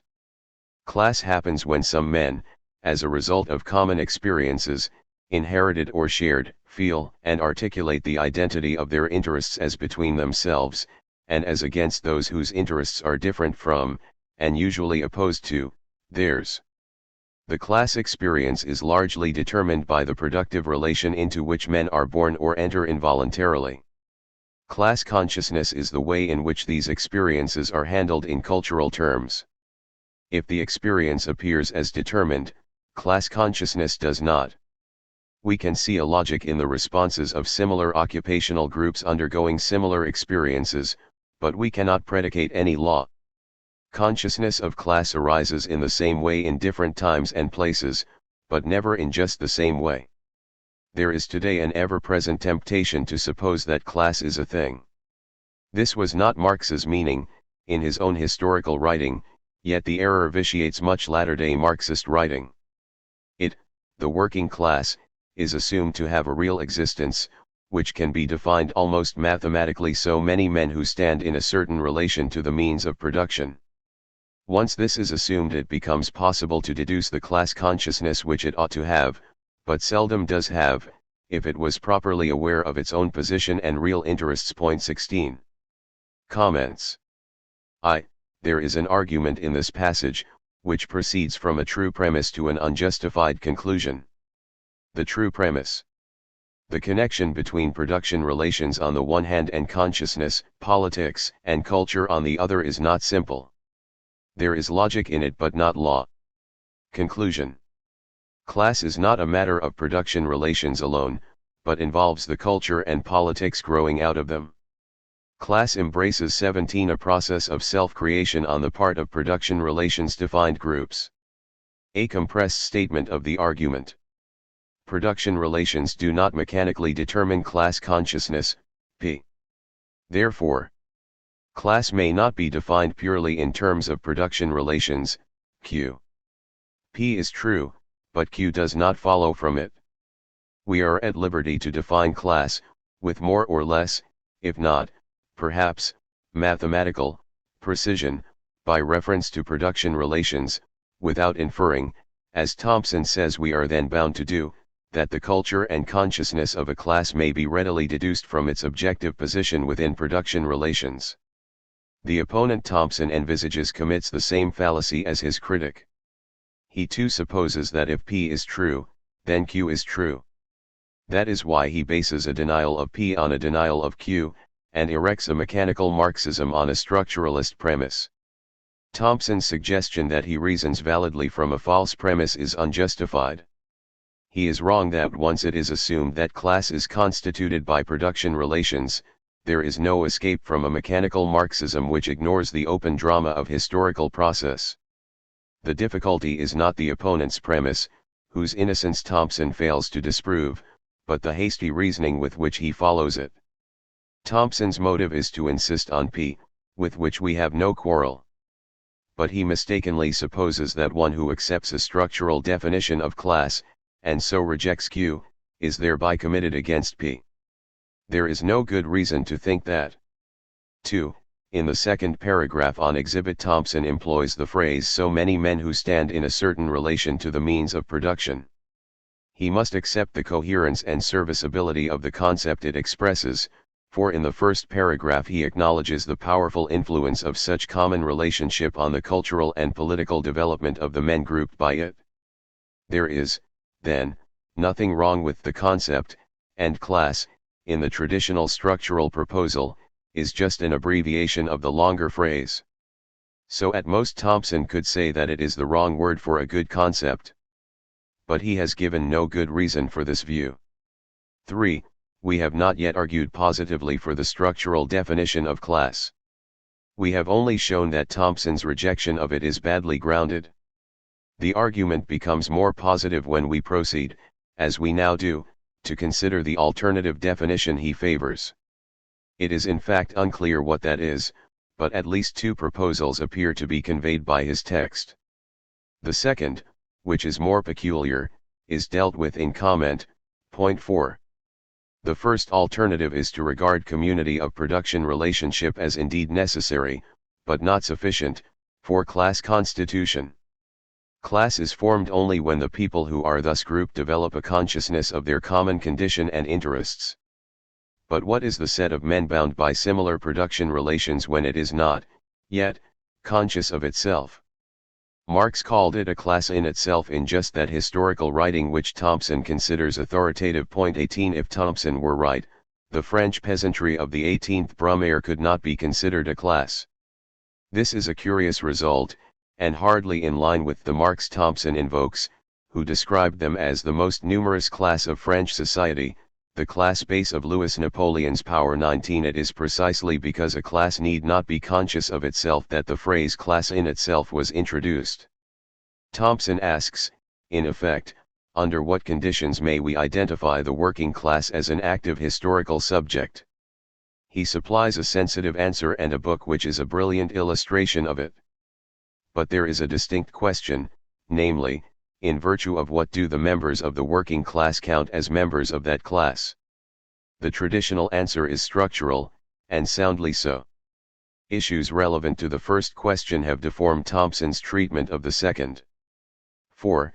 A different alternative conception of class relates to Thompson's denial that class is a thing. This is a puzzling claim. Does "so many men who stand in a certain relation to the means of production" denote a thing? The denial that X is a thing has meaning only if there is some category with which thinghood is, in the given context, contrasted. If Thompson offers a contrast, it is the category of happening or process. He suggests it is that, not a thing, which a class may be said to be. But this way of speaking is pointlessly paradoxical. Is it not better to say that a class undergoes a process of cultural and political formation? How could it be that process? V. The phrase "making of the English working class" may be taken in two ways. It can refer to the making of the English working class into what it once was not, a self-aware group with definite political dispositions. Or it can refer to the making of the English working class out of what was not a class but just so many men who stand in a certain relation to the means of production. Because he rejects the structural definition of class, Thompson intends his title in the second sense. But his opposition to structure is groundless, and his book loses nothing if we take its title in the first sense indicated. 6. The individuation of social forms. Socialism, capitalism, serfdom, slavery. These phrases denote stages in the economic development of society. 20. And because the economy is the center of society for Marx, he also describes them as social forms. But on what principle are social forms distinguished? Are different stages of capitalism, for example, several social forms or variations within one? The answer we favor correlates social forms with types of economic structure. We must therefore state how types of economic structure are to be differentiated. The economic structure of a society is the entire set of production relations obtaining in it. As far as the bare logic of the concept is concerned, an economic structure could consist of a quite heterogeneous collection of production relations. We have not excluded the idea of a society dividing neatly, equally, and stably into sets of slaves, serfs, proletarians, and cooperative laborers, with none of these kinds of relationship dominating the rest. Yet though we can imagine this, we shall never observe it. For it lacks socio-economic coherence. Because real economic structures possess coherence, the types of economic structure displayed in history are only a subset of the types it is possible to imagine. In real and stable economic structures, one kind of production relation binding immediate producers is dominant, a proposition presupposed by the following remarks. Whatever the social form of production, laborers and means of production always remain factors of it. But in a state of separation from each other, either of these factors can be such only potentially. For production to go on at all, they must unite.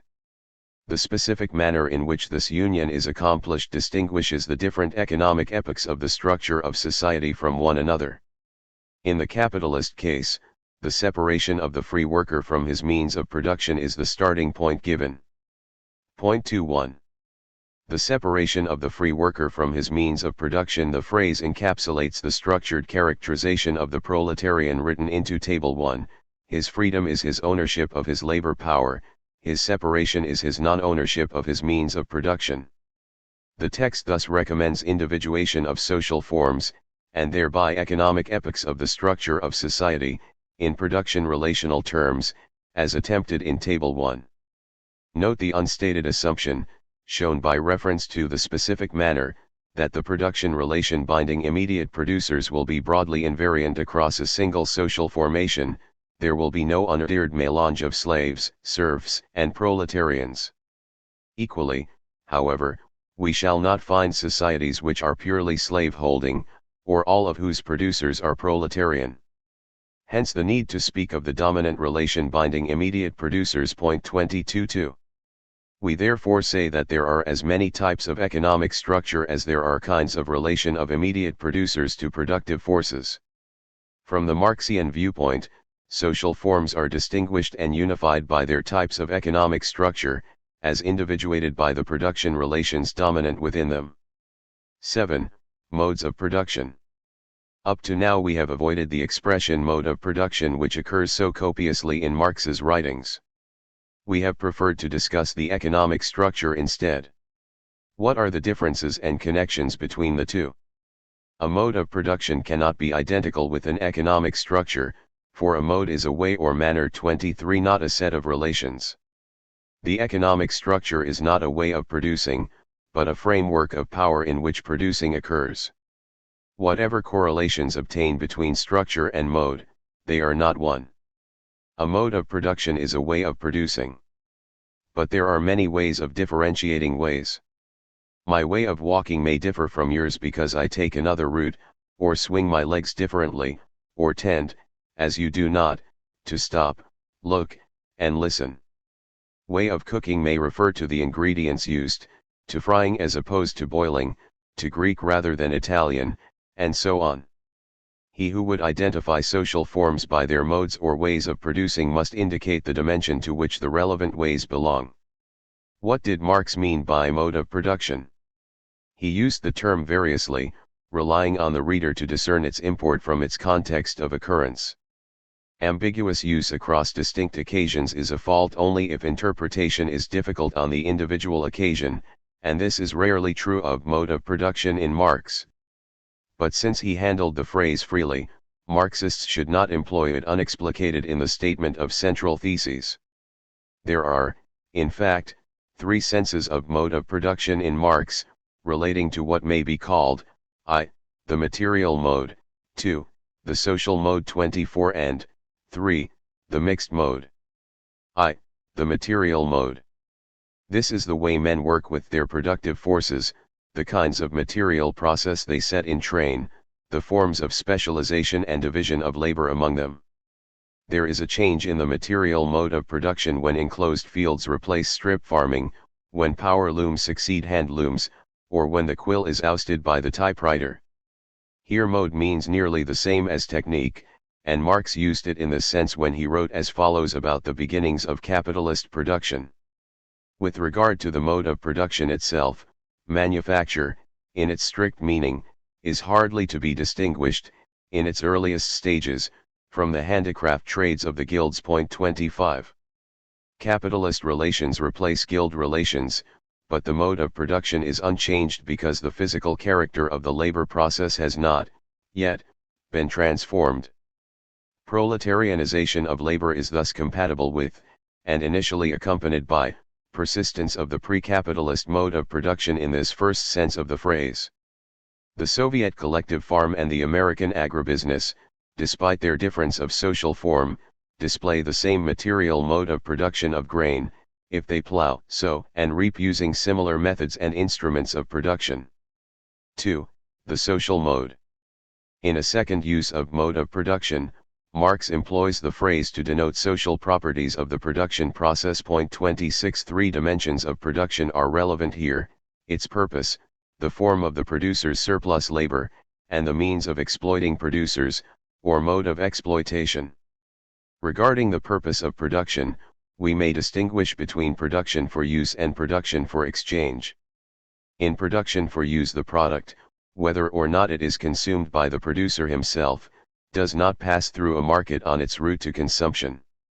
A self-sufficient peasant who does not sell his produce is an obvious example, but there is also production for use when a lord or his retainers consume what a serf supplies.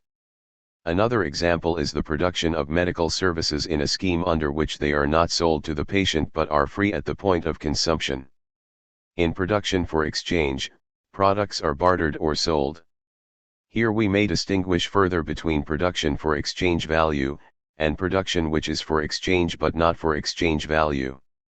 Regular barter, in which each side wants a specific use value in exchange for his product, where the idea of a substitute of equal value does not apply, illustrates production for exchange but not for exchange value.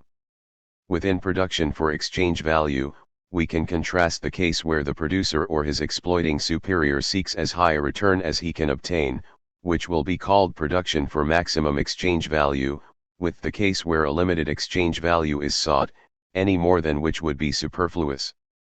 Finally, production for maximum exchange value divides into that which does and that which does not subserve the accumulation of capital.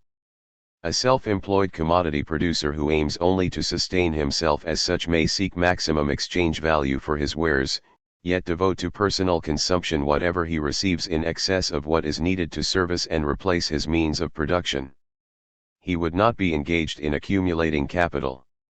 In a properly capitalist process, on the other hand, extra value is repeatedly used with a view to gaining still more extra value. A tabulation of the foregoing distinctions. Table 3. There are, of course, close connections between the purposes of production and the distribution of ownership rights over productive forces.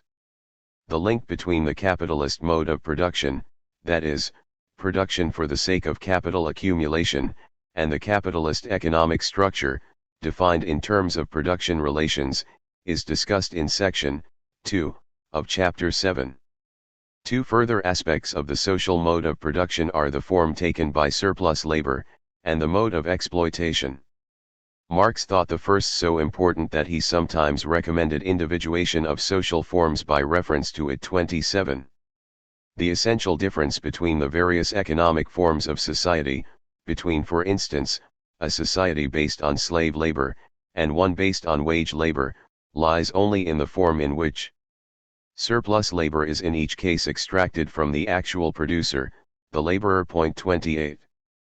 The form of surplus labor is the way it manifests itself in the society in question.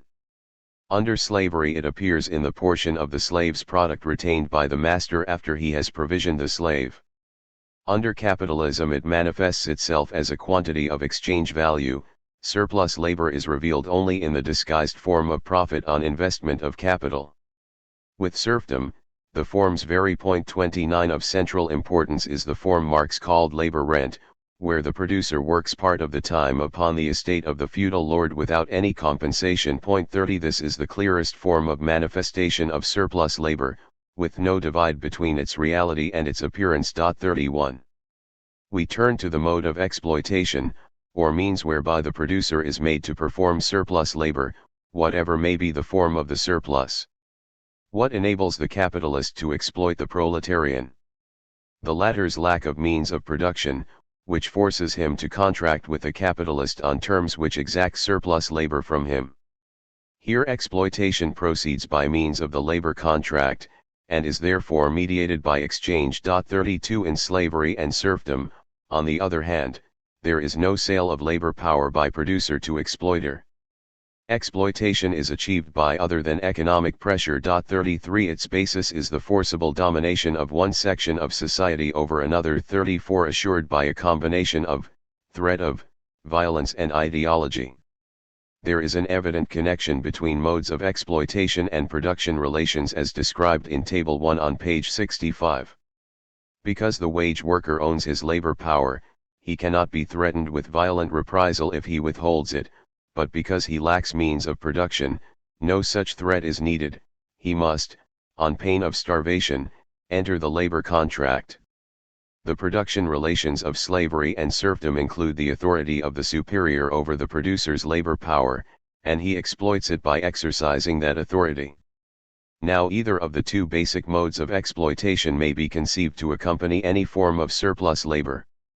A producer could be coerced into working for a wage and producing surplus value. 35 A propertyless man with full bourgeois freedom could enter a contract which granted him use of means of production on condition that he regularly spend some hours producing entirely for their owner, on other means of production, or on condition that he deliver to their owner a stated portion of what he produces with them, as in sharecropping. The standard historical liaisons are: extra-economic mode of exploitation with surplus not in the form of value, and exploitation mediated by labor contract with surplus in value form. 36 But there are exceptions to these associations, and they should not be taken as obvious, as they are in even the best Marxist writing, where the distinct concepts of form of the surplus and mode of exploitation are regularly conflated. 37 Finally, a word about the mode of exploitation of the serf. Marx's most well-known remarks on the matter 6 are not free of ambiguity. Here is how they are usually interpreted. Given the effective possession of the subsistence-producing holding by the peasant family, the transfer of the surplus must be forced, since the peasant, as contrasted with the wage laborer, does not need to alienate his labor power in order to live. 38 But in what sense is the said effective possession given? The statement suggests that the serf is in secure control of his plot independently of his fulfillment of his obligations to his lord. This is, however, untrue, since the direct producer is not the owner, but only a possessor of his personal plot. 39 The rights he enjoys over it are tied to his performance of his duties. His enjoyments and obligations constitute a synthesis, neither part of which explains the other, contrary to what Hilton implies. The serf does not have burdens forcibly laid upon him because he controls his own little territory, they come with the territory. The transformation of previously independent peasants into serfs is another matter. 40 It is, of course, because the peasant was in secure control of his means of livelihood that he had to be forced to labor for the lord. He had no need to sell his labor power. But the process of enserfment does not leave the peasant's control over his own plot intact. The Hilton formulation, which is typical among Marxists, misattributes to the structure of serfdom a feature of its historical formation. 3. The mixed mode. The material mode is the way men work with productive forces, and the social mode covers the purpose of production, the form of surplus labor, and the mode of exploitation. Lastly, we note that Marx sometimes used mode of production in comprehensive fashion, to denote both material and social properties of the way production proceeds. 41 Its entire technical and social configuration. 42. 8. Varieties of economic change. Every society has an economy, an economic structure, and a social, or economic, form. The differences between these will be clarified by an exhibition of varieties of economic change. We deal with I. Changes in the economy which do not change its structure. 2. Changes in the economy which are also changes of its structure but not of its social form, and 3. Changes of social form. Recall the correlation stipulated in section 6 between social forms and types of economic structure, as individuated by dominant production relations. I. Structure-preserving changes in the economy. These were already mentioned on page 36. A full description of an economic structure specifies how many men fill each of its various ownership positions, but it names no names. Particular persons and productive forces go unrecorded. It follows that persons or productive forces may change places without there being a change in the economic structure. Its full description is unaltered by economic changes of certain kinds. If Harry, who has worked for Tom, comes to work for Dick, while John, Dick's erstwhile employee, enters Tom's service, there is no change in economic structure. Such shuffling does not affect it. Nor does entry and exit of persons into and out of the economy on attainment of majority and retirement or decease, or a rather more significant example, numerically balanced movement of firms into and out of an industry. There is no difference of economic structure, despite movement within the economy, as long as there are the same relations in the same frequency bound into the same network. 2. Type-preserving changes in the economic structure. But in fact not only the economy but also its structure is constantly changing, even in undynamic pre-capitalist society. The structure changes when the set of production relations is altered, yet the same type of economic structure persists as long as the same production relations remains dominant. Two kinds of type-preserving economic structural changes may be distinguished. We shall find both kinds occurring over time periods of modest size. First kind, the economic structure changes because the frequency of the various relations changes. We might begin with a serf-based society, 3% of whose producers are not serfs but slaves. We have a change in economic structure if the proportion of slaves rises or falls, and it is type-preserving provided that the serf relationship remains dominant. Other examples: the petty bourgeoisie 43 swells by entry into the shopkeeper class of a number of proletarians. Or the number of owners of means of production in capitalist society declines.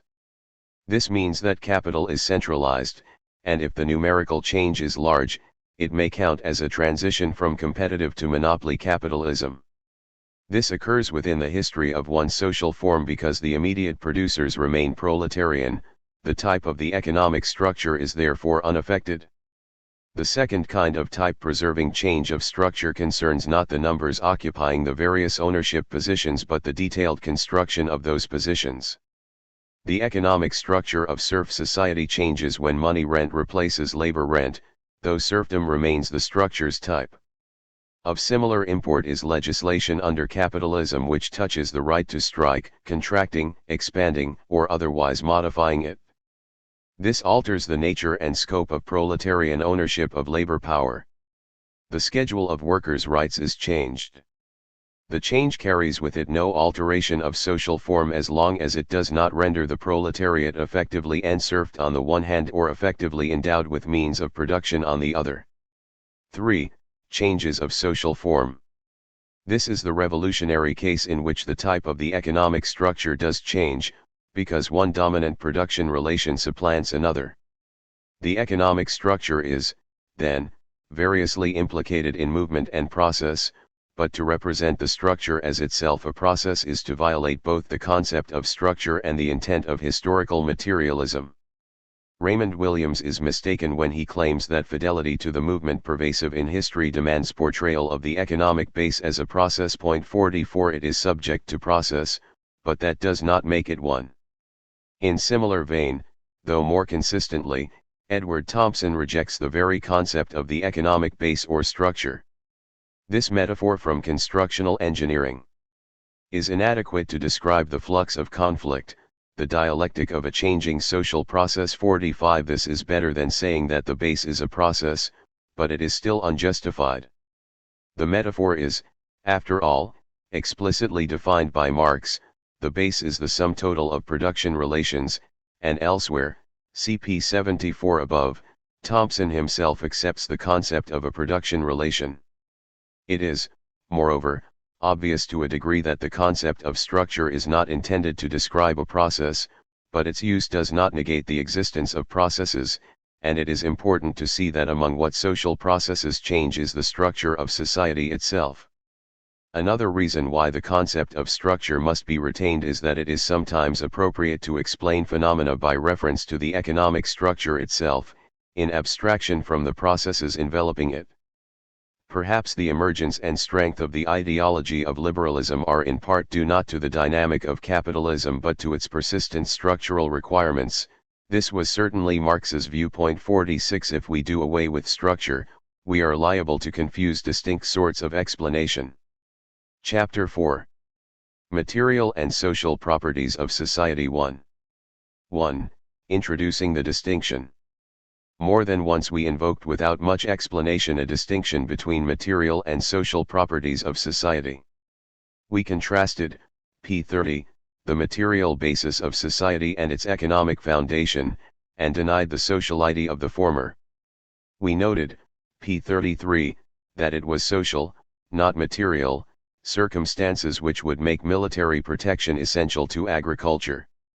We claimed, p. 47, a sense in which scientific activity, though mental, is material, and promised a characterization of materiality which would sustain the claim. We indicated, p. 54, that the social difference between means of production and means of consumption established no material distinction between them. We contrasted, chapter 3, section 7, the material and the social modes of production. Marx is frequently concerned to distinguish sharply between what is and what is not an economic or social characteristic. 1. A Negro is a Negro. He only becomes a slave in certain relations. A cotton spinning jenny is a machine for spinning cotton. It becomes capital only in certain relations. Torn from these relationships, it is no more capital than gold in itself is money. 3. 2. Machinery is no more an economic category than the bullock that drags the plow.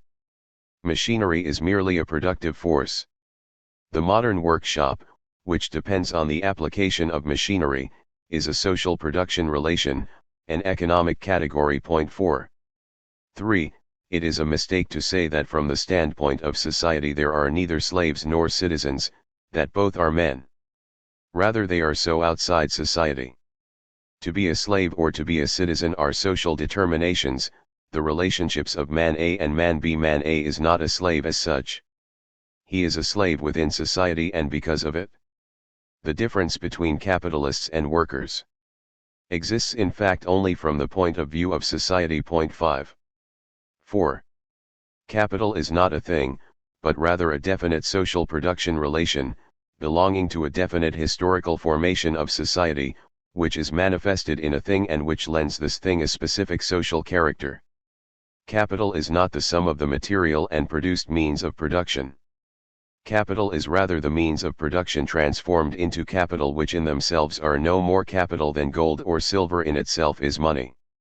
It is the means of production monopolized by a certain section of society. 6.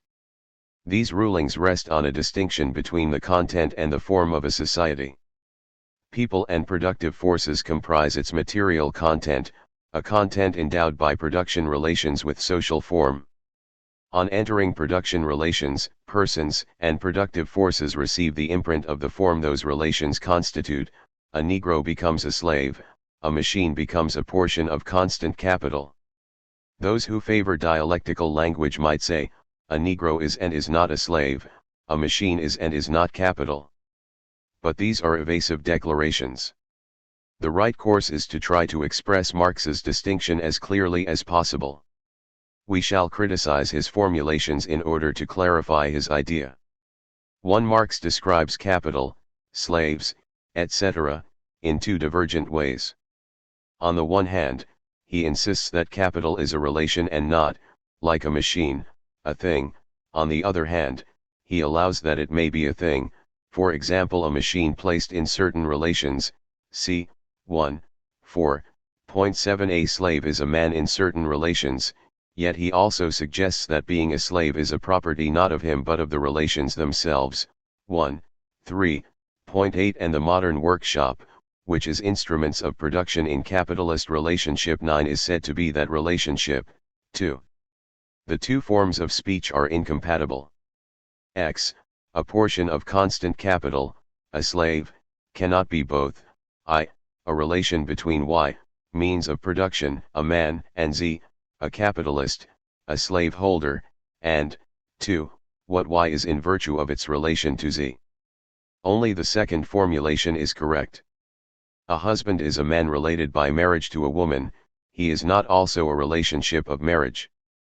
Being a husband is a property of that man, one he has in virtue of that relationship, and commonly styled a relational property. Being capital and being a slave are, similarly, relational properties of means of production and men. More specifically, they are social relational properties, whereas being means of production and being a man are not. The latter are possessed independently of the social form. Remove the social form in thought experiment, and those properties persist. So, despite, 4, constant 10 capital is a thing, namely one which has assumed a certain social character. It is, despite, 4, a set of means of production. For if capital is, as, 4, also says, the means of production transformed into capital, then once they are transformed they, the means of production, these things, are capital. 2. Let us look at the matter more closely. In the dictions we prefer, Marx acknowledges that productive forces in capitalist control are capital, and that men subject to masters are slaves. But he also wants to indicate the in some respects non-social character of what thus takes on social form. To this end he uses a number of phrases. Let S stand for descriptions attaching in one virtue of the social form, and let M stand for other descriptions. Then here are some of the phrases Marx uses. M is only S in certain relations, 1, 3. M is not S torn from the S-making relationships, 1. M is not S as such, 3. M is not in itself S, 4. M is S only from the social point of view, 3, 11. The first pair of expressions are adequate, but the next two may mislead, for they suggest the consequence, which Marx tends to draw, that M is not S, that, example means of production are not, ever, capital. There is also some ambiguity in the fifth expression. An object to my right may be to your left, and it cannot be said to be on the left or on the right unless some point of view is implied. It cannot be simply to the right. So we might think that if M is S only from a social point of view, then M is not S simpliciter. But in the operative sense of point of view a thing is, tout court, whatever it is from any point of view. Suppose I chair a committee. Then I am chairman following a social process of appointment, not in virtue of my biological characteristics. One may say that chairman applies to me from the social point of view. But this cannot mean that the organism I am is not a chairman, for of course it is. The fact that we need the social point of view to discern the capitalist status of means of production or the slave status of a man does not mean that the means of production are not capital or the man not a slave.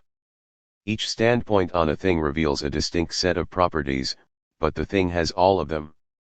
If we consider a statue from the point of view of its matter we abstract from its form, and we describe it under that abstraction by stating what it is made of. Yet what it is made of does now have the form of the statue. It has both material and formal characteristics.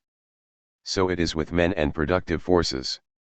They have material and social characteristics, but no social characteristics may be deduced from their material characteristics, any more than the statue's shape may be deduced from its matter. Point 12. The point Marx labors at may be expressed as follows: M, or S, is not S in virtue of what is necessary and sufficient to make it M.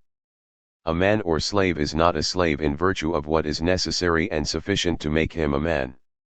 A set of means of production or portion of constant capital is not constant capital in virtue of what is necessary and sufficient to make it a set of means of production.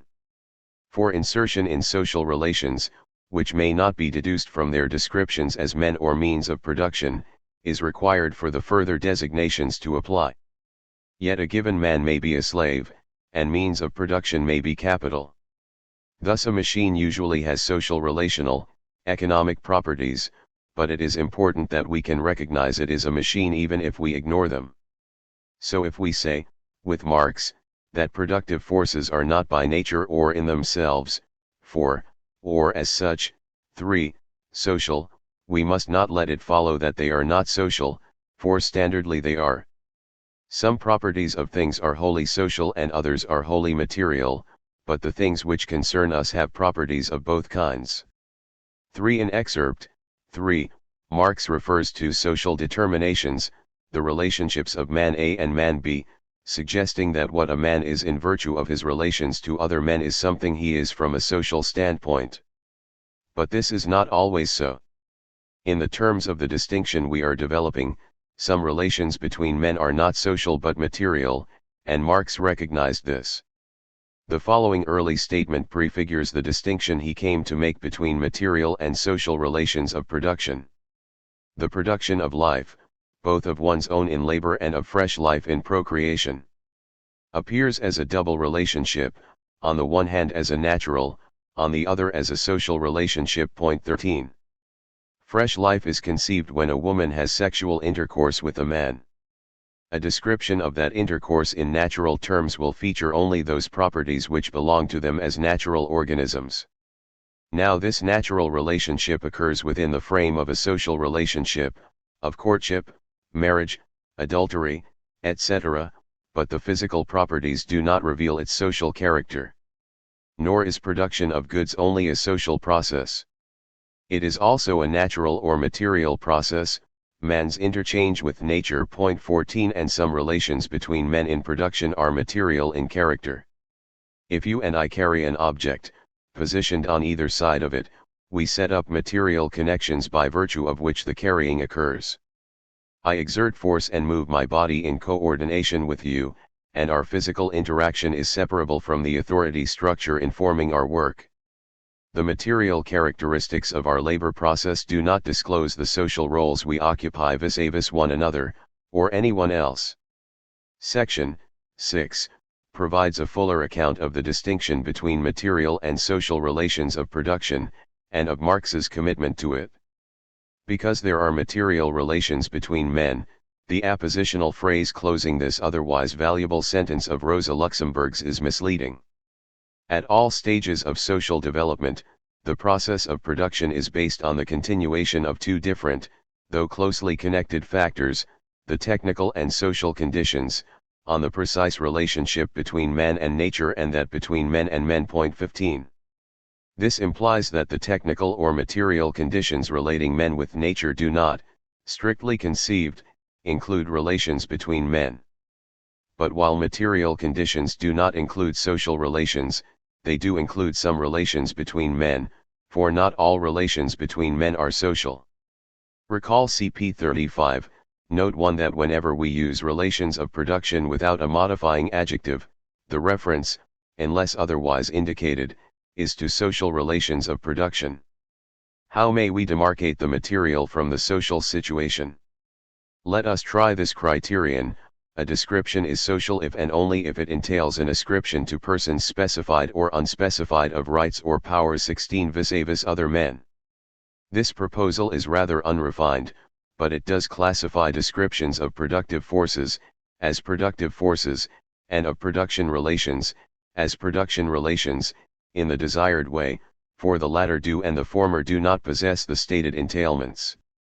By this criterion, many facts which are fateful for society are natural or material, not social, facts. Examples: that large quantities of iron ore are available, that railways span the land, that electricity is in use, that half the labor force is engaged in agriculture. Marx calls it an extra economic fact about a developed society that the human being does not need his entire time for the production of necessities, that he has free time at his disposal above and beyond the labor time necessary for subsistence, and hence can also employ it for surplus labor. Point 17. That he can so employ it belongs to the material situation, but whether he is obliged to do so, for whom, and to what extent, are facts of the social situation. We may envisage a complete material description of a society, a socio-neutral description from which we cannot deduce its social form. It will provide extensive information, detailing the material abilities and needs of persons, the resources and facilities available to them, their scientific knowledge. But ownership patterns, distributions of rights and duties, social roles, will go unremarked. Let us compare this delineation of the social with Max Weber's. He begins by characterizing an action as, roughly, a piece of behavior informed by an intention. He then identifies a social action as one whose intention takes account of the behavior of others and is thereby oriented in its course. Point 18. Many actions which are social on Weber's definition will be considered material here, for we may deem other regarding intentional action to be social only if some reference to social rights or powers appears in the content of the intention. Point 19. Insofar as I carry an object with you, what I do is not social. Insofar as I do it pursuant to an agreement, or under your authority, it is. We are, however, concerned not only with actions, but with any characteristic of or fact about a society. And Weber himself extends his analysis beyond actions to statistical uniformities, which he deems social when they can be regarded as manifestations of intentions of the other regarding sort. He writes, there are statistics of processes devoid of meaning such as death rates, phenomena of fatigue, the production rates of machines, the amount of rainfall, in exactly the same sense as there are statistics of meaningful 20 phenomena. But only when the phenomena are meaningful is it convenient to speak of sociological statistics. Examples are such cases as crime rates, occupational distributions, price statistics, and statistics of crop acreages. Naturally, there are many cases where both components are involved, as in crop statistics. Point 21. The Weberianly non-social phenomena listed here are material in our conception. What of his social ones? Crime rates are social, because crimes violate rights. Occupational distribution is ambiguous, as is argued in the next paragraph. Price statistics are social, for prices are rates of exchange, and exchange presupposes ownership rights in goods. How much land is sown in barley and how much in rye is not social, but the pattern of ownership of barley and rye fields is. Though we cannot deduce social relationships from a material description, we can infer them more or less confidently, by dint of general or theoretical knowledge.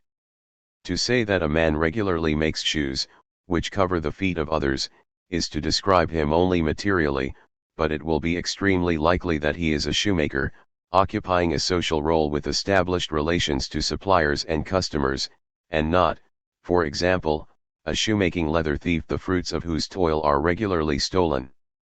There are, then, both material and social occupational distributions, and they are nearly isomorphic with one another. The inference from the shoemaking man's material activity to his social role as shoemaker is an obvious one, resting on common knowledge. But Marxian theory, which is not common knowledge, is needed for more ambitious inferences, such as from the hand mill to feudal society and from the steam mill to capitalist. Point 22. Here the inference from material to social facts depends on the claim that feudal and capitalist relations suit the respective technologies. If productive forces are at the hand mill stage, they are relatively undeveloped. Most labor will be agricultural, in which case capitalist relations are unlikely. The material description captures a society's underlying nature. In this sense of nature, nature is of course a product of history, changing within and as a result of social forms. Point 23. Humanity in social organization thrusts itself against its environment, altering it and its own human nature, for it develops its own powers and needs in the course of the encounter. The development of the productive forces is expressed in the transformation of nature, and socio-economic structures are the forms in which this development proceeds, its forms of development. Point 24. Respecting geographical and climatic conditions, Marx and Engels wrote, the writing of history must always set out from these natural bases and their modification in the course of history through the action of men. Point 25. The modification of the natural basis does not, of course, Cancel its material character. Facts about a society's humanly unmodified geography are facts about its productive capabilities. The distribution of rivers conditions the possibilities of irrigation and transport. Potential agricultural output depends on the nature of the soil. On hilly ground some forms of animal husbandry are unsuitable, and windmills are not possible in every climate. 26. The external development of the productive forces as opposed to the development of labor power is the imposition of a new geography, a new material environment. If this assertion be resisted, consider the matter in stages. That there is a river here is not, on any reckoning, a social fact. Yet it may be of great social consequence, conditioning trade routes, for example. It is a material fact of social importance. Now suppose that in the course of nature the river's direction changes. That it has this new direction is still a physical fact. Suppose now that the change is brought about by intentional action of human beings. Does not the river's direction remain a physical matter? And if a canal is built, is this not merely a more drastic rearrangement of matter? And what is a machine, but a set of moving pieces of matter, an artificially contrived part of the environment? By easy steps we may come to see the entire productive plant of a sophisticated economy as a humanly imposed geography. Given a certain level of development of the productive forces, or expansion of human power and its material extensions, a certain set of production relations, or social form, is appropriate as framework for use and further development of that power. But we may always abstract from the social form and display the current state of the relation between man and nature, and the material relations between men underlying their social relations. The material development ensures continuity in history. Because of this simple fact that every succeeding generation finds itself in possession of the productive forces acquired by the previous generation, which serve it as the raw material for new production, a coherence arises in human history. A history of humanity takes shape, which is all the more a history of humanity as the productive forces of man and therefore his social relations have been developed. Their material relations are the basis of all their relations. 27. The relationship between man and nature is mediated 28 by the social form, it does not occur outside it. The development of nature, described in socio-neutral terms, is therefore an abstraction. But it is a theoretically important abstraction. Four central features of social institutions are explained by their contribution to the transformation of nature. Productive power is socially developed, but it is natural in character. Even scientific knowledge, though nurtured socially, is a natural power of the species man. 29. We are arguing that the familiar distinction between forces and relations of production is, in Marx, one of a set of contrasts between nature and society. Commentators have failed to remark how often he uses material as the antonym of social and of formal, how natural belongs with material against social, and how what is described as material also counts as the content of some form. Other terms of the material vocabulary are human, simple, and real, while historical and economic consort with social. The upshot of these oppositions and identifications is that the matter or content of society is nature, whose form is the social form. Marx's materialism is perhaps several things, but the explanation of social history as serving material development is certainly one of them. 30. Some critics of Marx who realize that he takes productive forces to be fundamental charge him with inconsistency when he proceeds to classify societies not materially but according to their social forms. Gellner asks why the United States is classified not by its tool, industrial production, but by its form of ownership, capitalism. 31 The question is misguided. It is often appropriate to classify entities by their form, not their content, and formal classification is correct in the present case, for individuation by productive forces would not yield social types. 2. Matter and form in the labor process. Viewed physically, production appears stripped of its social form, and that is how it is described in the chapter of Capital, whose task is to consider the labor process independently of the form it assumes under given social conditions. 32 Production in its asocial aspect is material production, this being the content of capitalist or any other form of production. 33 And that content may be described in illuminating abstraction from the form with which it is integrated. We then observe what Marx strikingly calls the process of production in general, occurring in all states of society, that is, without historical character, human, if you please. 34 So if we look through the social form we discern something conceptually separate from it, the human here opposed to social interaction with nature, which is material production.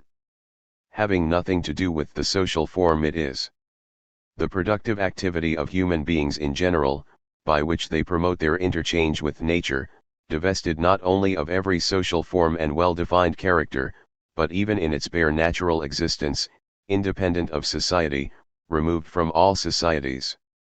An expression and confirmation of life which the still non-social man in general has in common with the one who is in any way social. 35 Social man has relations with nature and with other men which are not social but, if you please, human.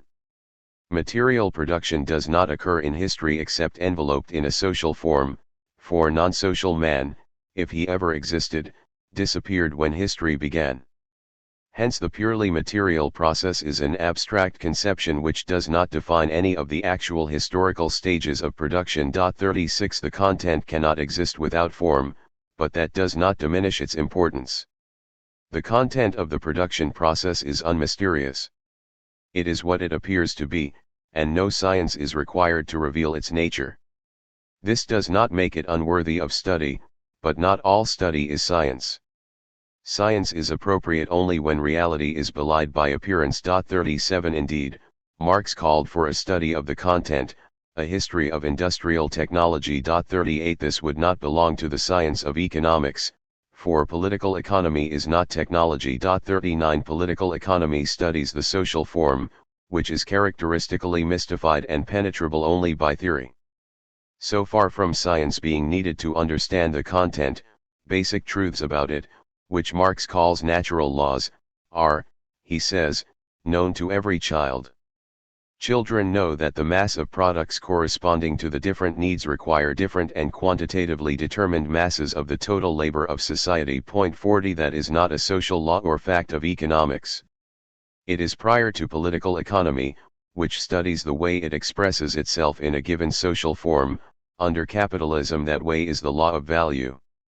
But no form of society can prevent the fact that, one way or another, the working time at the disposal of society regulates production. 41 The fact that labor must produce means of production, and not only its own means of subsistence, is, similarly, a natural requisite, not the result of a specific form. 42 These truths of the human situation lie outside the ambit of social science, for they are neither social nor scientific.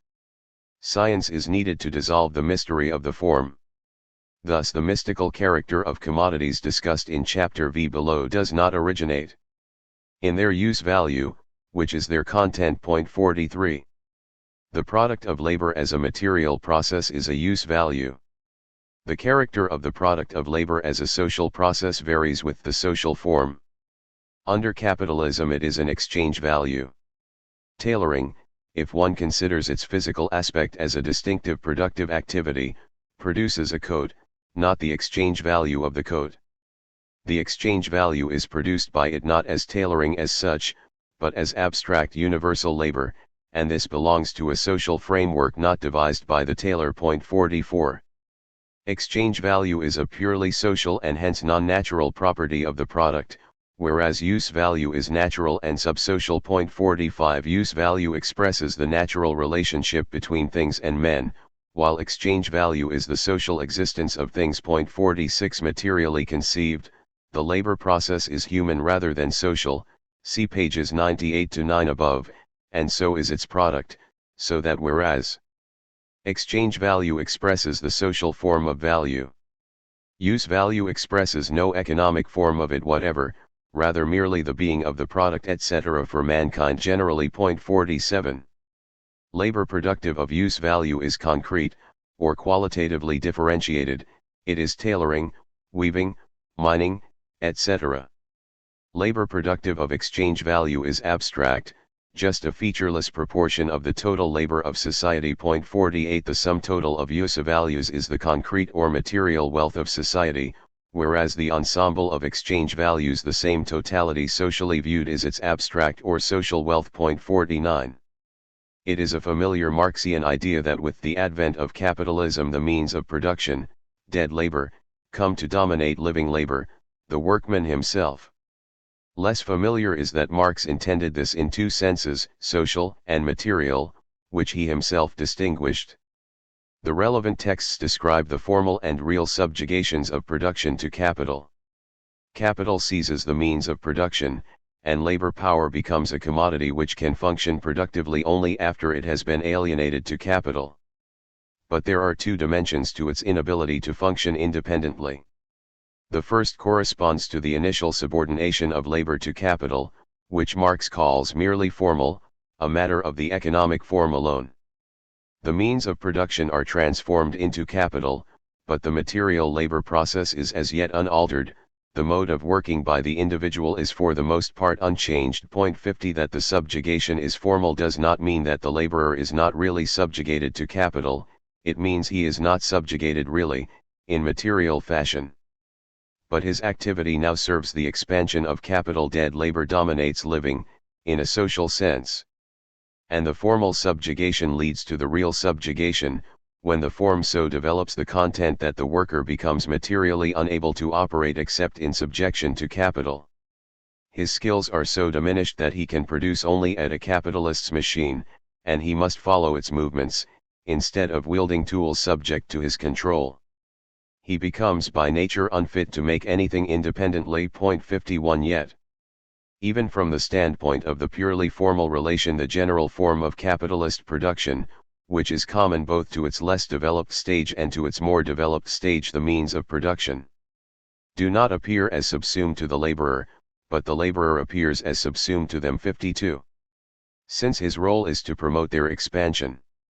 Thus at all stages of capitalism, it is not the workman that employs the instruments of labor but the instruments of labor that employ the workman, though it is only in the factory system that this inversion acquires for the first time technical and palpable reality. 53 We have specified the distinction between the material and social sides of production and its product for capitalist society only, the one case to which Marx applied it in detail. The distinction might be thought inapplicable to pre-capitalist production systems, which are often, and with reason, called natural economies. 54 Yet though capitalism sharpens the division between nature and society, it is not absent in earlier forms. The term tithe applies to a portion of the serf's product not as a natural use value but in virtue of its social character. In the pre-capitalist case, the form of the product is determined by the social role occupancy of which generates a claim on it. There is no single form, such as exchange value, exhibited by all goods and bringing them into systematic mutual relationship. The relation between matter and form may not be the same in pre-capitalist production, but the distinction must apply to it, and it does. 3. Use value and political economy. Economic science studies economic facts and laws, which manifest the social form.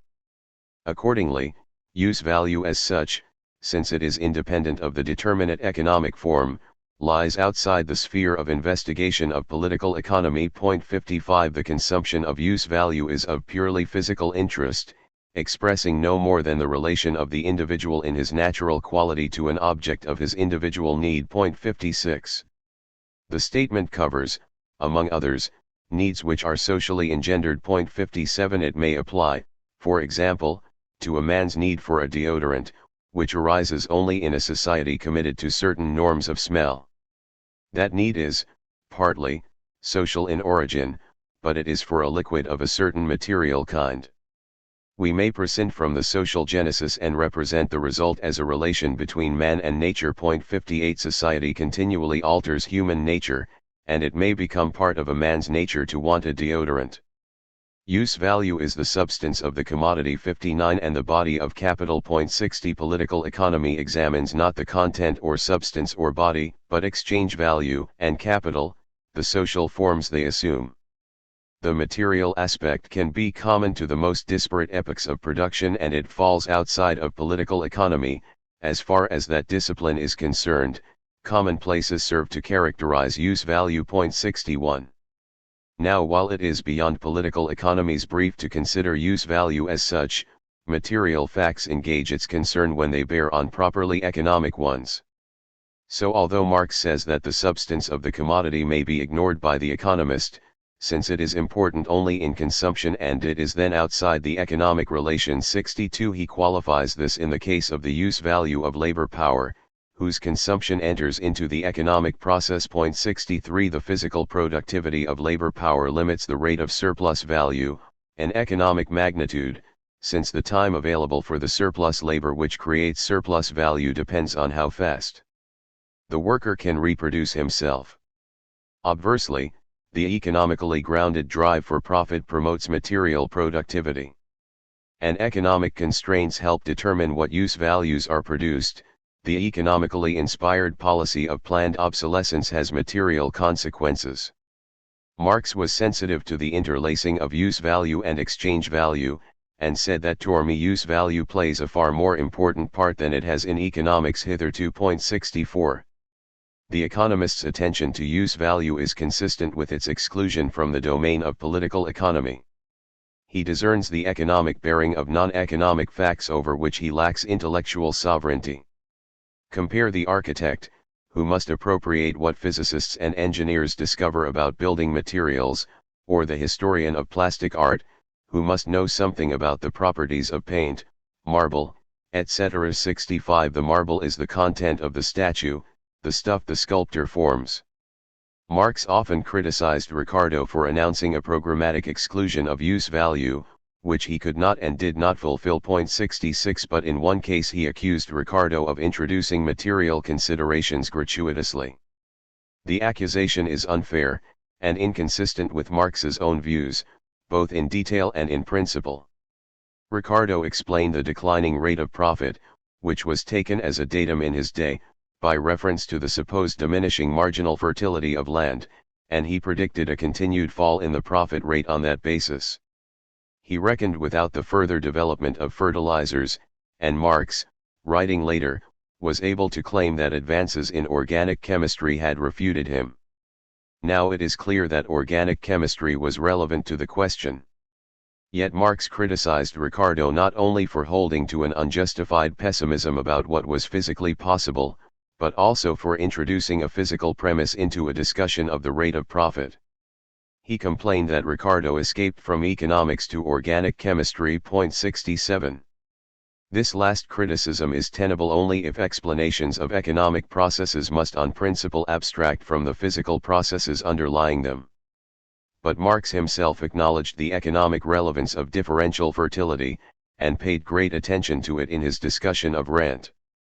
As for Ricardo's flight to organic chemistry, Marx himself referred to the new agricultural chemistry in Germany, especially Liebig and Schonbein, who are more important for this thing than all the economists put together. 68. In any case, Marx's more considered general statements on use value and economics rule out objections of principle to the introduction of material considerations in economic argument.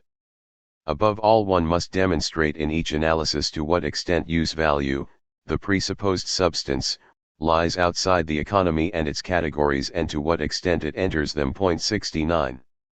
4. Revolutionary value of the distinction. The distinction between the matter and the form of society is fertile theoretically, but it also serves to sustain the revolutionary critique of capitalism.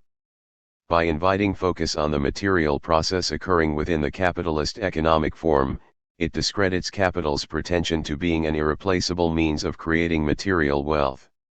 Confusion of content and form supports the reactionary illusion that physical production and material growth can be achieved only by capitalist investment.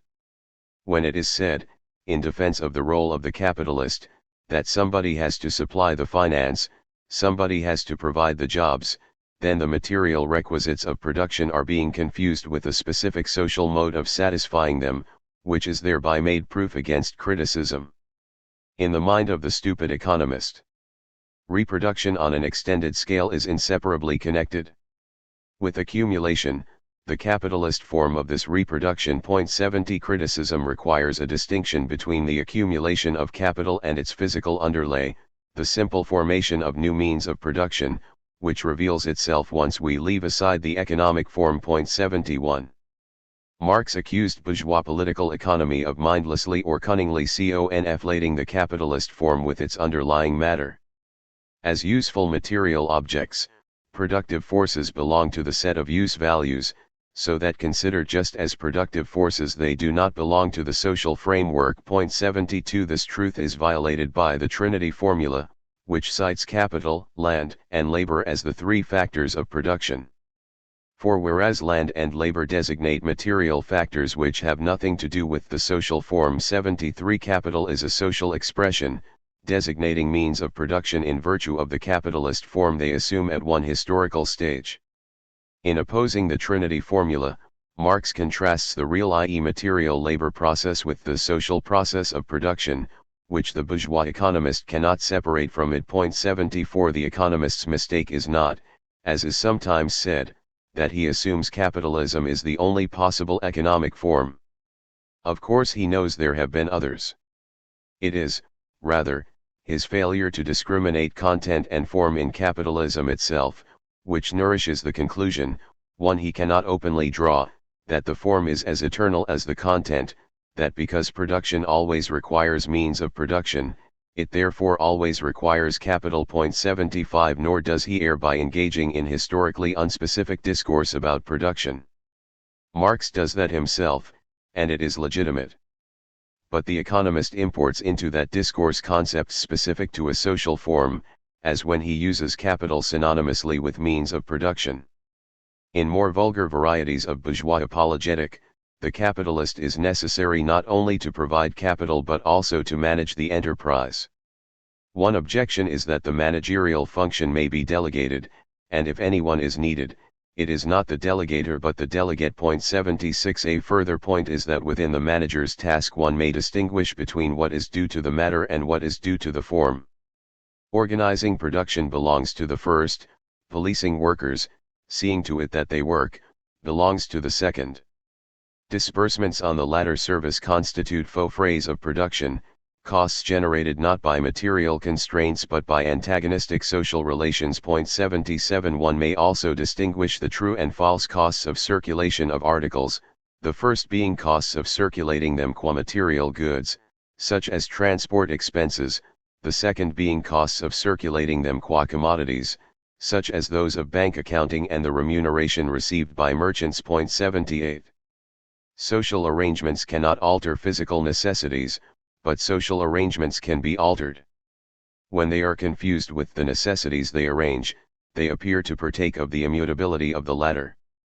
The sophist's distinction between nature and convention is the foundation of all social criticism, and Marx's distinction is a development of it.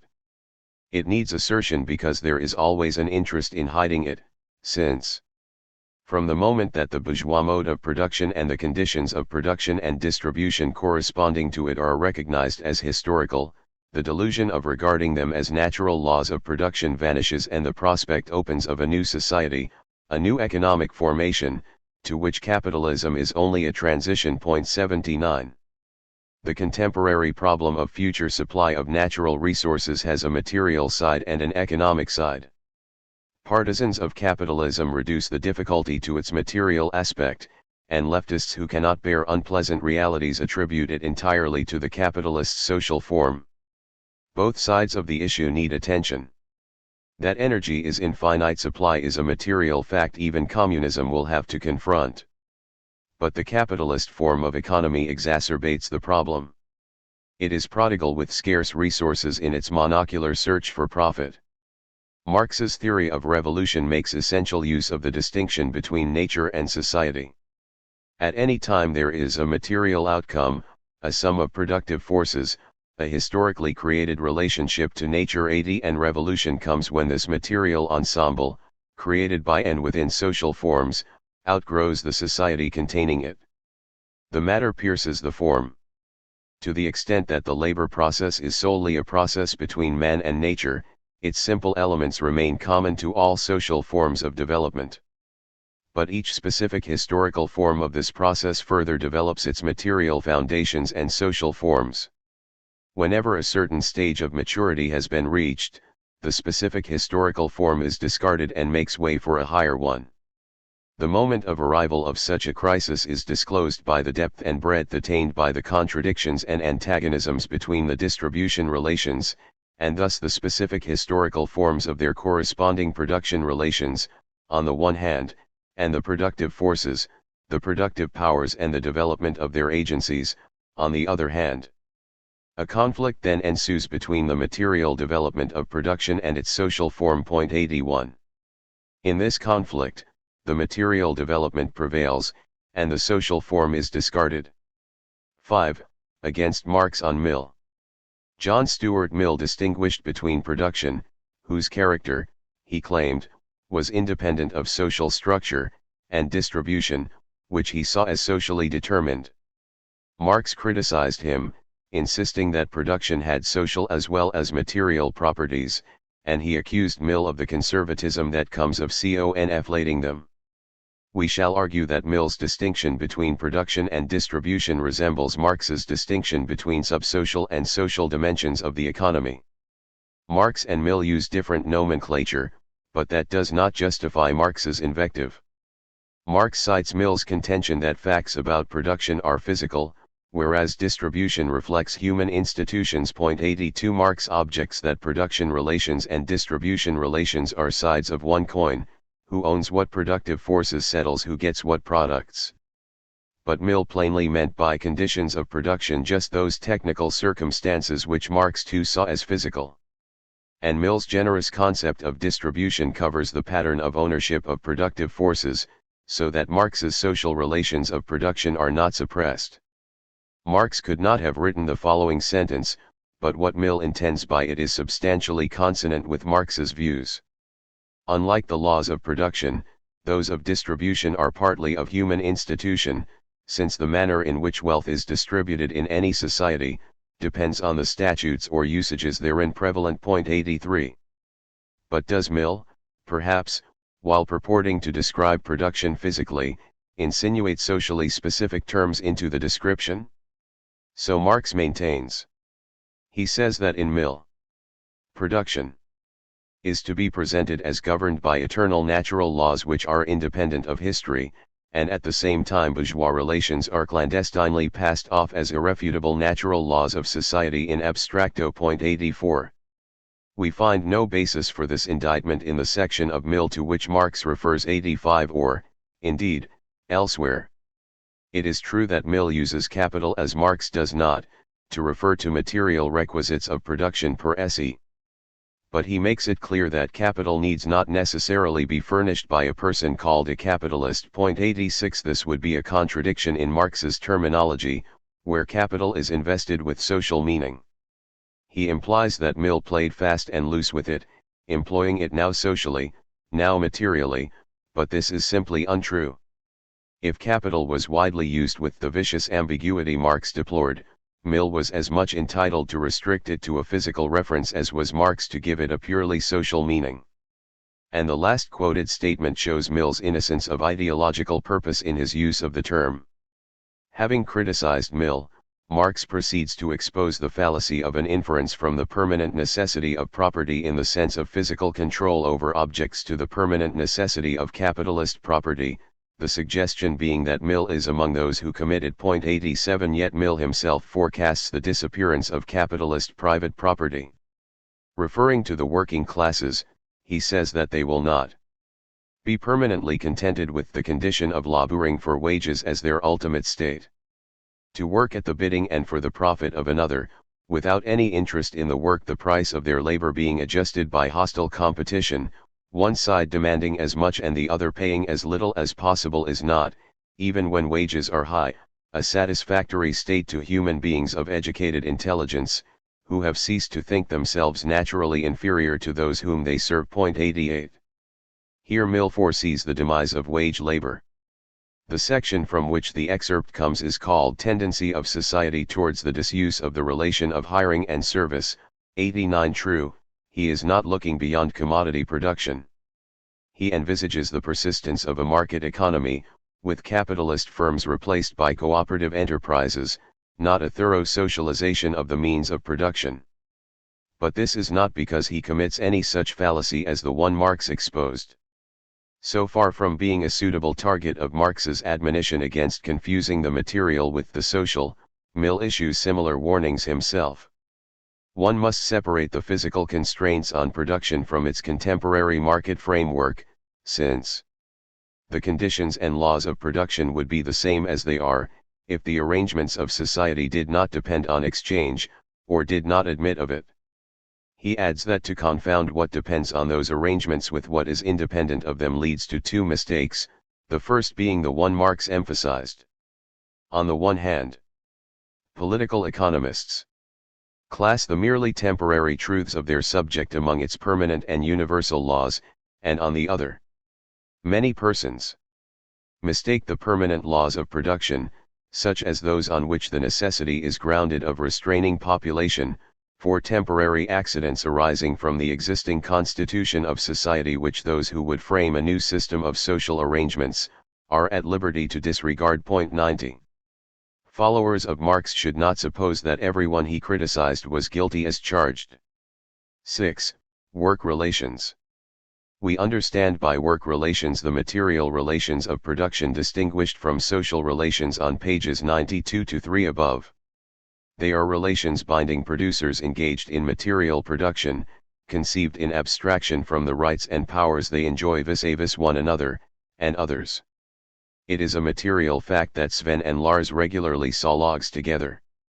That they are thus related is conceptually independent of the social roles they occupy. For all that they saw together, they might be slaves, serfs, proletarians, socialist producers, or independent firewood contractors. In addition to work relations within a producing unit, there are material relations between producing units. 91 Thus it is a material fact that shoes produced by A protect the feet of B who produces a shirt to be worn by C who produces wheat consumed when A eats a bun, whatever may be the social mechanism, market, plan, custom, etc., mediating these material connections. Now Marx says that 1. The economic structure is the sum total of relations of production. Hence, given that 2.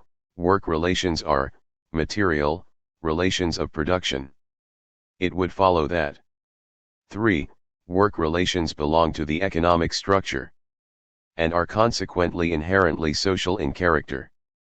But this consequence contradicts a chief contention of the present chapter, namely that properties and relations which are material are not social. So either 1, or 2, must be abandoned. Position 2 will be maintained. The conceptual similitude of work and production ensures that work relations are a species of production relations, and there is strong textual support for so designating them. It is therefore 1, which must be modified. Hence in our account of the economic structure ownership relations exhaust its constitution, see pages 34 ff, 63 ff. Upshot, work relations are production relations, but, despite Marx's preface of 1859, not all production relations belong to the economic structure. Proposition 1 is inconsistent with his own disjunction of material and economic characteristics. We call the production relations which form the economic structure social relations of production, and work relations are material relations of production. The theoretical motivation of the adjectives should now be clear. Here is further textual support for the identification of work relations as material relations of production. 1. Marx criticized economists who confused the material production relations with their historical and social determination. 92 He therefore recognized production relations which were not social, since otherwise there could have been no such confusion. And the only plausible candidate as reference of material relations of production here is the set of work relations, the connections between men as physical beings laboring in common or separately on nature and mutually providing for each other. 2. We saw that use value denotes the product from a material and not a social point of view, p. 100. In that light, the alignment between work relations, albeit not under that name, and the production of use value in the following sentence supports treatment of work relations as material. The division of labor as the aggregate of all the different types of productive activity constitutes the totality of the physical aspects of social labor as labor producing use values. Point 93. 3. Marx also aligns material relations with productive forces, which suggests that material relations are, as we claim, work relations, the immediate connection in which productive forces are used. He directs attention to how the productive forces of man and therefore his social relations have been developed. Their material relations are the basis of all their relations. These material relations are only the necessary forms. 94 in which their material and individual activity is realized. Point 95. The first sentence implies that productive forces are the basis of social relations, and the second says that material relations are the basis of all their relations. All their relations must cover relations which are not material, namely the social relations of the first sentence. Thus material work relations belong alongside the productive forces as substratum of the economic structure. Notwithstanding the last statement, we hold that work relations are not themselves productive forces. Others, recognizing that work relations are not included in the economic structure, for that reason classify them as productive forces. They cite in support of this policy texts in which Marx speaks of the heightening of productive power due to efficient division of labor. Point 96. We agree that something in this conceptual area is a productive force, but not the work relations themselves. On our account, knowledge of ways of organizing labor is a productive force, part of managerial labor power, but the relations established when that knowledge is implemented are not productive forces. It is necessary to distinguish the blueprint for the set of relations from the relations themselves, and it is the first which is a productive force. A principle for allocating tasks in a certain fashion is used in production, and it is owned by whomever owns the labor power, which includes knowledge of it. Relations obtaining when tasks are divided as it prescribes are neither used nor owned. Point 97. Our insistence that material relations of production are not productive forces will appear less pedantic when we put the point to theoretical use in Chapter 6, Section 6. Chapter V. Fetishism 1. 1. Fetishism in religion and in economics. To make a fetish of something, or fetishize it, is to invest it with powers it does not in itself have. The term fetish derives from discourse about religion. In religious fetishism, an activity of thought, a cultural process, vests an object with apparent power.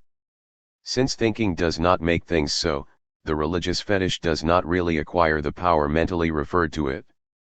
But if a culture makes a fetish of an object, its members come to perceive it as endowed with the power. What is mistakenly attributed to it is experienced as inhering in it. The fetish then manifests itself as endowed with a power which in truth it lacks. It has the power not in the real world but in the religious world, a world of illusion. Marx identified several fetishes in the sphere of the economy. The commodity fetish is most famous, but the fetishism of capital is at least as important. The economic fetish is partly analogous with the religious fetish. It is endowed with a power which in a sense too it lacks, whereas the religious fetish simply lacks the power. Point 3. And the appearance of power in the economic fetish does not result from a thought process, but from a process of production. It arises from the way production is organized in commodity society. It is inseparable from the production of commodities for and survives even when commodity production is clearly conceived. Understanding does not dissipate the mist 5 through which the market economy is perceived. The false appearance is, rather like a mirage, and unlike a hallucination, located in the external world. In economic fetishism there is a gulf between reality and its own appearance. The mind registers the fetish. It does not, as in the religious case, create it. 2. What is true and what is false in fetishism. Commodities possess exchange value, and capital is productive.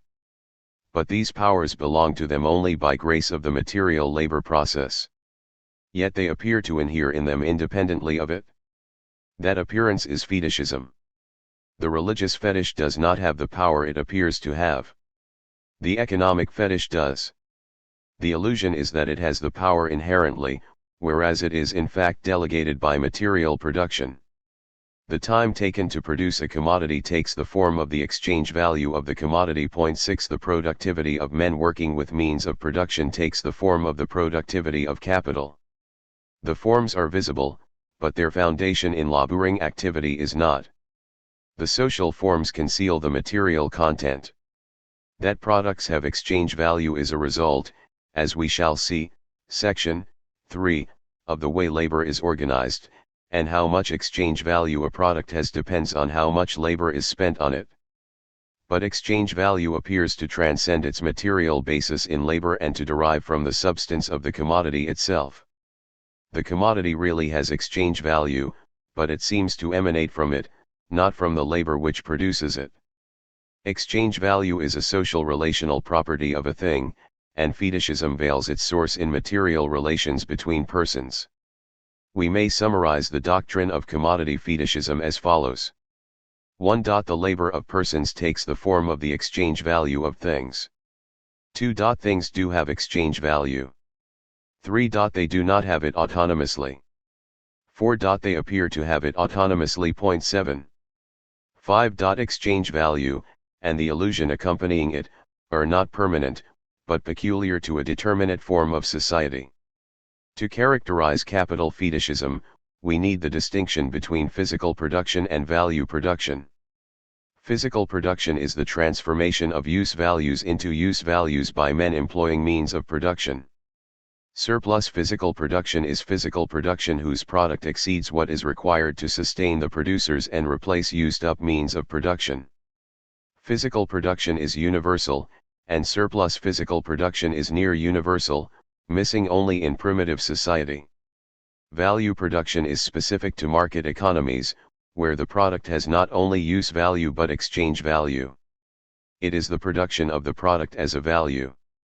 Surplus value production is the production of more value than the value of what is used up in the productive process. Now capital is doubly productive. First, it is value productive, because it yields a financial return, it is released, and it comes back with surplus value attached. But that surplus value reflects the creation of surplus physical product. Exchange value expands only because the productive process creates more use value than it consumes. Capital is also physically productive. For it is embodied in labor power, as variable capital, and means of production, as constant capital, and it is their action, hence the action of capital, which produces physical output. The physical productivity of capital depends on its being thus embodied. Yet capital's power to produce, in both senses, appears to be a faculty inherent in it, not one it owes to the labor process. 8. We found two phases in commodity fetishism: 1. Separation of exchange value from its material basis, 2. Attachment of exchange value to the substance of the commodity. The two phases of capital fetishism are more subtly distinguished. First, productivity is separated from its basis in material production, and attributed to exchange value itself, to capital. Then productivity is referred back to labor power and means of production as physical embodiments of capital. They appear productive in virtue of being embodiments of capital, whereas in fact capital is productive in virtue of its embodiment in them. 9. Summary of the doctrine of capital fetishism. 1. The productivity of men operating with physical facilities takes the form of the productivity of capital. 10. 2. Capital is productive. 3. It is not autonomously productive. 4. It appears to be autonomously productive. 5. Capital, and the illusion accompanying it, are not permanent, but peculiar to a determinate form of society.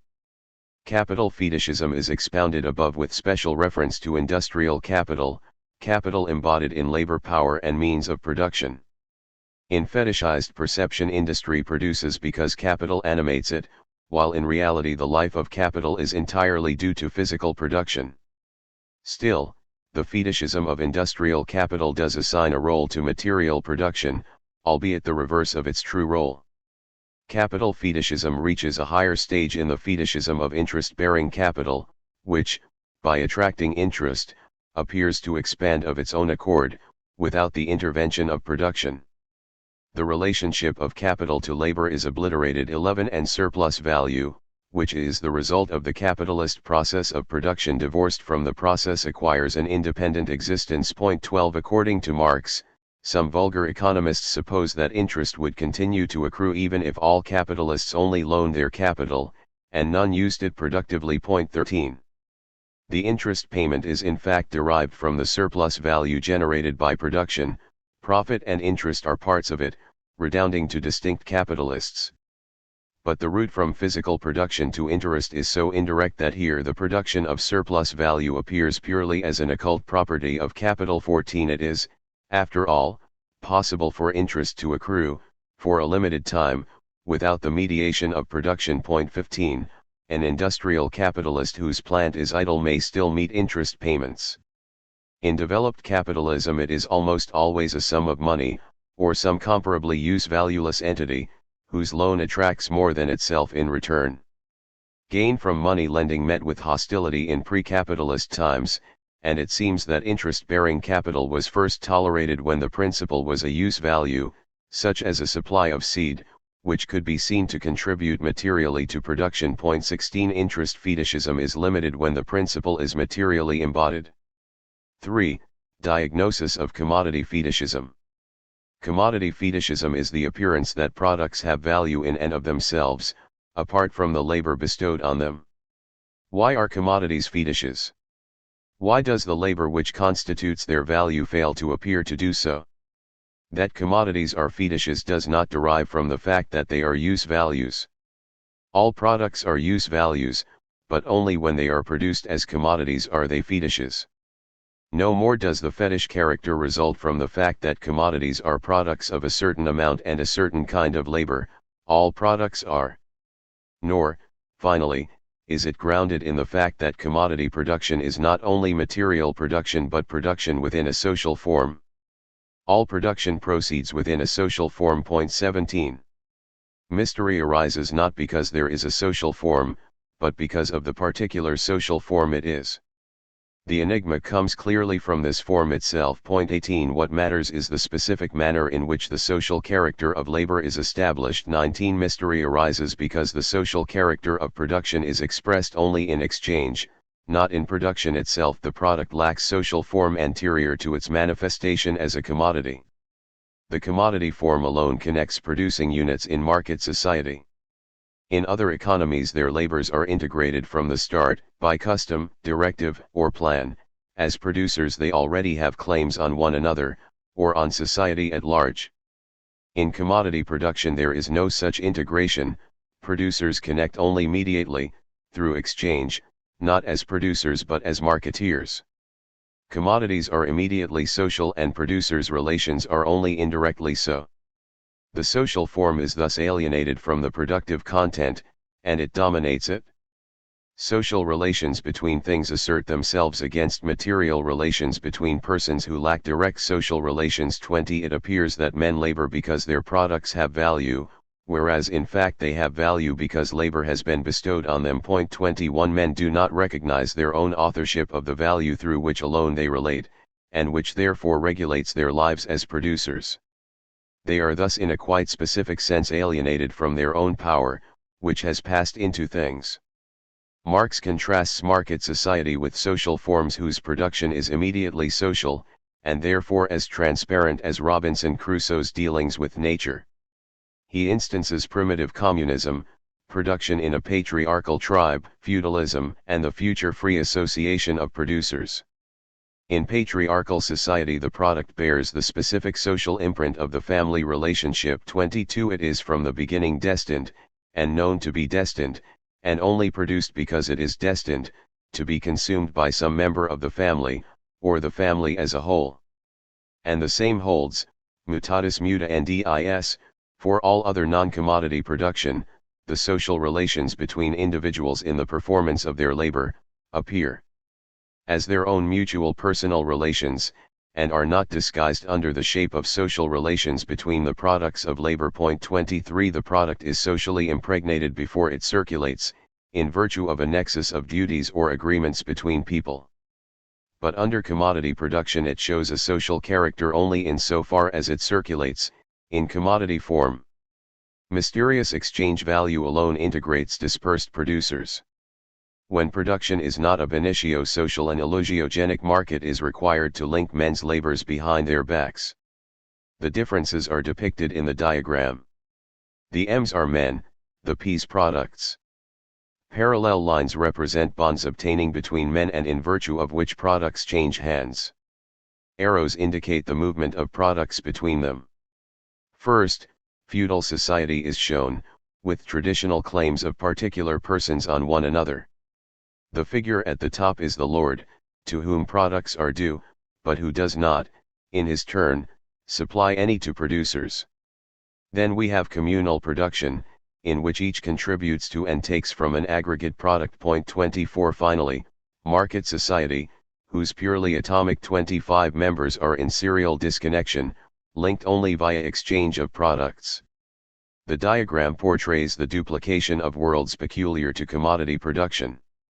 The explanation of commodity fetishism is that if elements, here producers, which must be united are initially severed, they come to be joined indirectly on an alienated plane, in illusory forms. Division in what needs to be unified leads to duplication, a second world arises to confer a surrogate coherence on the fragmented elements. Section 6 shows the incidence of this explanatory pattern in other parts of Marx's thought. 4. Diagnosis of capital fetishism. We found in Marx a unitary account of the cause of commodity fetishism. In a phrase, it is lack of social connection between producers as producers. His explanation of the source of capital fetishism has a more complex texture. Here are some of its strands. 1. Under capitalism, production is wholly dependent on capital, which advances its prerequisites, and regulates it from beginning to end. The means of production are available only as capital. 26 And it is only as variable capital that labor power can operate. The capitalist thus appears as the producer, or manufacturer. 27, and the laborers as his instruments, incorporated in capital. 28 Because capital is sovereign over the entire productive process, the power of that process appears as due to capital. This fetishism, incipient at the stage of formal subjugation. 29 becomes all the more real the more labor power itself becomes so modified that it is powerless as an independent force outside this capitalist relationship, and that its independent capacity to produce is destroyed. 30.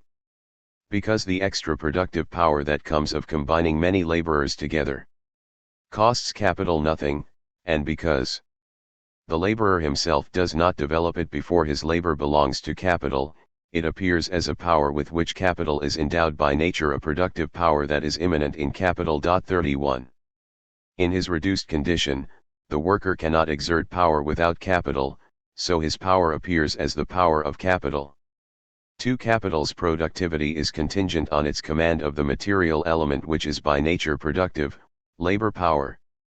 Yet although the amount of surplus value created in an enterprise depends entirely on the amount of capital it has invested in labor power, as opposed to machines, raw materials, etc., the amount of surplus value that redounds to the enterprise is directly proportional to the total capital invested in it, in all factors of production. 32 Labor-intensive industries have a higher rate of profit creation but the same rate of profit appropriation as other industries. Competition induces an equalizing flow of surplus value in the direction of industries with greater investment in means of production. But this theoretically validated distinction between the locus of profit generation and the locus of profit accrual is not exhibited on the surface of reality, to unreflective observation. It therefore appears that what determines the amount of profit the capitalist receives, namely his total capital, also creates that profit, so that capital as such, and not particularly as invested in labor power, appears productive. 33. 3. Commercial capital, the capital of the merchant who engages in trade as opposed to production, makes no contribution to the total fund of surplus value, but competition ensures that it is remunerated on the same terms as industrial capital. This fortifies the impression that it is capital as such which is productive, and that in the industrial case actual production is only a means for the exercise of its power. 34. It is natural to suppose that it cannot be because of material production that capital is productive, when it so forcibly appears to produce without material production, in commerce and in the hands of the recipient of interest payments. 35. For we noted that labor seems creative only as variable capital. It appears, moreover, that it only creates that part of the value of the product which is equal to the part of capital advanced as wages. In appearance the worker is rewarded for all of his labor, not merely for the part necessary to reproduce his own existence. Accordingly, the unpaid part seems necessarily to come not from labor but from capital, and not from the variable part of capital but from capital as a whole. 36. 5. Commodity fetishism and money. Capitalist society transforms quality into quantity. Every society embraces a set of interdependent producers, performing specific, qualitatively different material services for one another. But in a commodity economy this mutual provisioning takes place only insofar as the products achieve quantitative expression, as sums of exchange value. Money, which is exchange value divorced from use value, perfects the alienated mediation of producers. The fact that the exchange value of the commodity assumes an independent existence in money reflects their disconnection as producers. In order that they may be connected, the definite, particular labor of the private individual must manifest itself as its opposite, as equal, necessary, general labor and, in this form, social labor. 37. Sociality can appear only in this form, in the money value of labor's product, which represents just the quantity of labor bestowed upon it. Yet money can possess a social property only because individuals have alienated their own social relationships by embodying them in a thing. 38. In pre-commodity society men have claims on others in virtue of the roles they occupy vis-a-vis one another. The need for mediation through money varies inversely with the strength of direct social ties. The less social power the medium of exchange possesses, the greater must be the power of the community which binds the individuals together, the patriarchal relation, the community of antiquity, feudalism, and the guild system. In market society each individual possesses social power in the form of a thing. Rob the thing of this social power and you must give it to persons to exercise over persons. 39. The bourgeois revolution abolishes immediate subjection of man to man. Feudal constraints, enabling X to direct Y just in virtue of who X and Y are, come to an end, and no orders are valid except where the recipient has contracted to accept them. Bourgeois ideology celebrates the disappearance of the old bonds, but the new seeming mutual independence of the individuals is supplemented by a general and mutual dependence through or by means of the products. 40. The rule of things is the price of bourgeois freedom. Still, rob the thing of this social power and you must give it to persons to exercise over persons. The sentence seems to favor the bourgeois claim that the suppression of the market would lead to political tyranny, and not the equality socialists preoccupied with capitalist inequality promise. Marx is sympathetic to this claim for stages of productive development short of abundance. See Chapter 7, Section 6. But at very high levels of industry the power of the community will not be exercised by some persons over others. 6. Commodity fetishism, religion, and politics. The explanation of commodity fetishism was, when elements which need to be united are not united directly they are joined ab extra through a duplicate world of illusion. In tendering this account Marx was bringing to the economic domain a form of diagnosis he applied rather earlier to religion. His fourth thesis on Feuerbach. Feuerbach starts out from the fact of religious self-alienation, of the duplication of the world into a religious world and a secular one. His work consists in resolving the religious world into its secular basis. but that the secular basis detaches itself from itself and establishes itself as an independent realm in the clouds can only be explained by the cleavages and self-contradictions within this secular basis. Point 41. Schism in the primary world generates a second world, illusory in itself, and masking the first one. Feuerbach does root religion in life, but he fails to see that religion will erupt as long, and only as long, as there is conflict in real life. Division in the real world is necessary and sufficient for its reproduction as a religious one. Feuerbach merits praise and blame exactly analogous to what Marx later assigned to classical political economy.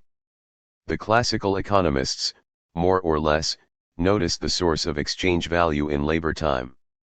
But, in analogy with Feuerbach's error of omission, they failed to recognize that labor time takes the form of exchange value, this blinding halo 42, only because producers are fragmented. They supposed instead that it is of the nature of labor time to take on this appearance. Point 43. Feuerbach and the classical economists are commended for not taking religion and exchange value, respectively, at face value. They know the phenomenon is not autonomous, and are therefore superior to believers. The believers in the economic instance are the vulgar economists who, like the religious, mistake illusion for independent reality. Recall the 5 statements of the summary on pages 116 to 17. Marx knows the truth of all of them. The classical economists fail to appreciate the 5th, and are unoccupied with the question to which the 4th is an answer. The vulgar economists are unaware of the 1st, are therefore ignorant of the 3rd, and taken in by the appearance mentioned in the 4th. The only truth they know is the 2nd. Vulgar economy alone makes value intrinsic to things. It is characteristic of labor based on private exchange that the social character of labor manifests itself in a perverted form as the property of things, that a social relation appears as a relation between things, between products, values in use, commodities. This appearance is accepted as something real by our fetish worshipper, and he actually believes that the exchange value of things is determined by their properties as things, and is altogether a natural property of things. Point 44. The vulgar economist accepts the concepts the capitalist uses in his business practice and systematizes them.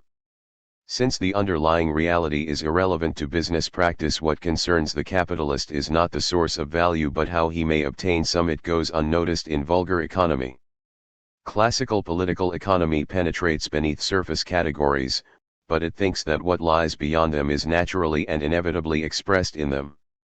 Thereby it prepares the ground for the vulgarian démarche, offering the vulgar economists a secure basis of operations for their shallowness, which on principle worships appearances only. Point 45. A relation between men, exchange of labors, manifests itself only as a relation between things, equivalence of value. In not recognizing the 2nd as but a transient form of the 1st, the classicals encouraged the vulgarians to drop the 1st altogether. Marx holds that exchange value necessarily dominates society when producers are divided from one another. The economists classical and vulgar do not see that exchange value achieves sway only because production is divided, and therefore cannot conceive an alternative economy in which exchange value, money, and capital cease to regulate the social order. Compare, finally, the petty bourgeois socialists, such as Proudhon in France and Gray in England. They wish to preserve privatized production, but to abolish the domination of exchange value and capital. Hence their crackpot schemes to eliminate money and substitute for it labor chits, which would in time acquire all the characteristics of money, as long as producers remain fragmented. Their futile proposals compose a program in which goods are to be produced as commodities but not exchanged as commodifies. They do not appreciate that escape from the rule of exchange value is possible only when production itself is revolutionized, and becomes the joint enterprise of associated men. Point 46. Our last illustration of the theme that division leads to duplication concerns the state. According to the Jewish question, it is because men are in conflict in their real life that they must solidarize in an ideal and false life as formally equal citizens. The state is a second and illusory society, which must be transcended. Human emancipation will only be complete when the real individual man has absorbed into himself the abstract citizen, when as an individual man, in his everyday life, in his work, and in his relationships, he has become a species beings, and when he has recognized and organized his own powers as social powers so that he no longer separates this social power from himself as political power. 47. The Jewish question is prehistorical materialist. A transitional text is the German ideology, in which the state as illusory community and the state as organ of class rule receive equal emphasis, sometimes side by side. 48. But even the mature idea of the political superstructure has some analogy with the doctrine of commodity fetishism. The 5 statements on pages 116 to 17 are matched by these. 1. Class antagonism takes the form of political conflict. 2. There is specifically political conflict. 3. Political conflict is not autonomous but derivative. 4. It appears, however, to be autonomous. 5. Political conflict, the state, and the associated illusions are not permanent, but peculiar to class-divided societies. In a much-quoted early letter, Marx credited bourgeois historians with discovery of the importance of class struggle, reserving for himself the honor of having determined that classes and their conflict are limited to a finite stretch of history. 49. This nicely parallels his conception of his advance beyond Ricardo, who did not understand how exchange value is only bound up with particular, historic phases in the development of production. 50. 7. Communism as the liberation of the content. Fetishism protects capitalism. When the social form arrogates to itself the energy of the content, it makes itself appear eternal, simply human. 51. Like the content itself. This is reflected in the discourse of the economists, which feigns a direct coalescence of the material relations of production with their historical and social determination. 52. The fruits of living labor are attributed to the capital form imprisoning it. 53. The stunting quality of labor under capitalism is conceived as belonging to laboring as such. 54. There is then no prospect of liberation from capital, for labor. The socialist revolution suppresses fetishism, and the condition of communism to which it leads may be described as the conquest of form by matter. For in negating exchange value, communism releases the content fetishized economy imprisoned in form. It subjects the social to the individual, thus exactly reversing fetishism. The following passage reminds us of the structure of commodity fetishism and supports the interpretation of communism advanced in this section. The very necessity of first transforming the products or activities of the individual into exchange value, into money, so that they hold and display their social power in the form of things, proves 2 things. 1. That individuals now produce only for society and in society. 2. That production is not directly social, is not the offspring of an association which distributes labor within itself. Individuals are subsumed under social production, which operates like destiny behind their backs, but social production is not subsumed under individuals, managed by them as their commonwealth. 55. In communism, individuals reclaim the power which is properly their own but which has congealed in social structure. Use value supplants exchange value, and the material process of production is stripped of its miserable and antagonistic form. 56. Nor is there, as in the regime before exchange value conquered, extra economic coercion binding men. There is just a free development of individualities. 57. Involuntary association. For communism makes it impossible that anything should exist independently of individuals. 58. Contemplated here is a conjoint liberation of people and their productive powers. Individuals in control of historically transformed nature take over, and the reign of form ends. Fetishism is part of the price paid for the development of production sponsored by capitalism. With fetishism, the form not only dominates the content but obscures it. When communism subdues the form and enfranchises matter, obscurity retreats, and science is no longer required for human self-understanding. 59. The form prevails because it develops the content. It is the function of society to transform nature. 60. Does it follow that, once nature is developed, society withers away? Does communism not only subject form to matter, but abolish it? Is communism formless? The answer is complicated. Certainly communism ends the constriction of matter by form. It frees the material side, use value, productive forces, individuals. But does it not have a social form? A social form is a structure, an ordering of relations between persons. The total disappearance of form, so understood, is a utopian notion. From the moment that men in any way work for one another, their labor assumes a social form. 61 And men work for one another under communism. But a reduction of the scope of form, and a change of relation between form and matter, these are not utopian notions. Since communism promises a decreasing working day, it contracts the sphere of the economy. The form of the economy, and its weight in men's lives, contract in step. As for activity outside the economic zone, it is described as the free development of human energy. 62 Which sounds like something so spontaneous as to be the opposite of anything which has a form. But perhaps the real point is this: activity under communism, both within and outside its economy, is not unstructured, but it is also not pre-structured. No social form is imposed upon it, but it does have a form. One might say, the form is now just the boundary created by matter itself.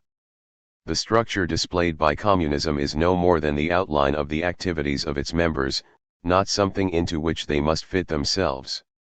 These obscure statements will now be clarified, through attention to a neglected aspect of the idea of the abolition of the division of labor. It is known that the state withers away under communism. But the state is not the only structure due for retirement. The social structure will also subside. The liberated association of individuals is less a new social structure than freedom from social structure.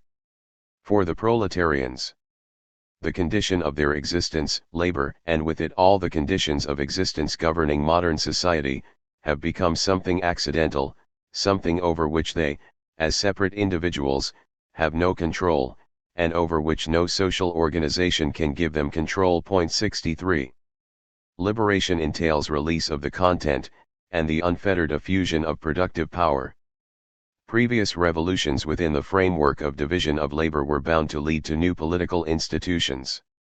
The Communist Revolution, which removes the division of labor, ultimately abolishes political institutions, and finally, the Communist Revolution will be guided not by the social institutions of inventive socially gifted persons, but by the productive forces. 64.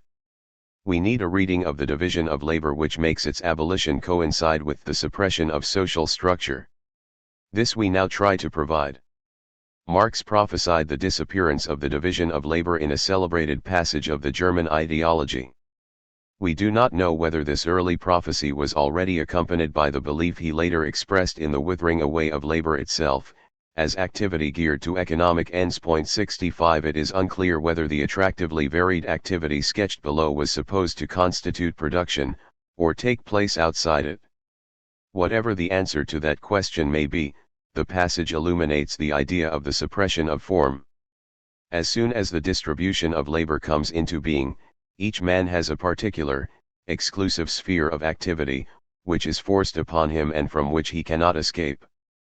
He is a hunter, a fisherman, a shepherd, or a critical critic, and must remain so if he does not want to lose his means of livelihood, while in communist society, where nobody has one exclusive sphere of activity but each can become accomplished in any branch he wishes, society regulates the general production and thus makes it possible for me to do one thing today and another tomorrow, to hunt in the morning, fish in the afternoon, rear cattle in the evening, criticize after dinner, just as I have a mind, without ever becoming hunter, fisherman, shepherd, or critic. 66.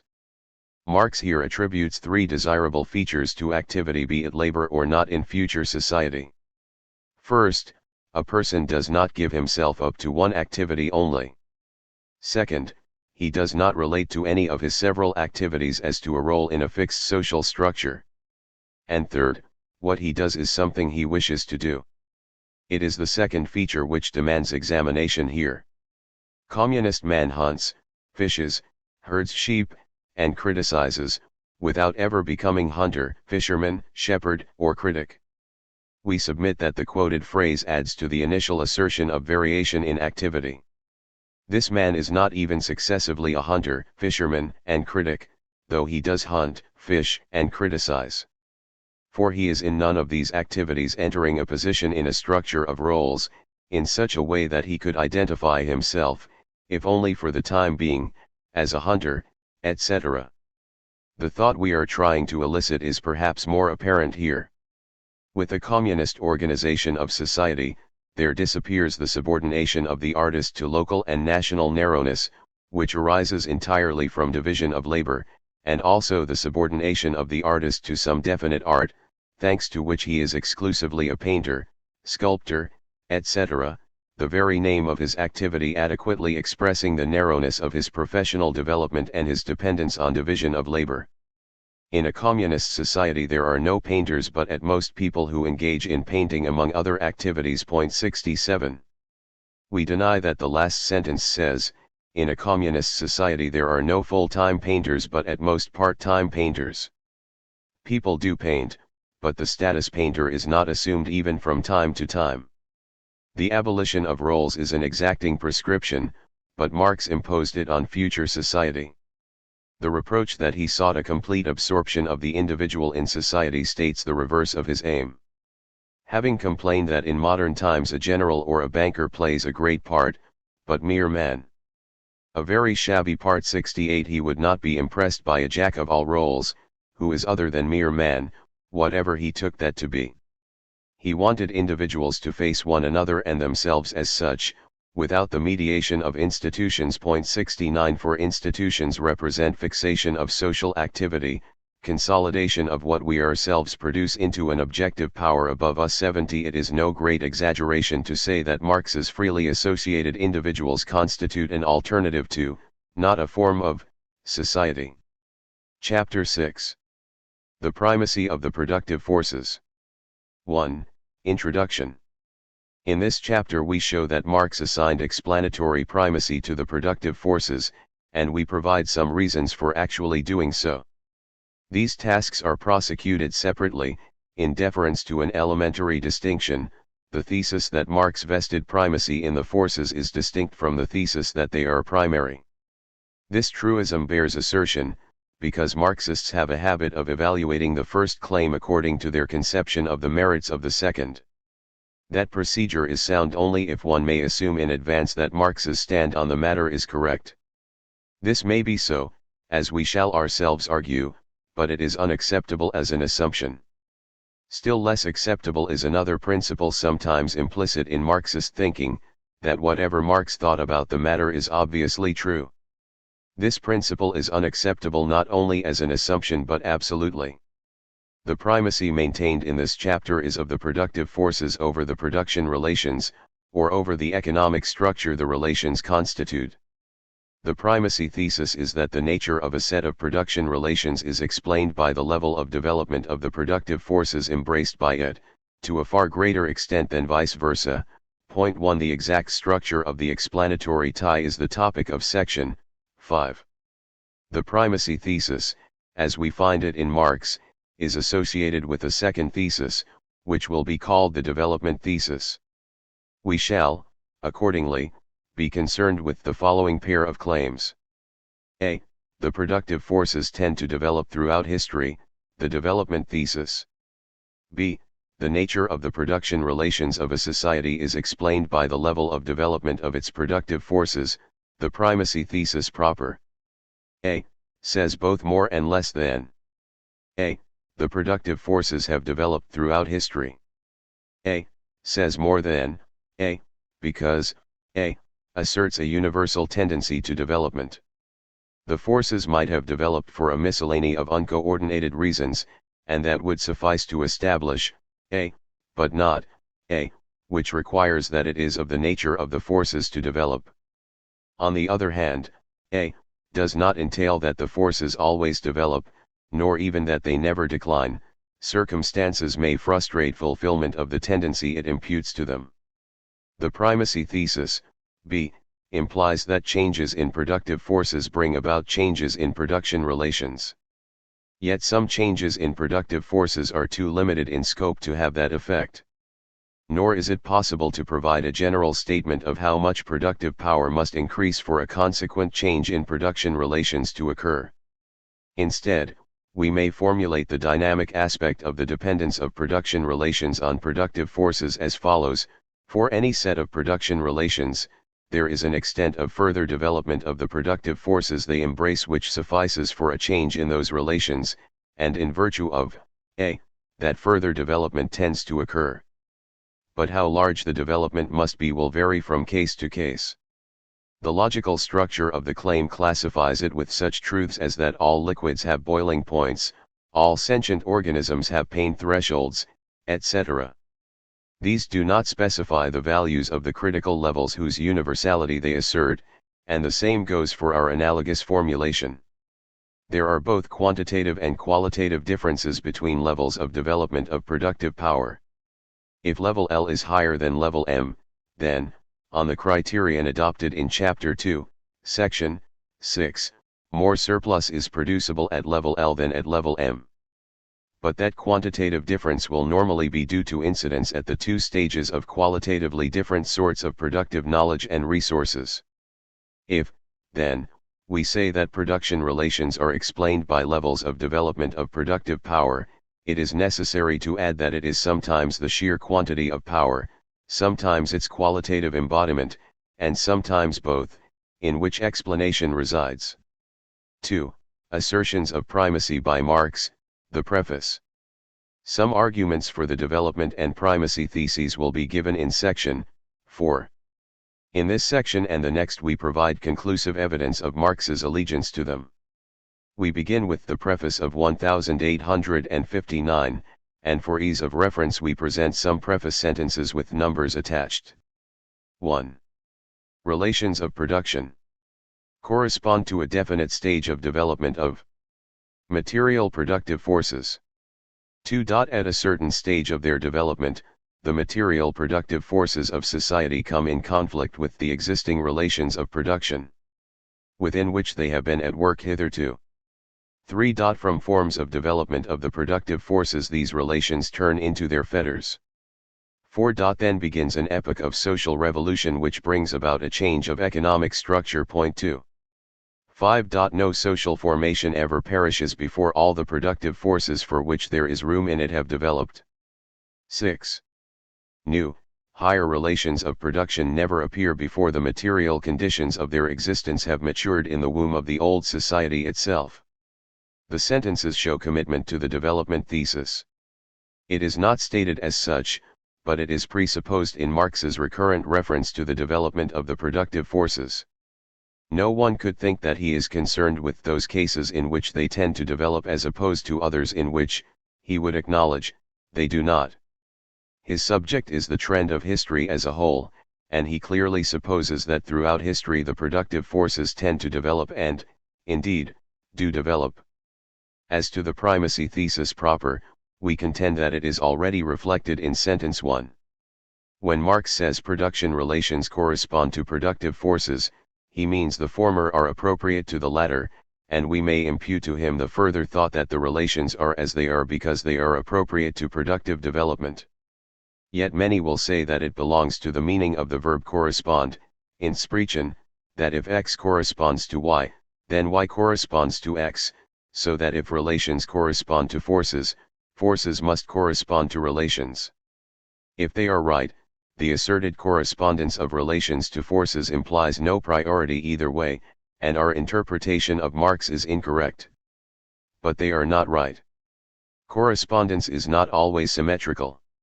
It is sometimes, as in goals in soccer correspond to runs in baseball, but sometimes it is not, as in nervous breakdowns correspond to increases in the pressures of life, where correspond means, roughly, are explained by.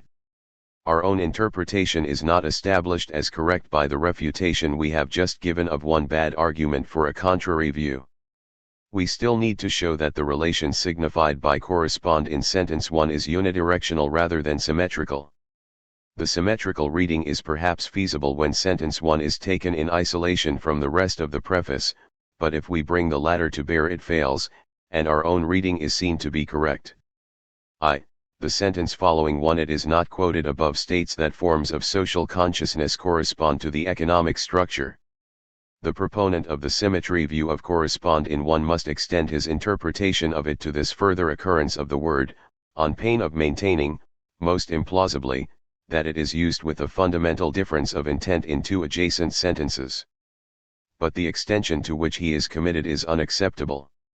For later preface sentences do assign a derivative role to social consciousness 3, and it is reasonable to take the sentence after 1 as a summary statement of that assignment. 2. Sentences 2, 3, and 4 entail that productive development eventuates in incompatibility between forces and relations, whereupon the tension is resolved in favor of the forces, by transformation of the relations. But why do the relations not prevail against the forces? Because it seems natural to reply the relations must correspond to the forces, but this is a good answer only if correspond is taken as we recommend. At this point someone might say that, while the correspondence of one is indeed unidirectional, Marx also held that there was as much influence in the opposite direction, by the relations on the forces, although sentence 1 does not say so. And we grant that I, even as we have interpreted it, is, taken alone, compatible with parallel opposite assertions to the effect that production relations develop, and, in developing, bring about changes in productive forces. Neither one nor passages similar to it in other works, see section 3, state that all changes in production relations are responses to movement of the productive forces. Moreover, they say little about the source of changes in the productive forces, which might, therefore, at least in some cases, be located in the production relations. Sentence 1 and its cognates, abstractly considered, leave room for that zigzag dialectic between forces and relations, with priority on neither side, which is widely favored. Yet no generalizations asserting the putative reverse movement are to be found in the corpus. If Marx thought the influence was bidirectional, with equal weight on both sides, why did he consistently draw attention, when generalizing, to one direction only? Why does he frequently refer to correspondence of relations to forces and never to the opposite in his theoretical summations? Marx recognizes many ways in which relations condition forces, and the bearing of this on the primacy thesis will be considered in section 5. Our present point is that his general statements always award priority to the forces. We conclude that sentence 1 of the preface may fairly be taken as manifesting commitment to the primacy thesis, thesis B, in a sense which is partly elaborated by sentences 2, 3, and 4. Further elaboration is provided by sentences 5 and 6. 2 through 6 convey a very strict form of the primacy thesis, and extremely precise governance of the production relations by the productive forces is asserted here, and when we come to defend the primacy thesis, in section 4, a laxer version of it than what the preface lays down will occupy us. But now we shall examine sentences 5 and 6, first in abstraction from 2 and 4, then together with them. The point of the abstraction is to distinguish distinct theses. 5 says, no social formation ever perishes before all the productive forces for which there is room in it have developed. Social formations permit, have room for, productive development according as their production relations do. Let us therefore rewrite 5 as follows. No economic structure, set of production relations, ever perishes before all the productive forces for which there is room in it have developed. Note that in 5's companion, 6, relations of production appears just where, given the wording of 5, we should expect to find social formation. Now all the productive forces for which there is room in an economic structure is, quite clearly, a reference to the maximum level of productivity compatible with that structure. It would be a mistake to take the quoted phrase in a literal way, as denoting a certain number of productive forces. Hence 5 says, if an economic structure perishes, its productivity potential was realized. At some point in its history a deceased form of economy was as productively powerful as it was possible for an economy of that form to be. Two mistaken handlings of sentence 5 will now be noted. The first is to deflate it into a truism, the second is to make its claim out to be greater than it actually is. When something is perishing, it is poorly placed to achieve anything, and the weakest reading of 5 takes it as an instance of that trivially true generalization. On this view 5 says no more than that when it perished, the economic structure could develop the forces no further, because it was perishing. A somewhat stronger reading would have it that the economic structure was already incapable of sustaining further productive development before, perhaps just before it began to perish, it was sclerosed. But even this is too weak. If a man was unable to develop further on the eve of his death, it does not follow that all his abilities had by then unfolded, and, similarly, an economic structure might be imagined to suffer sclerosis and perish when its productivity had not reached the maximum height possible for it. Such a case, 5 says, is not actualized in history. Very trivial readings being set aside, 5 remains capable of both strong and weak construals. Thus suppose that in the productive heyday of French feudalism a yield of grain some 6 times greater than the amount of seed sown was normal. 4. Let grain productivity alone determine a pre-industrial society's productive power. On a strong construal of 5, 5 implies that something like that level of productivity is the highest possible for the feudal form as such, so that if some other feudalism shows an input/output ratio of, say, 1:10, then French feudalism did not reach its potential, and the French case falsifies 5. On a weaker and more plausible construal of 5,5 French feudal society's maximum possible productivity would be set not by the feudal form as such but by the feudal form in its specific French variation. In the terms of Chapter 3, Section 6, not the dominant production relation alone, which is common to all feudalisms, but more specific features of its economic structure, would figure in determining a particular feudal society's potential maximum. Then the fact that other feudalisms had outclassed the French would not falsify 5. Having rejected deflationary accounts of 5, we now indicate some respects in which it is less assertive than it might seem. First, notice that 5 does not say that whenever an economic structure goes it is replaced by one which represents an improvement on it. 5 permits regression, an economic structure which has reached its productive apex being replaced by an inferior one. Second, 5 does not entail its own converse, namely, if all the productive forces for which there is room in it have developed, an economic structure perishes. A society which reaches its maximum but remains locked inside the economic form which brought it there does not falsify 5. 5 thus permits what may be called fossilization. Marx perhaps attributed fossilization to Indian civilization, and whatever difficulty the example as he describes it poses for him, it is quite consistent with sentence 5.6. Sentence 6 says, new higher relations of production never appear before the material conditions of their existence have matured in the womb of the old society itself. We conjecture 7 that material is used here in the sense explained in Chapter 4. If so, 6 says that a higher economic structure cannot be introduced without a requisitely advanced level of productivity, a level to which the forces have been developed within the old economic structure. 6 is trivialized if material conditions is taken as a pleonasm, that is, as synonymous with conditions, for Marx would then be saying no more than that a new economic structure, like anything else, emerges only when it is possible for it to emerge. He would merely be banning miracles, not specifying substantive prerequisites of new relations of production. On the other hand, 6, like 5, does not entail its converse, and thus also says less than might at first appear. The converse of 6 is, if productive forces sufficient for a new and higher economic structure have developed, the latter emerges. For all 6 says, this need not be universally true. 6 allows historical miscarriages. There are, then, a number of important theses which 5 and 6 do not entail. But the position changes when we combine them with sentences 2, 3, and 4. The amalgam 2 to 6 is very strong doctrine indeed. 8.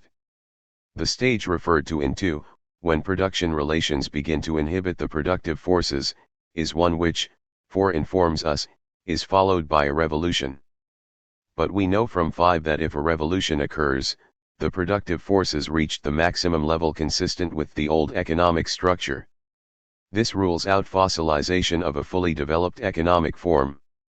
Since we may suppose that the revolution installs a higher economic structure, regression is forbidden as well. It now also follows the reasoning is in section 8, that the miscarriages formally permitted by 6 are guaranteed not to occur. It might be objected that we have mishandled sentence 4, which refers to an epoch of social revolution. It is not a briefish transformation which ensues when forces and relations are in conflict, but a protracted period of transition, possibly lasting centuries. But this enforces only minor qualifications on the above remarks. It means that temporary fossilization and regression are possible. The arrival of the new society may be delayed, and there may be some backward steps on the way to it, but come it must in the end. We sought to indicate what sentences 5 and 6 do not per se entail as a device for revealing a large set of theses to which, it turns out, the preface is committed. The preface makes many claims. When we come to defend theses, A, and B, we shall not hope to support all the claims we distinguished. We shall not, for example, want to deny that feudal relations, had they peradventure lasted longer, might have yielded higher productivity than they ever did in fact. Their lesser productive potential partly explains their decline, but it need not follow that they must, as the preface asserts, actualize that potential before they disappear. 3. Assertions of primacy by Marx, outside the preface. So at least in the preface of 1859 Marx espouses theses, A, and B. The development of the productive forces proceeds systematically, and production relations conform to that development. But some think this version of historical materialism is found only in the preface. So we now exhibit passages from other works in evidence of the permanence of the preface perspective in Marx's mature thought. Allegiance to the primacy thesis dawns in the German ideology, 1846, though it is expressed in a vocabulary which is later dropped. A term notably peculiar to the German ideology is Verkehrsform, standardly translated as form, or mode, of intercourse or, misleadingly, as mode of, carrying on, commerce. Verkehrsform is a precursor of the later, better defined, relations of production. We are told that the multitude of productive forces accessible to men determines the nature of society 9, and this is spelled out in a diachronic dependence of the Verkehrsform on the forces which prefigures sentences 2 to 4 of the preface. In the place of an earlier form of intercourse, which has become a fetter, a new one is put, corresponding to the more developed productive forces and, hence, to the advanced mode of self-activity of individuals, a form which in its turn becomes a fetter and is then replaced by another. 10. The propensity of the production relations to adapt themselves to the productive forces entails a corollary about the aftermath of conquests. When there is nothing more to take, you have to set about producing. From this necessity of producing, it follows that the form of community adopted by the settling conquerors must correspond to the stage of development of the productive forces they find in existence, or, if this is not the case from the start, it must change according to the productive forces. 11. The theme continues in The Poverty of Philosophy, 1847. By now form of intercourse and form of community are giving way to production relations and social relations, and the dependence of both, if, indeed, they are fully distinct, on the productive forces is crisply stated. For example, the relations in which productive forces are developed correspond to a definite development of men and of their productive forces. We know that correspond is unidirectional here, for the sentence continues. And a change in men's productive forces necessarily brings about a change in their relations of production. 12. Then there is a passage with a notorious culmination. Social relations are closely bound up with productive forces. In 13, acquiring new productive forces, men change their mode of production, and in changing their mode of production, in changing their way of earning a living, they change all their social relations. 14. The handmill gives you society with the feudal lord, The Steam Mill Society with the Industrial Capitalist. Point 15. Sidney Hook denies that the last sentence asserts the sovereignty of the productive forces. Marx often said that the development of technology could serve as an index of the development of society, but that is an altogether different thing from saying that we must look to the development of technology as the cause or independent variable of social change. Point 16. Hook is right when he claims that X gives you Y may be used to state a merely indexical connection. It does not always imply that Y is explained by X. He who says a psychology of acquisitiveness gives you capitalist society, a psychology of loyalty and honor gives you feudal society need not suppose that attitudes spawn economic systems. But the sentence, see above, preceding the contested remark about the mills falsifies the indexical interpretation of it. So does the sentence which follows it. Men establish their social relations in conformity with their material productivity. The same unambiguous commitment to the primacy of the forces is found in Marx's letter of 1846 to Pvnenkov. The social history of men is never anything but the history of their individual development, whether they are conscious of it or not. Their material relations are the basis of all their relations. Point 17. With the acquisition of new productive facilities, men change their mode of production, and with the mode of production all the economic relations, which are merely the relations appropriate to a particular mode of production. Point 18. As men develop their productive forces, that is, as they live, they develop certain relations with one another and the nature of these relations is bound to change with the change and growth of these productive forces. Point 19. The Communist Manifesto, 1848, offers no general statement about the relationship between productive forces and production relations, its focus being on the history of class conflict that relationship underlies. Still, the primacy doctrine is applied in the narrative. The feudal organization of agriculture and manufacturing industry, in one word, the feudal relations of property became no longer compatible with the already developed productive forces, they became so many fetters. They had to be burst asunder, they were burst asunder. Point 20. And the pattern is repeating itself. The productive forces at the disposal of society no longer tend to further the development of the relations of bourgeois property, on the contrary, they have become too powerful for these relations by which they are fettered. Point 21. It follows, as before, that the production relations can, should, and will be burst asunder. The proletarians have a world to win. Point 22. Also from the manifesto. The bourgeoisie cannot exist without continually revolutionizing the instruments of production, and thereby the relations of production and all the social relations. Point 23. What changes the productive forces thereby changes the production relations. This suggests the former's domination of the latter. Yet here what changes the productive forces is the bourgeoisie, and if they cannot exist without doing so, that can only be because of their emplacement in the relations of production.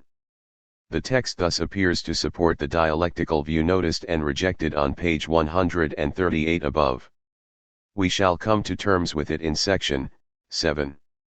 Wage Labor and Capital, 1849, proposes an analogy between the determination of production relations by productive forces and the determination of military relations by destructive forces.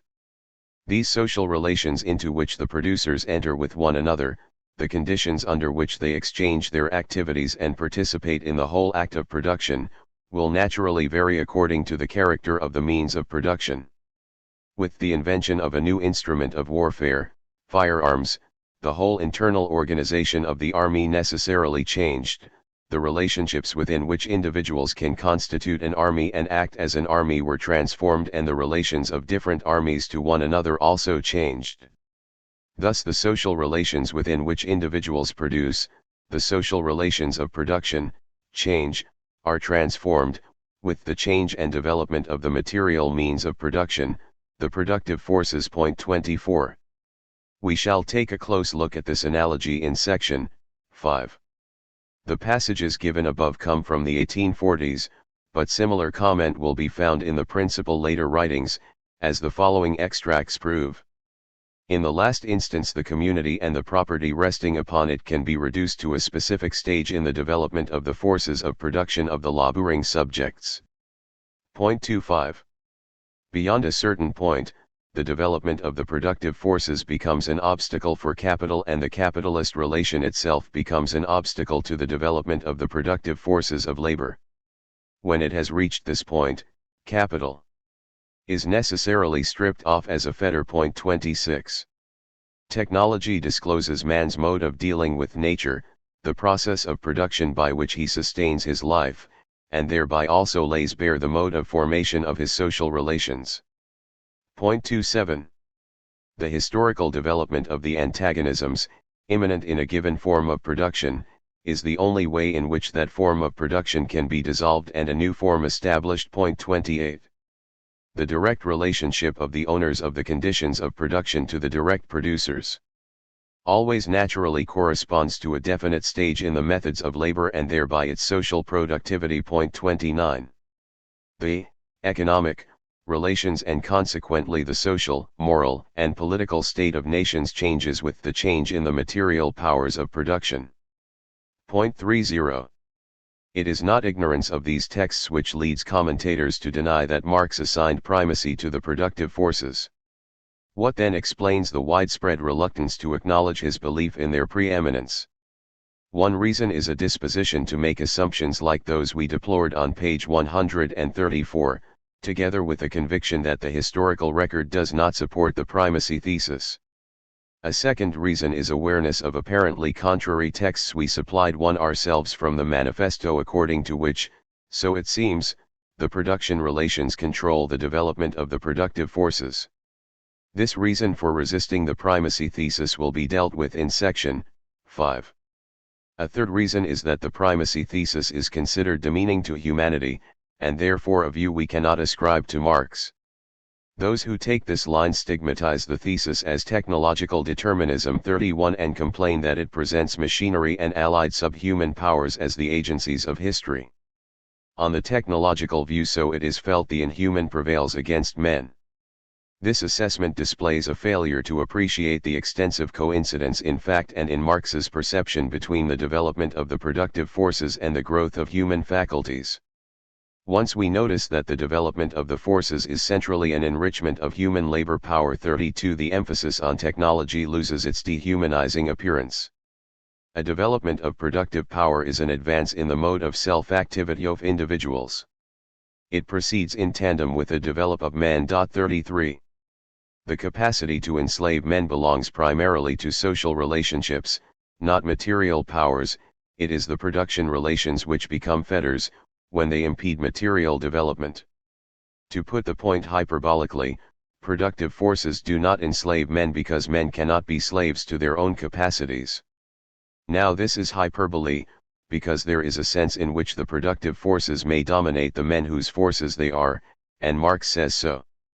The multiplied productive force, which arises through the cooperation of different individuals as it is determined by the division of labor, appears to these individuals, since their cooperation is not voluntary, but has come about naturally, not as their own united power, but as an alien force existing outside them, of the origin and goal of which they are ignorant, which they thus cannot control, which on the contrary passes through a peculiar series of phases and stages independent of the will and the action of men, nay, even being the prime governor of these. 34. History is the development of human power, but the course of its development is not subject to human will. This does not put something extra-human at the center of history. It certainly qualifies the sense in which men make their own history. 35. But it happens, for good or ill, to be true, until we reach the conscious organization of society that comes with communism. 36. Some Marxists turn away from the tangled question of the respective roles of productive forces and production relations in history and assert that the motor of history is the class struggle. Now it is true that for Marx the immediate explanation of major social transformations is often found in the battle between classes. But that is not the fundamental explanation of social change. Consider the partly analogous struggle between states, and how it explains what it explains. Warfare and its outcome have to a large extent determined where the borders between countries appear on the map of Europe. But no one who wants those borders explained will be content with an answer which terminates in a citation of the relative military strengths at various times of contending armies. He will want to know why the strong were strong and the weak weak. The explanatory power of the class struggle is similarly restricted. Capitalism develops when and because the bourgeoisie prevails against pre-bourgeois ruling classes, and socialism begins to be built when and because the proletariat defeats the bourgeoisie. But why does the successful class succeed? Marx finds the answer in the character of the productive forces. The conditions under which definite productive forces can be applied are the conditions of the rule of a definite class of society. 37 The class which rules through a period, or emerges triumphant after epochal conflict, is the class best suited, most able and disposed, to preside over the development of the productive forces at the given time. Hence Marx frequently allows that a dominant class promotes not only its own interests but, in so doing, those of humanity at large until its rule becomes outmoded, and it becomes reactionary, and he gives no explanation of class supremacy which is not founded on the productive needs of the relevant age. A characteristic statement.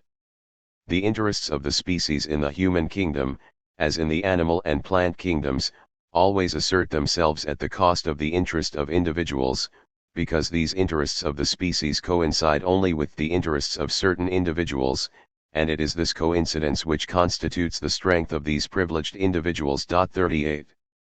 Another familiar argument against the primacy of the productive forces in Marx is stated in a clear manner by Vernon Venable. If any further refutation of the technological interpretation of historical materialism were required, it need only be pointed out that the Marxian revolutionary injunction calls upon the workers of the world to direct their energies not against the present instruments of production but against the social relations in which they are currently encompassed. The transition from the capitalist to the socialist mode of production demands the scrupulous preservation of capitalist techniques. What goes overboard is the set of social relations whereby the fruits of these instruments of production are privately appropriated. The change is accomplished not by tampering with the techniques but by the substitution of public for the present private ownership of them, a social and not a technical matter. Point 1. But Marx enjoins the workers to bring about social change, not what explains social change. What explains it is already present, and gives him confidence his call will be heeded: the exhaustion of the productive creativity of the old order, the availability of enough productivity to install the new. 39 The revolution does not consist in an alteration of the productive forces but, as Venable says, in a transformation of social relations. But it takes place because the expansion of productive power has been blocked, and the revolution will enable it to proceed afresh. The function of the revolutionary social change is to unlock the productive forces. With focus on the development of the productive forces, history becomes a coherent story. Perhaps history is not really coherent, but Marx thought it was, and he said the development of material power made it so. 40.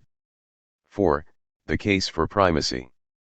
So much for Marx's commitment to the development and primacy theses. We now proceed to a more venturesome and perhaps foolhardy business, namely, to assemble some reasons for thinking the theses are true. Some reasons only, and they will impress different readers differently. We begin with thesis A. The development thesis: the productive forces tend to develop throughout history. A. Will be defended as follows. First, we sketch an argument for it whose premises are two permanent facts of human nature, and one fact about the situation human beings face in history. The conclusion of the argument is that the productive forces have a systematic tendency to develop. But the argument has weaknesses, which are noted. We then, however, bring to bear a striking historical datum, that societies rarely replace superior productive forces by inferior ones. This datum is used, in a somewhat indirect manner, to refurbish an initially moot argument.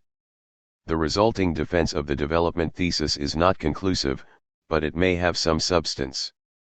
Many Marxists will be surprised by our reference to human nature, and appalled at our intention to use supposed facts of human nature as a source of argument in favor of historical materialism. Human nature, they will say, changes in the course of history. There is no single human nature on which to found reasoning about history's course.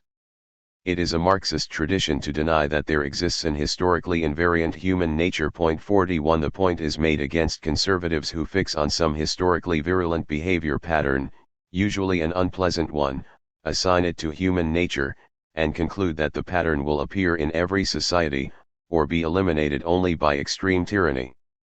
It is against human nature, for people not to be greedy, for them to be uncompetitive, for democracy to work, for real equality to prevail, etc. But it is not necessary to claim, in response, that there are no quite permanent facts of human nature. All that need be denied is that the particular feature the conservative emphasizes is one of them. It must be agreed that there are enduring facts of human nature. For man is a mammal, with a definite biological constitution, which evolves hardly at all in some central respects throughout millennia of history. To be sure, one fact of this mammal's nature is that its excellent brain enables it so to transform its environment and itself that there are limits to what may be inferred about society and history from biology. But some inferences are possible, and we performed one or two in the last sentence.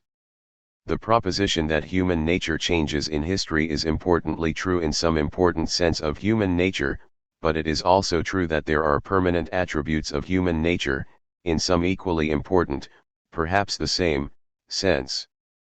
Marxists who deny the existence of a general human nature declare that how people are depends on the structure of the society they live in. If society is so and so, personality and behavior will be such and such. Must they not, however, accept that human beings have a nature in virtue of which a given form of society shapes their behavior in a particular way? The reply might be that the underlying nature is itself transient, bequeathed by previous history. But at some place in what may need to be a complex picture of layers and strata, the contribution of biology will have to be acknowledged. A distinct argument against the relevance of human nature to the explanation of historical development is that what is itself unchanging cannot explain alteration. Point 42. But the premise of the argument is worthless. A well-known way of cooking meat is by constant application of a heating element at constant temperature. The same exercise, day in and day out, may turn a weakling into an athlete. And so on. We conclude that whatever defects the argument for, a, we now begin to offer has, its reliance on claims about what people are like in all times and places is not one of them. A measure of acceptance of the development thesis may be motivated by reflection on three facts. C. Men are, in a respect to be specified, somewhat rational. D. The historical 43 situation of men is one of scarcity. E. Men possess intelligence of a kind and degree which enables them to improve their situation. Rational beings who know how to satisfy compelling wants they have will be disposed to seize and employ the means of satisfaction of those wants. Men are certainly rational to some extent in this respect, and it is the pertinent respect here. Here is what we understand by scarcity. Given men's wants and the character of external nature, they cannot satisfy their wants unless they spend the better part of their time and energy doing what they would rather not do, engaged in labor which is not experienced as an end in itself. Human need, whatever may be its historically various content, is rarely well catered for by unassisted nature. Some mammals get what they need easily, while for others life is an endless struggle for sustenance. Men would, apart from special cases, be among the unlucky ones, except that they, uniquely, can continually refashion their environments to suit themselves. This is because of e. Mammals with less intelligence are unable to effect cumulative improvements in their habitats, with each generation building on the achievements of its predecessor. E. tells us that men are disposed to reflect on what they are doing and to discern superior ways of doing it. Knowledge expands, and sometimes its extensions are open to productive use, and are seen to be so. Given their rationality, c, and their inclement situation, d, when knowledge provides the opportunity of expanding productive power they will tend to take it, for not to do so would be irrational. In short, We put it as a reason for affirming the development thesis that its falsehood would offend human rationality. Our argument sketch has two large gaps. The first is that, d. does not disclose the relative magnitude of man's material problem and consequent interest in its solution, by comparison with other human problems and interests. Perhaps certain cultural and social possessions are worth a great deal of material sacrifice, in the calculus of human welfare. Whether the falsehood of the development thesis would offend rationality demands a judgment of the comparative importance of potentially competing human interests. Suppose the correct judgment favors our case.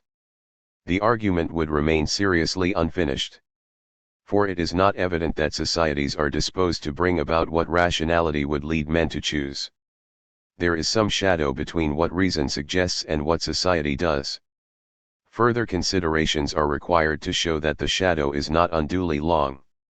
Historical materialism fills the gulf between the demands of reason and the actual tendency of history by maintaining, see page 149, a rough correspondence of interests between ruling classes and humanity at large. But it would be question-begging to employ this claim as a means of repairing the present argument for the development thesis, A, since the claim is closely related to the primacy thesis, B, and it is our intention to use A as part of the argument for B, see page 158 below. So our argument for the development thesis is incomplete. Yet it is a fact, and here we turn from general argument to the record of history which needs to be explained, that societies rarely replace a given set of productive forces by an inferior one. And certain exceptions to this broad generalization are of no theoretical consequence. Natural disasters may occasion decline in productive strength, but historical theory should not be expected to handle them. It cannot legislate for or against chance convulsions, even though they influence the course of history.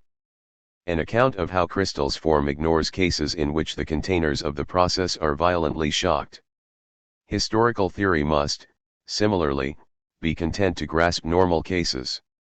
We return to this point shortly.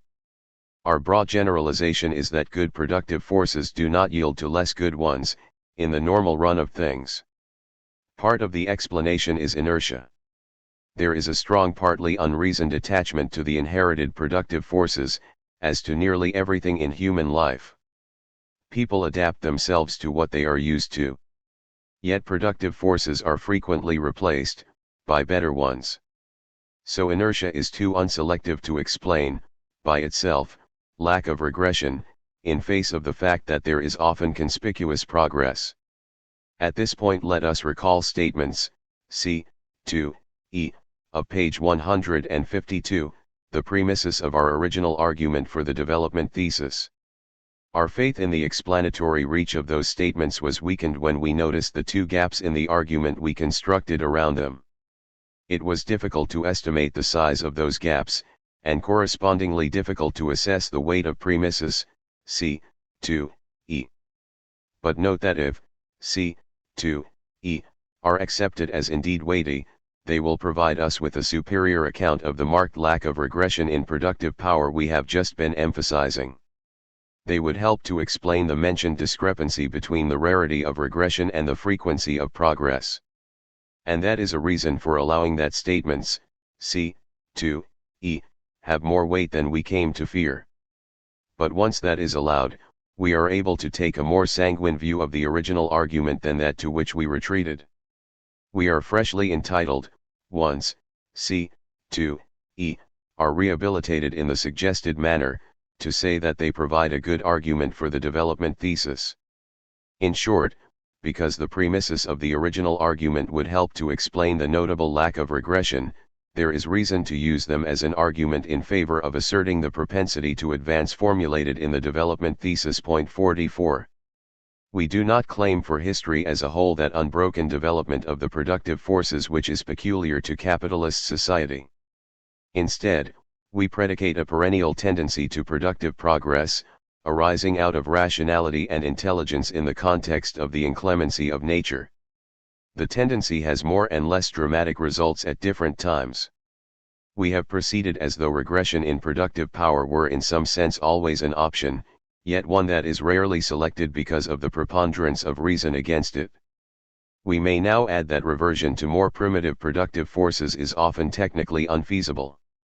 Once agriculture is linked with town industry, which supplies machinery, fertilizers, and much of the animal feedstock to the farmer, it becomes impossible, or virtually impossible, to sustain human life under return to pre-industrial cultivation and husbandry. 45. A further point, enhanced productivity not only satisfies extant needs more easily, but also engenders new ones, which the old means could never fulfill. Before the discovery of the steam engine, people managed without it.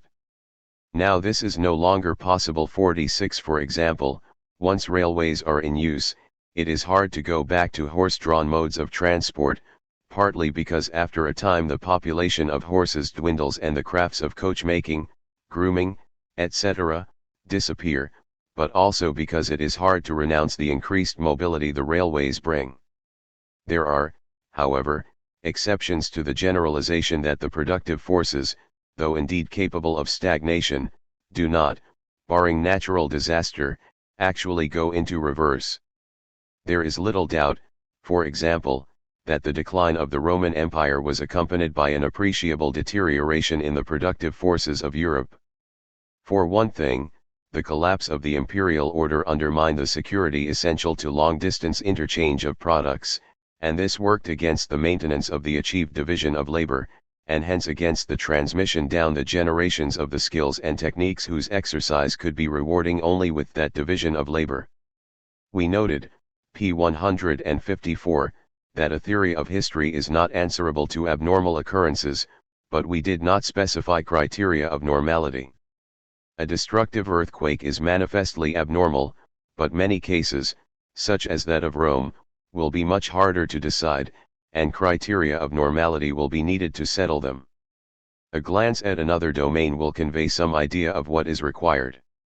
We have a concept of a healthy organism, one which functions normally. Physiology, the study of its proper functioning, contributes to but is distinct from the science of pathology, which investigates the causes of malfunctioning, and its course. Physiology says what the kidney does. Its statements have predictive content, but not in a straightforward way. Certainly their truth does not vary with the incidence of kidney disease in the population. Now if we could devise a concept of a normal society comparable to that of a normal organism, we could then distinguish between historical theory and historical pathology, and we could enter the development thesis as an hypothesis within the former. It should not be impossible to construct a suitable concept of social normality, but the attempt will not be made here. To be sure, we could not make it a defining property of a normal society that it tends to increase its productive power, for then a central hypothesis about our subject matter would be guaranteed true by the limitation we placed on its scope. Nor, for the same reason, could it be a defining feature of a normal society that its production relations are adjusted to its productive forces, apart from revolutionary periods, when maladjustment is normal, part of the birth pangs of the new society, in Marx's metaphor. We would seek a demarcation of our subject matter under guidance of our leading theses, but they could not in and of themselves supply it, without vicious circularity. Finally, we should expect any concept of a normal society to be less clear and less easy to apply than that of a healthy organism. We must remember that the matter of history resists very refined conceptualization. In the German ideology, Marx and Engels say that productive achievements are fragile when their incidence is only local, for then mere chances such as eruptions of barbaric peoples, even ordinary wars, are sufficient to cause a country with advanced productive forces and needs to have to start right over again from the beginning. 47. As would not be necessary were the country surrounded by others which shared its level of productive development. This passage, by virtue of what it denominates chance, suggests an idea of normality, since chance events, by definition, interrupt the normal course of things. The suggestion is that a society's condition is normal when it stands in a certain relationship of equilibrium with both nature, hence earthquakes as abnormal, and other societies. 48, hence the reference to wars in the above extract. but it would be a formidable undertaking to specify with satisfying precision the form of the relevant equilibrium. Returning to the case of Rome, we might judge that insofar as its productive decline was due to barbarian invasion, the example loses force as a challenge to historical materialism. But Rome's degeneration had internal causes too, and the real problem is to define the difficult notions of internal and external factor in a suitably rigorous way. Point 49. We turn to the primacy thesis proper, namely that b. The nature of the production relations of a society is explained by the level of development of its productive forces. The first point in favor of b. is that a given level of productive power is compatible only with a certain type, or certain types, of economic structure. Slavery, for example, could not be the general condition of producers in a society of computer technology, if only because the degree of culture needed in laborers who can work that technology would lead them to revolt, successfully, against slave status. How wide is the range of economic structures compatible with given productive forces? We shall not supply a complete answer to this question 50, but it is clear that with given productive forces not all economic structures are possible. Now some Marxists who accept the primacy of the forces are content to equate it with the constraint they impose on the production relations. But that is unsatisfactory. For the constraint is symmetrical. If high technology rules out slavery, then slavery rules out high technology. Something must be added to mutual constraint to establish the primacy of the forces. The development thesis, A, provides the needed supplementation. We may argue for B, on the joint basis of A, and the facts of constraint. A, says that the productive forces are disposed to develop. Given the constraints, with sufficient 51 development of the forces, the old relations are no longer compatible with them. Either they will have changed without lag along with productive development, or the theoretically prescribed alternative, there will now be contradiction between forces and relations. But if contradiction obtains, it will be resolved by alteration of the production relations. For otherwise they would impede further productive development, which is impossible to block indefinitely, according to A. It is not A, and the facts of constraint which establish that there is lag and contradiction instead of smoothly conjoint progress. This further claim depends on the interests which conspire to support the existing order, interests which, A, insists will not be strong enough to sustain it indefinitely. That completes our argument for the primacy of the productive forces. We hope it is persuasive, even though, as we predicted on page 11, it is not conclusive. Perhaps the most promising line of resistance to it would be to propose a development thesis for production relations, a claim, that is, that production relations tend to change in some particular direction throughout history, and not because of the growth of the productive forces within them. We submit, however, that it would be extremely difficult to substantiate any such claim.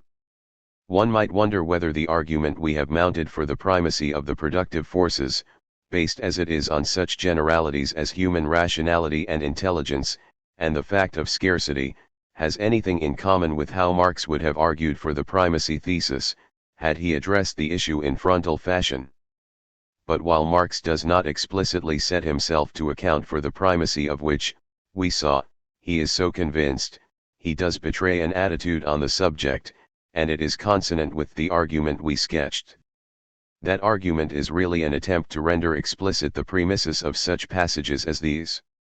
As the main thing is not to be deprived of the fruits of civilization, of the acquired productive forces, the traditional forms in which they were produced must be smashed. Point 52. In order that they may not be deprived of the result attained, and forfeit the fruits of civilization, they are obliged from the moment when their mode of intercourse no longer corresponds to the productive forces acquired, to change all their traditional social forms. Point 53. These are moments when, as Marx so often says, the relations have become fetters. 54. And because they shackle the forces, they will be broken. But why should the fact that the relations restrict the forces foretell their doom, if not because it is irrational to persist with them given the price in lost opportunity of further inroads against scarcity? It is because the capitalist system forbids all rational improvement beyond a certain point 55 that it is destined to go under. Marx applies this doctrine to cases, not only, as is obvious, to the forthcoming transition to socialism, but also to less global phenomena, such as the English Revolution of the 17th century. That episode demands study at the level of class conflict. But, as we have seen, Marx holds that a class gains and possesses power because it marches in step with the productive forces. Of course he thinks the bourgeoisie made the English Revolution, but this is offered as its underlying explanation. The privileges, the institutions of guilds and corporations, the regulatory regime of the Middle Ages, were social relations that alone corresponded to the acquired productive forces and to the social condition which had previously existed and from which these institutions had arisen. Under the protection of the regime of corporations and regulations, capital was accumulated, overseas trade was developed, colonies were founded. But the fruits of this men would have forfeited if they had tried to retain the forms under whose shelter these fruits had ripened. 56. 5. The nature of the primacy of the forces. We shall not provide a complete taxonomy of the various ways forces and relations affect one another. Instead, we proceed to describe what we take to be the theoretically central connection between them, the connection which specifies the nature of the primacy of the forces. We begin with unqualified statement, and then take up some complications. We hold that the character of the forces functionally explains the character of the relations. Functional explanation is a contested procedure. It is defended in chapters 9 and X. The favored explanations take this form: the production relations are of kind R at time t because relations of kind R are suitable to the use and development of the productive forces at t, given the level of development of the latter at t. In some cases, noted below, a slightly different schema is appropriate. When relations endure stably, they do so because they promote the development of the forces. When relations are revolutionized, the old relations cease to exist because they no longer favor the forces, and the new relations come into being because they are apt to do so. Dysfunctional relations persist for a time before being replaced. During that time the character of the relations is explained by their suitability to a past stage in the development of the forces, and a different schema from that italicized above applies: change are suitable to were suitable, and change the second and third occurrences of t to t, and to obtain the required schema. Thus, if the relations suit the development of the forces, they obtain because they suit the development of the forces. And if the relations do not suit the development of the forces, they obtain because they recently did so. In subsequent remarks the second, or dysfunctional, case will frequently be ignored, for economy of exposition. The proposition that the production relations condition the development of the productive forces is, it should now be clear, not only compatible with, but entailed by, what we assert as the most important way in which the forces determine the relations. The effect of the relations on the forces is emphasized in our reading of the primacy thesis. It is that effect which explains the nature of the relations, why they are as they are. The forces would not develop as they do were the relations different, but that is why the relations are not different, because relations of the given kind suit the development of the forces. The property of a set of productive forces which explains the nature of the economic structure embracing them is their disposition to develop within a structure of that nature. A somewhat naive story will help to illuminate the proposed explanatory pattern. Imagine a productively weak society whose members live in equality at subsistence level, and who wish they were better off. One of them suspects that the introduction of treadmills on the bank of the river on which they rely for irrigation would increase the flow of water onto the land, raise its yield, and thus enhance their welfare. He puts his idea to the community, who are impressed, and a group is forthwith commissioned to design and construct the devices. These are then installed at suitable points on the river bank, and tested, all members of the community participating in the test. They correctly perceive the benefits regular use of the treadmills would bring, and there is a request for volunteers to man them. But none come forward. It is a task relished by no one in the society. Nor is it feasible, For reasons we allow the reader to conjecture, for everyone to contribute just some of his time to treadmilling. Many full-time treaders are needed. It is agreed to select them by lot, and this is done. So rebarbative is the job, however, that it becomes apparent it will not be efficiently performed without severe supervision. For that role there is no dearth of applicants, and a number are, by some means, selected for it. Gradually a class structure, supervisors, farmers, traders, rises in what was an egalitarian community. One may now say that the relations have changed because otherwise the forces would not have progressed, and that the forces do progress because the relations have changed. But it is clear, despite the second part of the last sentence, that the change in the forces is more basic than the change in relations. The relations change because the new relations facilitate productive progress. The story illustrates the type of primacy the forces have in the Marxian theory of history. The bare fact that economic structures develop the productive forces does not prejudice their primacy, for forces select structures according to their capacity to promote development. Point 57. In what sense is the development of the forces primary, if development depends on presence of the right sort of economic structure?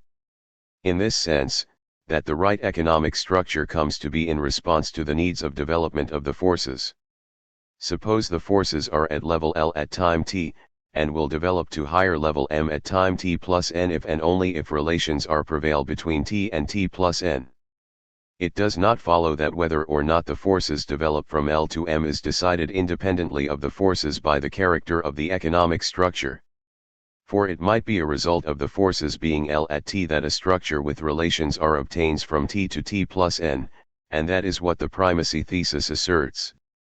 The forces develop only within suitable relations, but it is false that whether they develop is settled independently of the forces by the character of the relations, since the forces decide the character of the relations. The primacy thesis is compatible with the truth that a certain form of economy is required for productive progress. When Plekhanov claimed that for every given people, at every given period of its history, the further development of its productive forces is determined by their condition in the period under examination 58, he could not have supposed, and did not have to suppose, that further development would be assured no matter what the production relations were like. Now some complications. When we say, somewhat vaguely, that the forces explain the character of the relations, we mean that they explain some features of the relations, but not, of course, all. They might explain, for example, why the economy is serf-based, without explaining the precise distribution of rights between lord and peasant. All phenomena may be described more or less specifically, and an explanation of a phenomenon succeeds or fails relative to some finitely specific description of it, not irrespective of how it is described. Point 59. The genetic and environmental considerations which explain why a species developed camouflage may fail to explain why its camouflage was just that model of red and green. What explains the fact that the boiler exploded on Tuesday, the valve was broken on Tuesday, may not explain the more specific fact that the boiler exploded at 5:30 p.m. on Tuesday. The hand mill may explain why a certain society is feudal, and be incapable of explaining why tribute is mainly in labor dues rather than in kind, which might be explained by something other than facts about productive forces. Explanations of the relations by the forces will be more or less impressive, according to just what features of the relations the forces explain. But this variability in explanatory power does not detract from the primacy of the forces over the relations. It does not by itself show that the relations influence the forces in a way which subverts their primacy. A species with camouflage might have developed a different camouflage in the same environment, or an offensive smell instead of camouflage, but this does not show that the species influences the environment. So, similarly, the primacy of the forces is not immediately affected by the circumstance that the forces do not explain all the features of the relations. Yet the latter fact does, because of its further implications, modify the primacy of the forces. Let us look at the matter more closely, with the assistance of a suitable example. Suppose there are two types of capitalist economic structure, both of which are possible for a society at a particular level of development. Each would stimulate productive progress, but one would favor the construction of railways, while the other would promote manufacture of motor cars instead. This could be because railway development requires larger capital outlays, and there is greater centralization of wealth in the first structure. Call the first variety of economic structure the RF, rail favoring, structure, and the second the CF structure. The current level of development of the productive forces does not select between RF and CF. Both would facilitate further growth in productive power, at initially comparable rates, but in different directions, different patterns of research, exploitation of resources, etc., would ensue, according as RF or CF prevails. Suppose it is RF which obtains. Then, as we saw, it is compatible with the primacy thesis that a different structure here CF could have obtained at the same level of productive development. But suppose the structure which did not appear would have had different effects on the nature of further productive progress, as is true in our example. It would follow that the relations do render the forces different from what they otherwise might have been. But how much does this modify their supremacy? Insofar as the difference of effect is qualitative, roads rather than railways, oil wells instead of coal mines, growth of petrochemical technology as against a lack of it, it does not touch those explanations of production relations by productive forces which rely on the level of the latter, in a purely quantitative sense, in abstraction from the particular ensemble in which that level is realized. Thus, for example, some aspects of the relationship between bourgeoisie and proletariat reflect the degree of development of the productive forces as such, independently of the way that degree of development is embodied. So while the production relations would here influence the productive forces, that would not as yet affect the explanation of the relations by the forces. But many explanations of production relations by productive forces do turn on the specific character of the forces, not just their quantitative level. Thus we can suppose that, since railways are embarked upon, there will be a trend to further centralization of capital which would not have been so strong if motor car production had been dominant. But the railway option was taken because of features of the economic structure which were not in turn explained by the productive forces. Here, then, slack in the determination of the economic structure by the productive forces eventuates in a modification on the extent to which the productive forces, just by themselves, explain pertinent features of the production relations. Finally, it must be conceded that which among the two possible structures becomes actual is likely to make a quantitative difference too. We cannot suppose that further productive progress would have occurred exactly as fast under CF as it did with RF. We may still say that the course of development of the forces, from lower to higher levels, cannot be disturbed by the economic structure, but the rate at which the course is traversed does depend, in part, on features of the economic structure over which the forces exercise incomplete control. It is not written into the forces how fast they will grow, the character of the economy contributes autonomously 60 to settling that. But the power over the forces here conceded to the production relations is limited.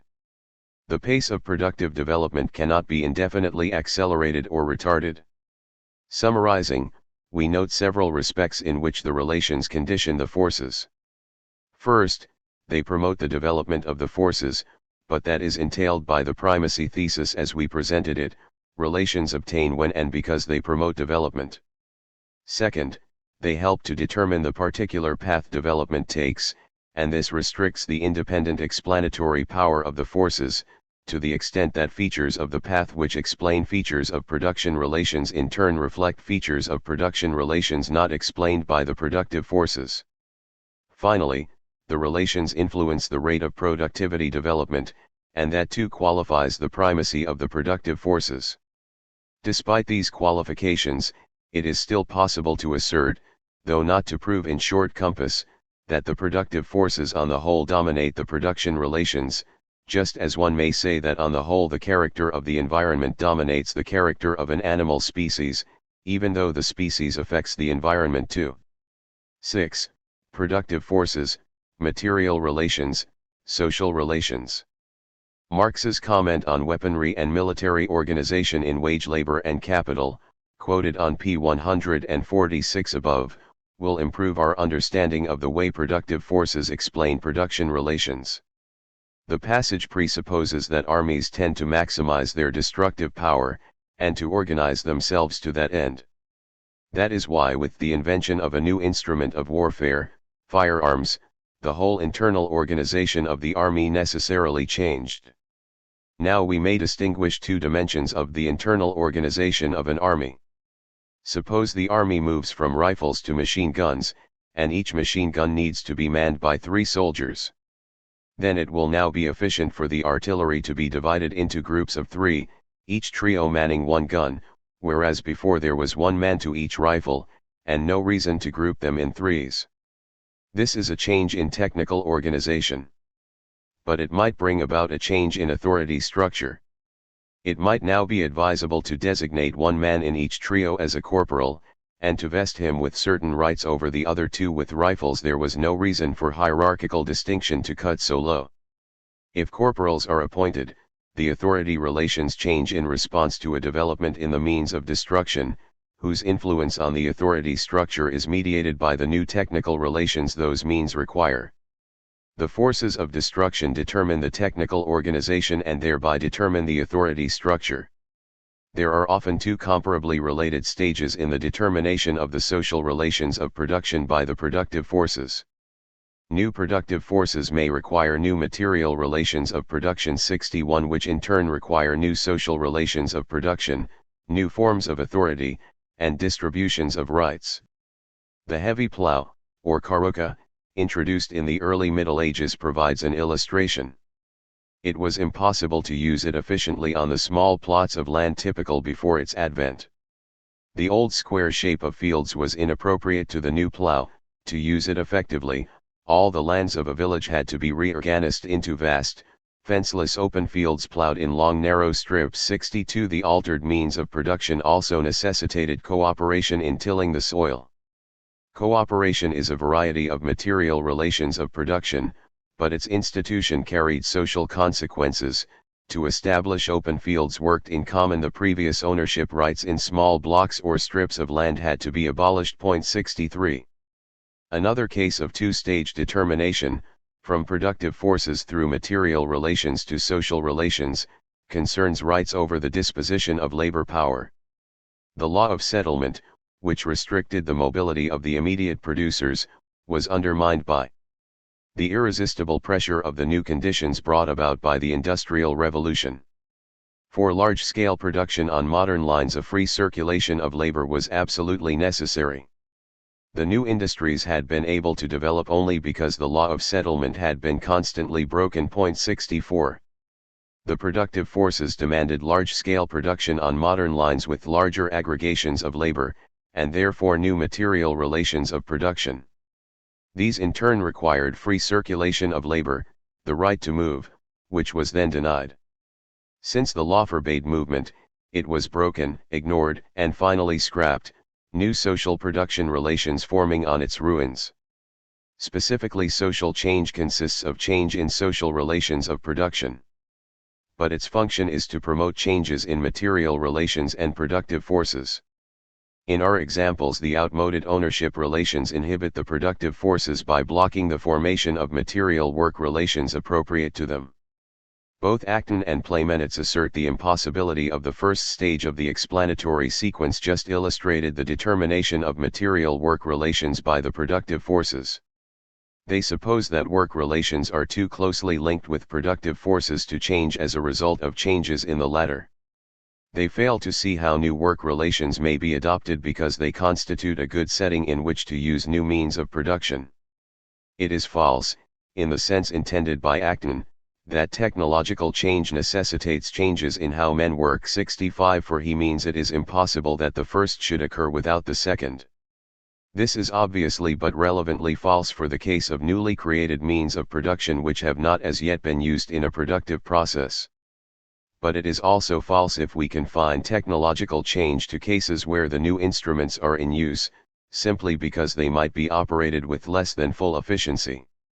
Acton reasons as follows. 66 Suppose a society's transportation was by singly manned rowboat, and the rowboats are now replaced by long canoes which are best operated by 2 men, one paddling at either end. According to Acton, since such a canoe demands two paddlers, to invent it is to invent something for two paddlers, and to substitute it for the rowboats is, therefore, to inaugurate double manning in navigation. As soon as the productive force is employed, the required form of work relationship appears with it. The following story refutes Acton. The canoe is invented in a rowboat society whose culture strongly supports one-man navigation. It does not matter how it does so, but for vividness suppose there is a strong ideology of nautical heroism, and cooperative sailing is regarded as sissified. The culture is tolerant of innovation in the shape and composition of boats, so it lets the canoes in. They are introduced because they are easier to build, or because the hardwood supply needed for rowboats is exhausted, or because they are very pretty. So powerful is the ideology that it successfully forbids more than one paddler per canoe. Accordingly, the canoes are used inefficiently, though we may suppose that they are superior to rowboats even when manned singly. Thus a change in technology does not necessitate a change in material relations in the intended sense. We should of course expect there to be a transition to double manning in the future, with graceful or awkward adjustments in the society's ideology. The supervenience of double manning would then be functionally explained. Acton's view makes it inexplicable, for it entails that a shift to double manning must occur immediately. Double manning is to be expected because it is the rational way to propel the canoe, and men are somewhat rational. The connection between productive forces and material work relations is quite intimate, but not as simple as Acton proposes. Playmenitz arrives at the same conclusion as Acton, by a different route. He denies that material work relations may fetter the productive forces, yet that is precisely what one-man paddling does to the canoes in our example. Playmenitz's mistake begins when he writes. Marx says that production, or, as he often puts it, the forces of production, determines the relations of production. It may seem harmless to treat production and productive forces as synonyms, and in some contexts it would be, but production is, after all, a process 67 in which forces, which are not a process, are employed, and it turns out that Playmenitz's argument is founded on the confusion of the two categories.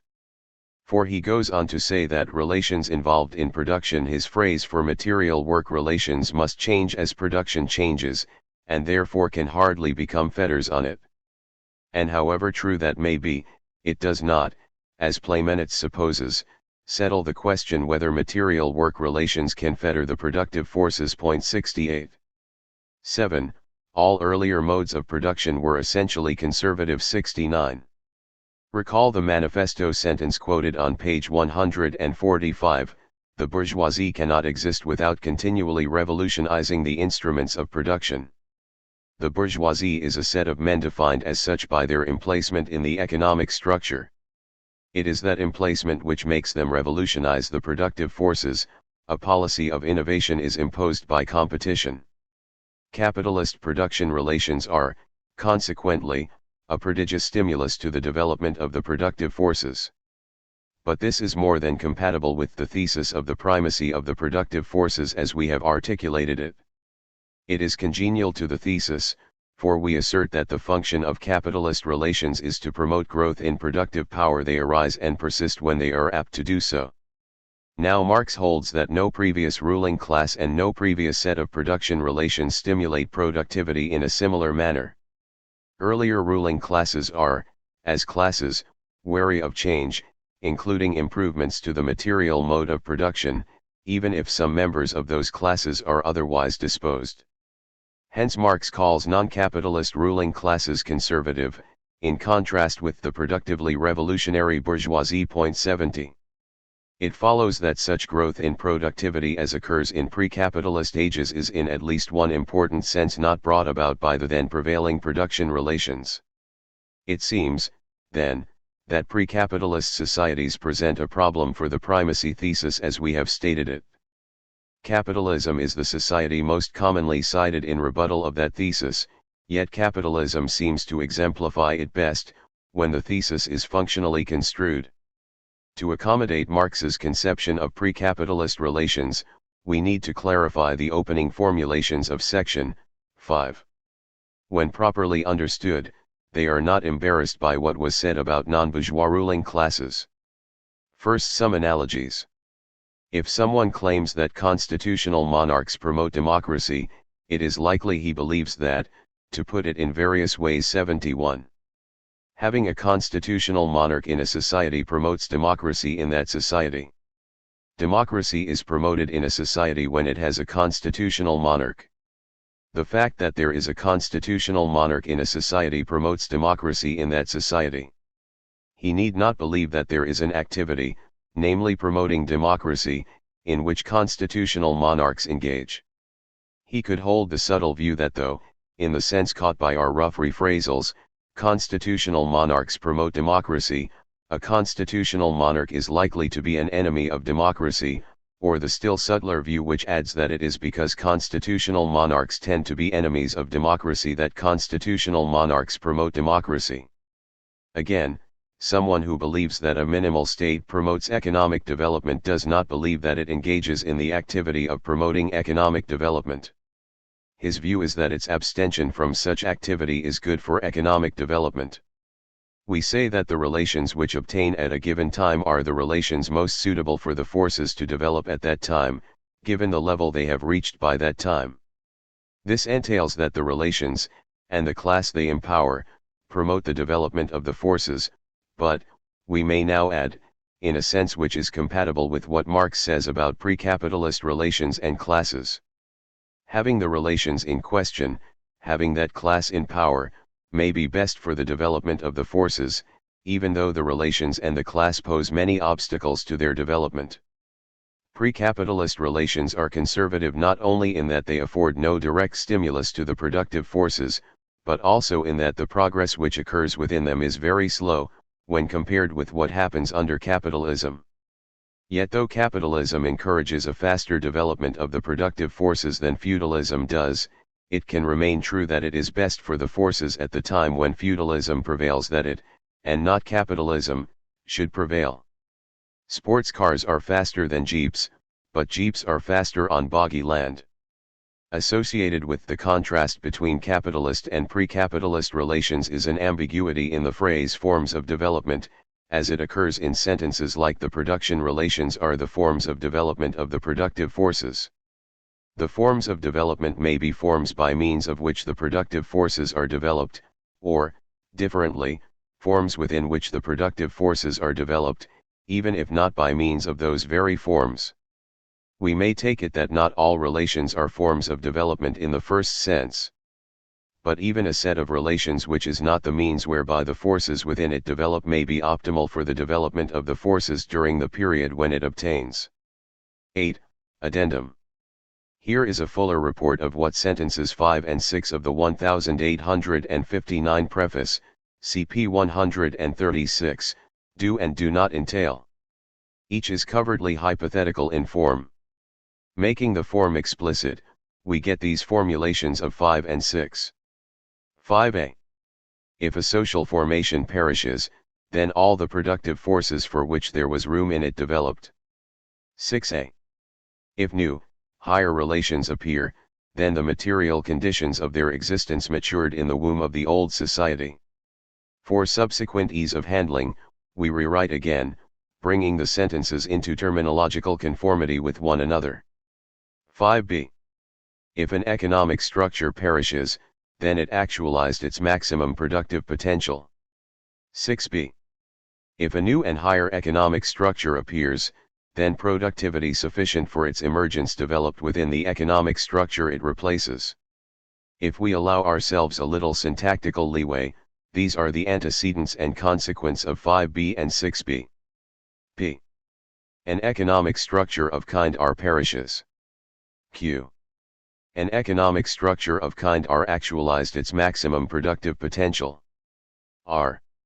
An economic structure of kind S appears. S.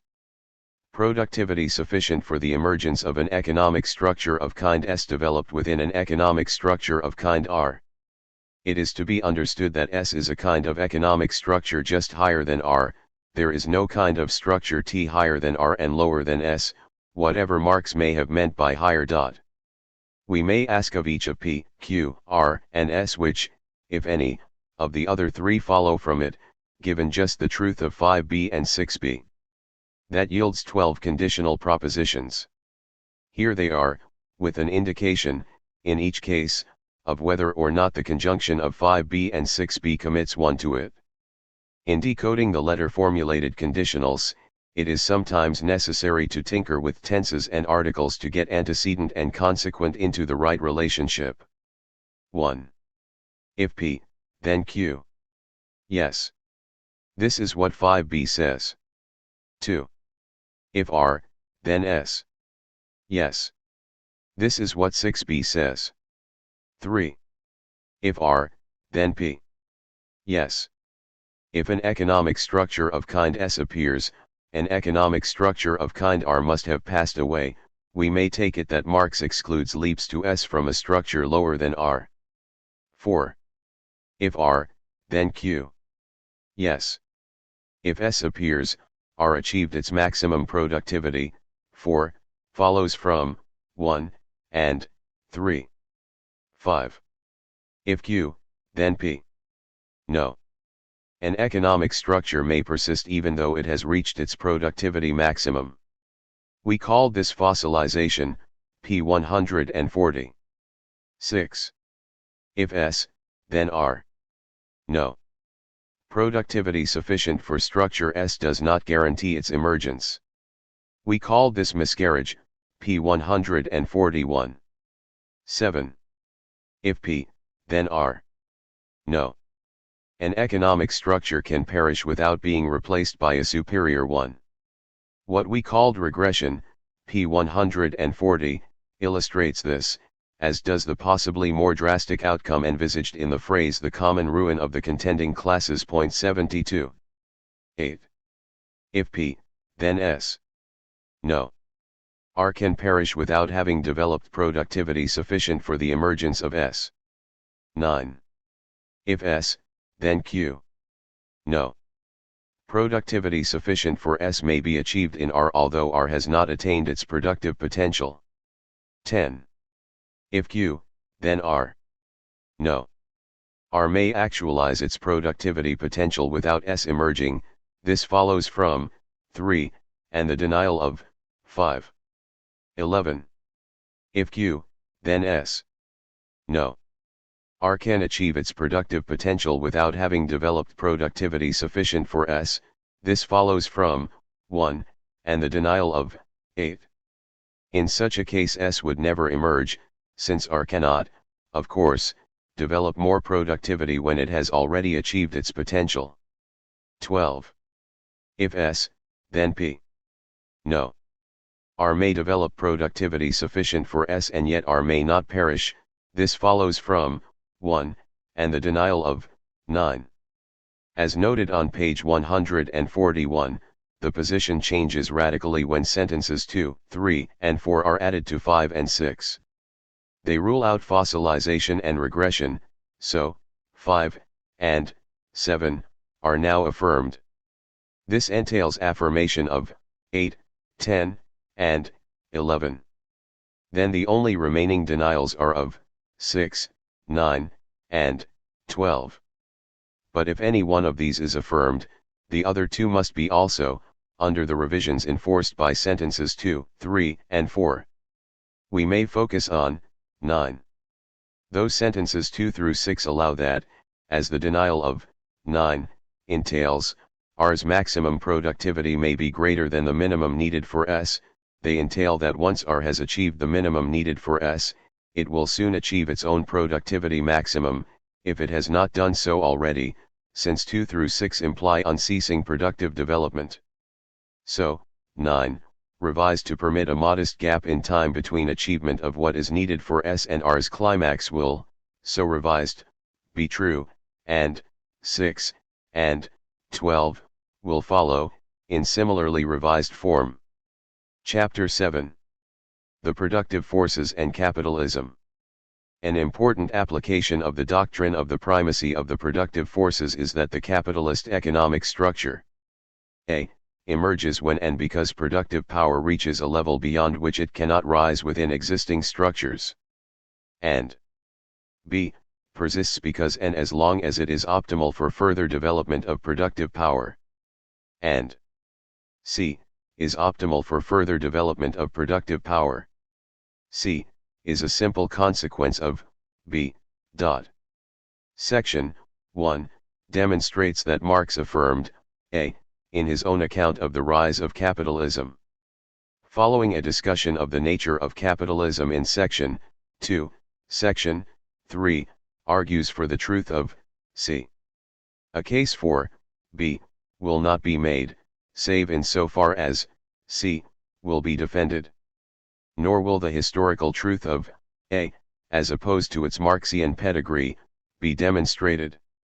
Sections 4 and 5 locate capitalism in the perspective of world historical growth of productive power, and sections 6 and 7 concern the preconditions of establishing a classless society. 1.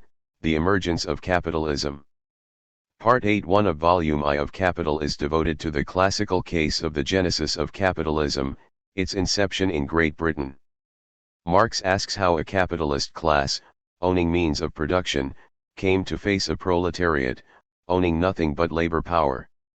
He finds the secret answer in the expropriation of a more or less independent peasantry from the soil.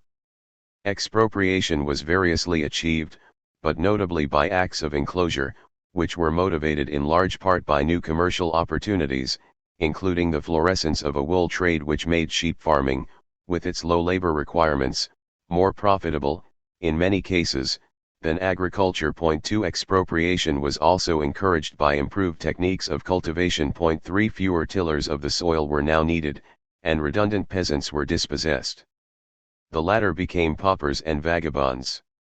They were hounded by bloody legislation, and eventually corralled into factories.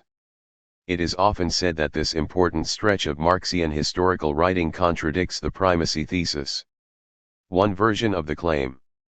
A considerable part of the first volume of Capital is taken up with explaining how the decay of feudal relations of production made possible the development of new productive methods. There is no question there of the methods of production peculiar to capitalism being born in the womb of feudal society and then gradually transforming it into a capitalist society as feudal relations of property, now become fetters on these methods, give way to other relations more in harmony with them. As Marx describes the transformation, capitalist methods of production could emerge only because feudal relations of property were already giving way to others. There were no limbs to break the fetters until the fetters were broken. 4. We are expected to conclude that Marx's account of the transition to capitalism contradicts his thesis that production relations change in response to growth in productive power.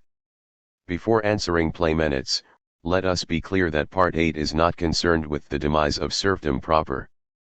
The narration begins in the last part of the 14th century, when serfdom had practically disappeared, and the immense majority of the population were free peasant proprietors, from whom a surplus was nevertheless extracted, by non-contractual means. 5 One may ask whether the transition from serfdom to widespread small holding was consonant with the general theses of historical materialism.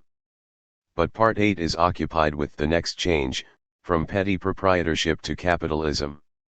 It recounts the transformation of post-serf pre-proletarian producers into a proletariat. If Playmenitz has a claim, it is that this description contradicts the sovereignty of the productive forces. We shall see that it does not. 1. Production relations are said to go when they fetter the use and development of the productive forces. But not all fettering is of forces which already exist. Existent forces are fettered when, for example, capitalist depression makes plant and labor power idle. But fettering also occurs when relations block the formation and/or entry into the productive sphere of new forces. Playmenitz's last sentence extends the fettering metaphor too far, for fettering of the second kind is not a matter of imprisoned limbs, of already existing forces bursting through relational bonds. Instead, the relations are fractured because they do not allow new forces to form, because they do not allow productive power to grow. As we read Part 8, Pre-capitalist relations could not harness existing forces, which Playmenitz fails to mention, but they also forbade the formation of new forces, and both types of restraint were relevant. Trapped by the fettering metaphor, Playmenitz did not consider blockages of the second kind. 2. We noted that the disfranchisement of the peasantry was expedited by the discovery of superior methods of tillage, hence by a growth of productive power in the countryside. As Marx describes the transformation, and nothing else is in question here, peasant smallholding did inhibit the exploitation and further development of the new agricultural techniques.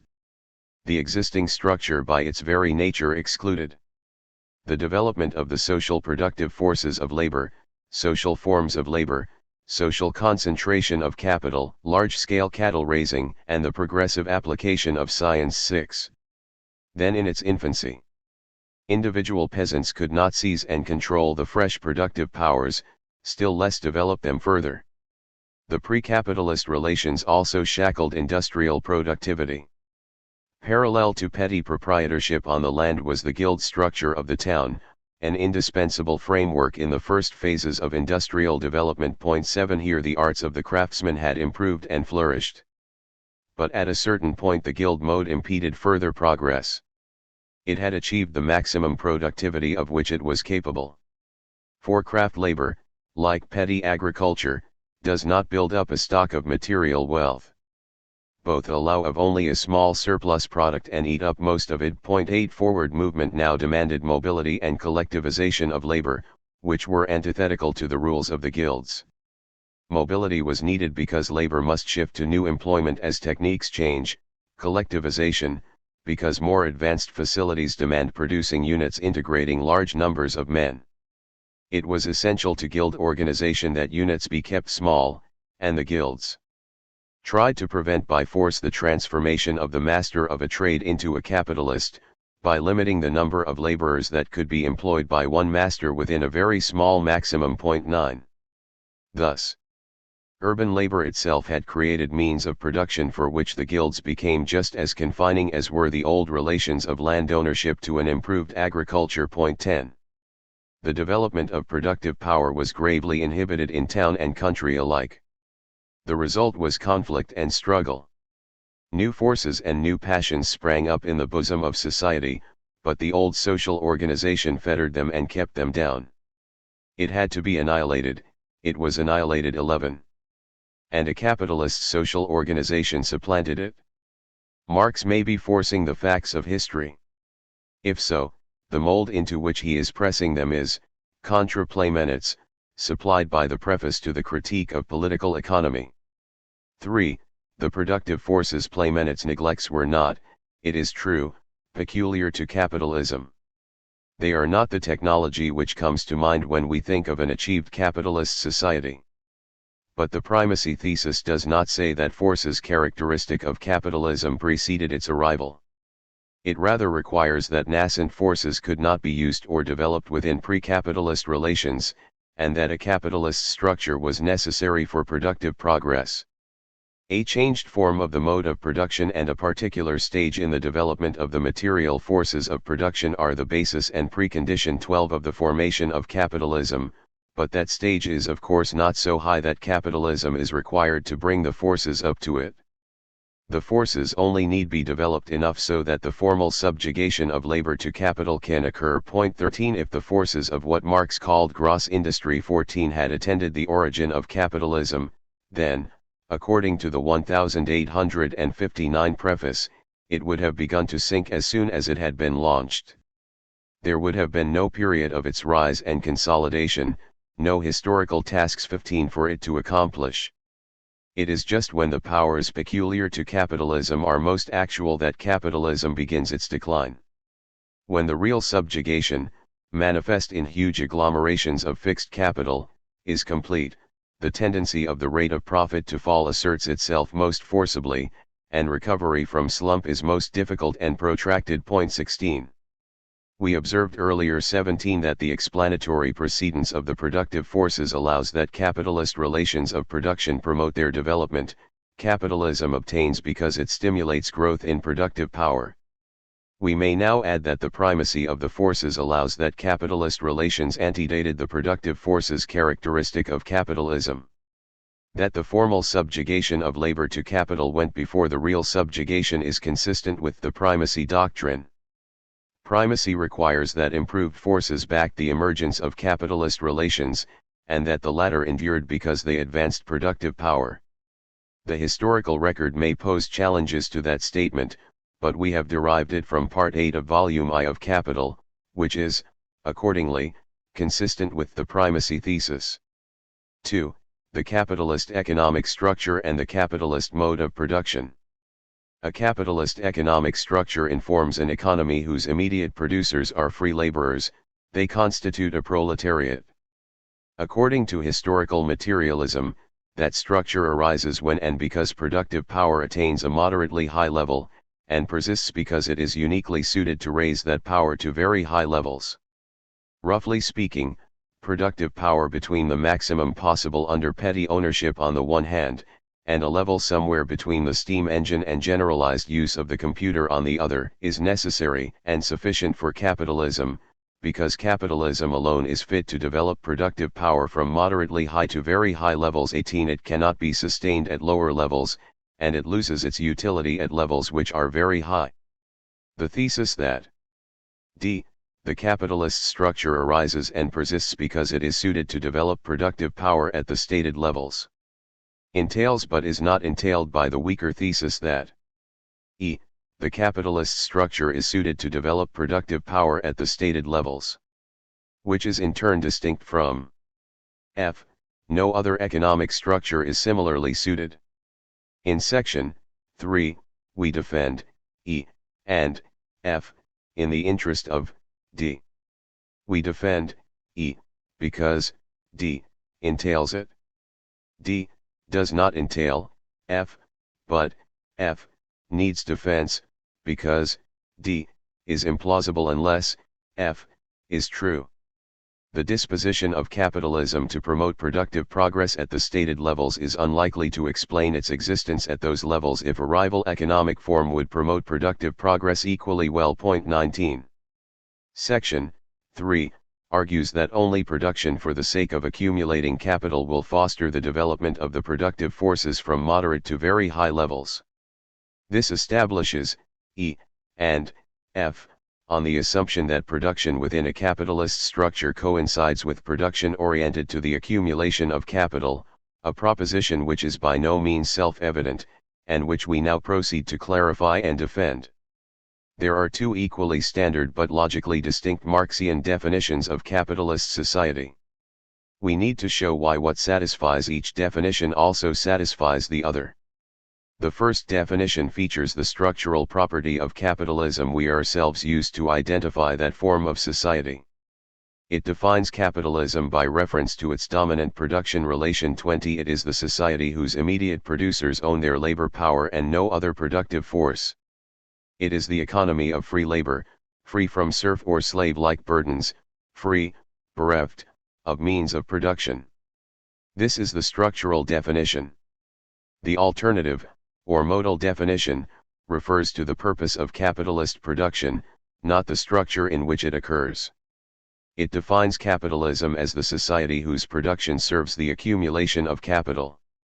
The point of production under capitalism is to use exchange value to produce more exchange value, and then to use the additional exchange value to produce still more, and so on. 21. Why should societies falling under the structural definition also satisfy the modal definition, and vice versa? What is the warrant for these claims? G. If the producers are free laborers, production is for the sake of accumulating capital. H. If production is for the sake of accumulating capital, the producers are free laborers. Now, G. and H. are true, as a matter of historical fact, when, as here, they are asserted of whole economies. Wherever the great mass of producers are free laborers, production by and large is for capital accumulation, and wherever the bulk of production has that purpose, most immediate producers are free. But the factual correlation between free labor and capital accumulation could be relatively accidental. We need to argue that it is more or less necessary, something to be expected. We begin with, G. If the producers are free laborers, production serves the accumulation of capital. First, we cite historical examples in which, G. is false for units smaller than an entire economy, and we depict an unhistorical but apparently possible case in which it is false for a whole, imagined, economy. We need to explain why the actual examples could not be typical of a whole society, and why the unhistorical case must be merely imaginary.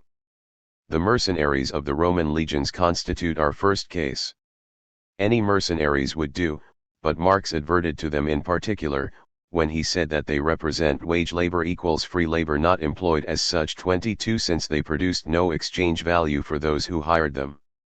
The remark evidences Marx's commitment to, G. Free laborers are employed as free laborers only when their activity augments exchange value. We are asking why this should be their standard employment.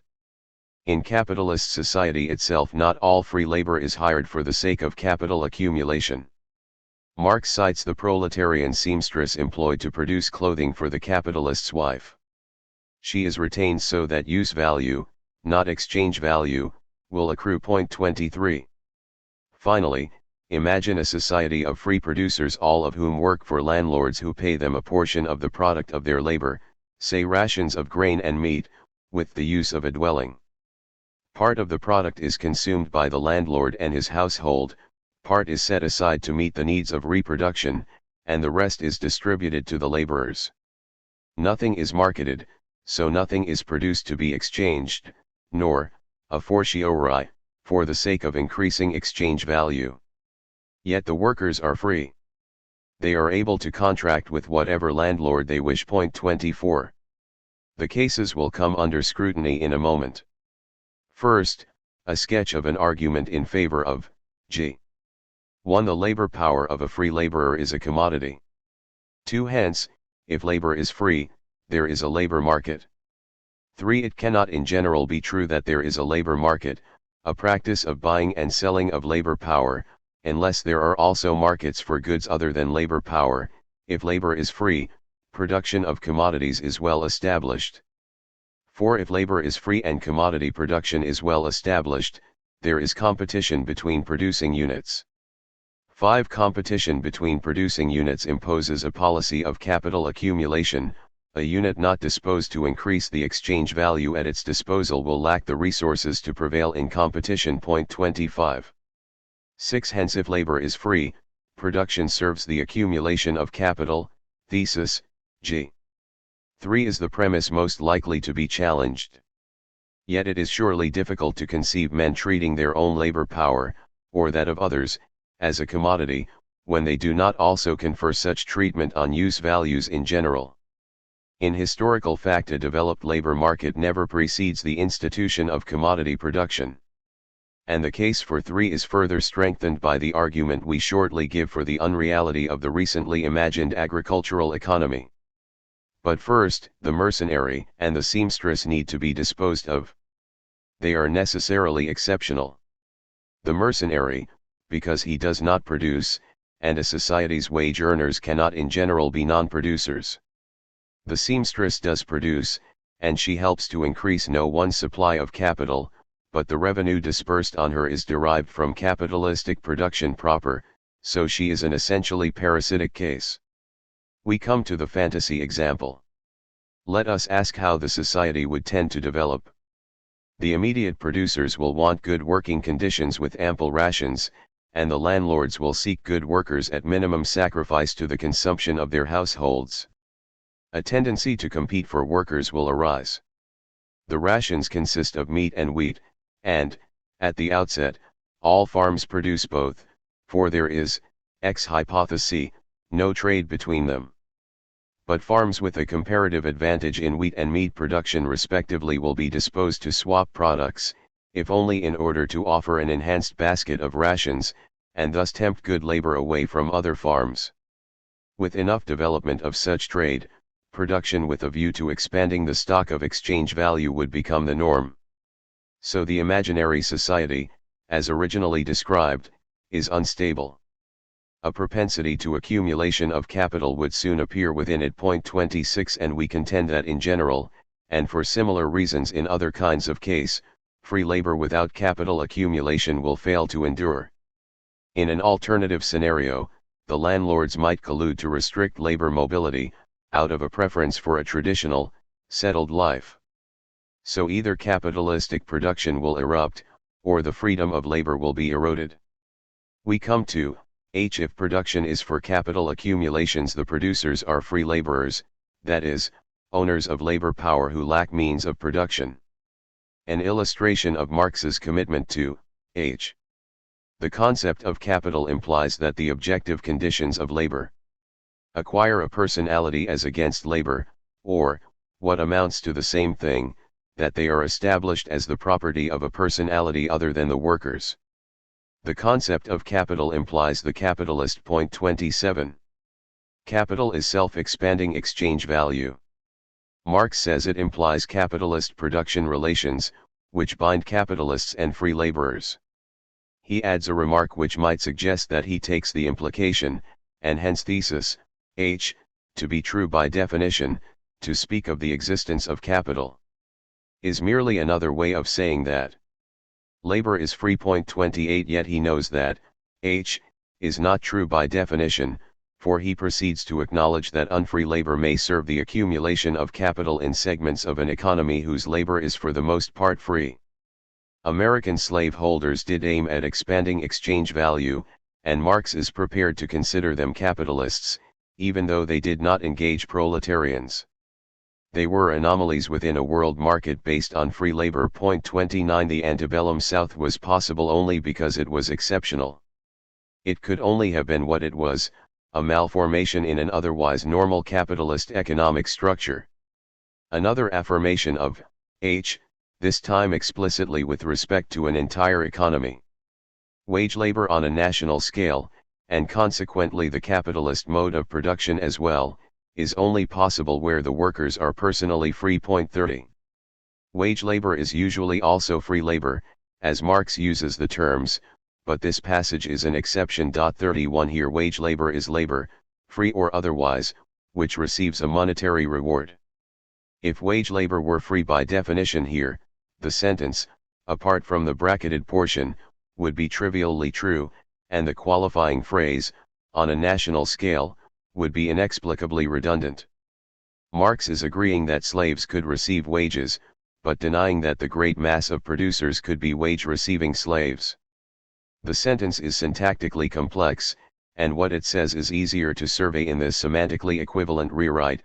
If wage labor prevails on a national scale, then so does free labor. Therefore, if the prevailing mode of production is capitalist, if production serves the accumulation of capital, the producers are, by and large, free laborers. What follows the semicolon is thesis, H. So much in evidence of Marx's espousal of H. We proceed to consider potential challenges to H. Cases of production for expansion of exchange value without free labor. We must show that they are necessarily imaginary, exceptional, or transitory. The first challenge comes from what seems, initially, to be a possible variant of simple commodity production. In simple commodity production, the producers are self-employed market exchangers. They are not free laborers, since they own their means of production. Yet could they not produce for the sake of accumulating capital? It is irrelevant here that simple commodity production has never in fact characterized an entire economy. 32 What does matter is that if it were general and, moreover, oriented to the expansion of exchange value, then it would rapidly transform itself into capitalist commodity production. In the competition between producers, some would prosper and others would fail, and be reduced to laboring for the successful ones. This is just what tends to happen where simple commodity production in fact obtains a process of social differentiation. 33 Slices the set of simple commodity producers into a rudimentary bourgeoisie and a rudimentary proletariat. Simple commodity production, then, supplies no refutation of H, and we can restrict our attention to production for capital accumulation with class subordination. The question, is H true, is the question whether the class must be proletarian. So we now reckon with cases of production for capital accumulation where the producers are unfree. One such case has already appeared, production for exchange value by slaves. Marx deemed it essentially subsidiary, but according to John Hicks it was purely contingent that free labor rather than slavery accompanied early European capitalism. There were no slaves to be had, because the main potential source of slaves, to the south and east, was blocked by the military power of Islam. 34. The second serfdom in Eastern Europe of the 15th and 16th century is our next putative counterexample. Feudal burdens were imposed on the peasantry in response, so it has been claimed 35 to mounting commercial pressures and opportunities, associated with the export of grain westwards. On this account, labor became more unfree and because production became more oriented to exchange value. Thus Engels, writing with special reference to Germany, says that the capitalistic period announced itself in the country districts as the period of agricultural industry on a large scale, based upon the corvée labor of serfs. 36. A formulation in apparent conflict with the correlations maintained by historical materialism, in particular thesis, h, that capitalistic production requires wage labor. Finally, let us imagine a form of unfree labor attached to production for accumulation of capital in an industrial setting, and on a total social scale. The iron workers of early industrial South Wales can serve as a model here. They were tied to their employers for life, so that the costs of training them would be recouped. 37. Conceive this to be general across an industrial society. We shall now argue that, despite these examples, serfdom and slavery are in principle opposed to production for the accumulation of capital. Take agricultural serfdom first. The landed serf sustains himself on the fruits of his own labor, consuming what he produces with means of production he controls. He largely abstains from market exchange, as buyer or as seller. Accordingly, much of what is produced is not marketed, and production for exchange, and a fortiori for the expansion of exchange value, is possible only to a restricted extent. The lord may be more involved in market transactions, and hence in the pursuit of exchange value, but the serf's self-sufficiency erects a barrier to the extension of production for exchange value. A mass market simply is not there. What, then, of the second serfdom? On Perry Anderson's account of the matter, which we shall follow, there is no case to answer.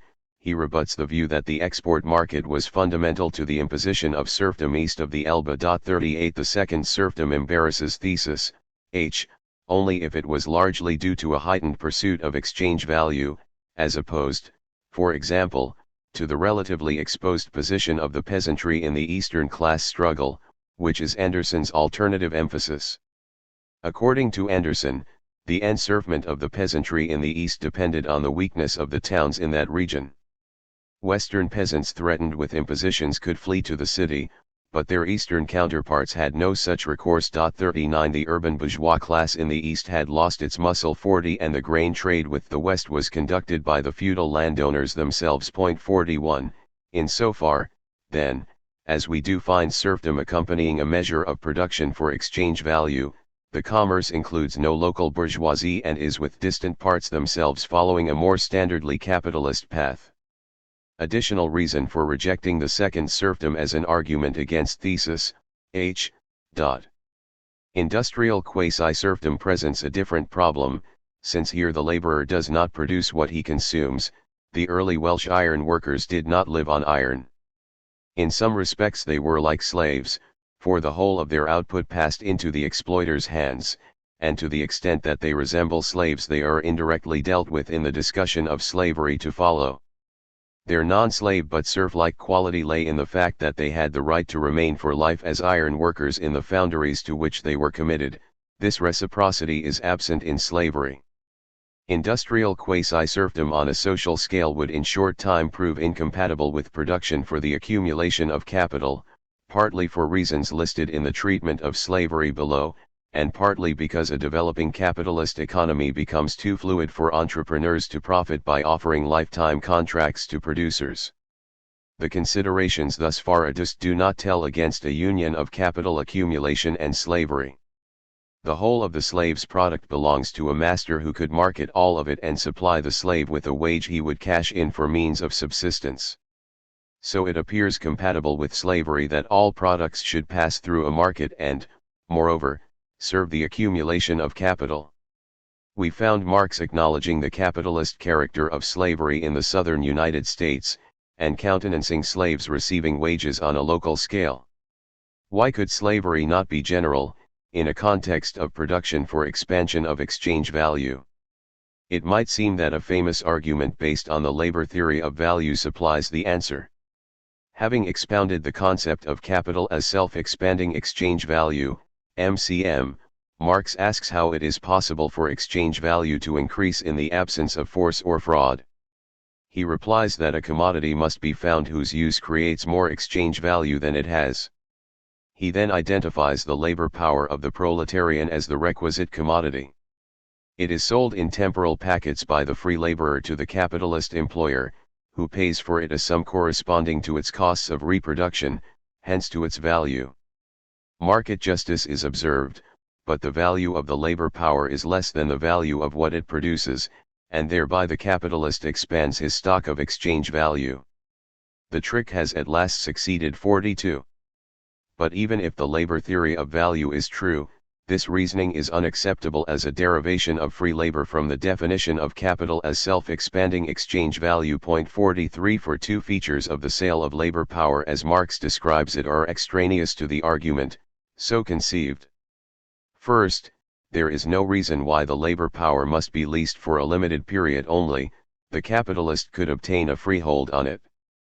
Second, there is no reason why the vendor of the labor power must be the person in whom it inheres, instead of the producer himself, the seller could be someone who owns him.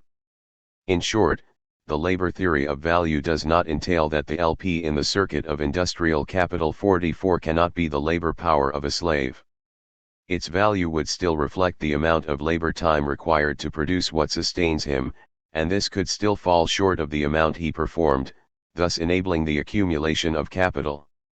No abstract proof will show that slavery and production for the expansion of exchange value are opposed in tendency. We nevertheless agree with Marx that plantation capitalism necessarily did not arise out of slavery, but was grafted onto it. 45 But Hicks thinks capitalism could have proceeded on a slave basis. Why is he wrong?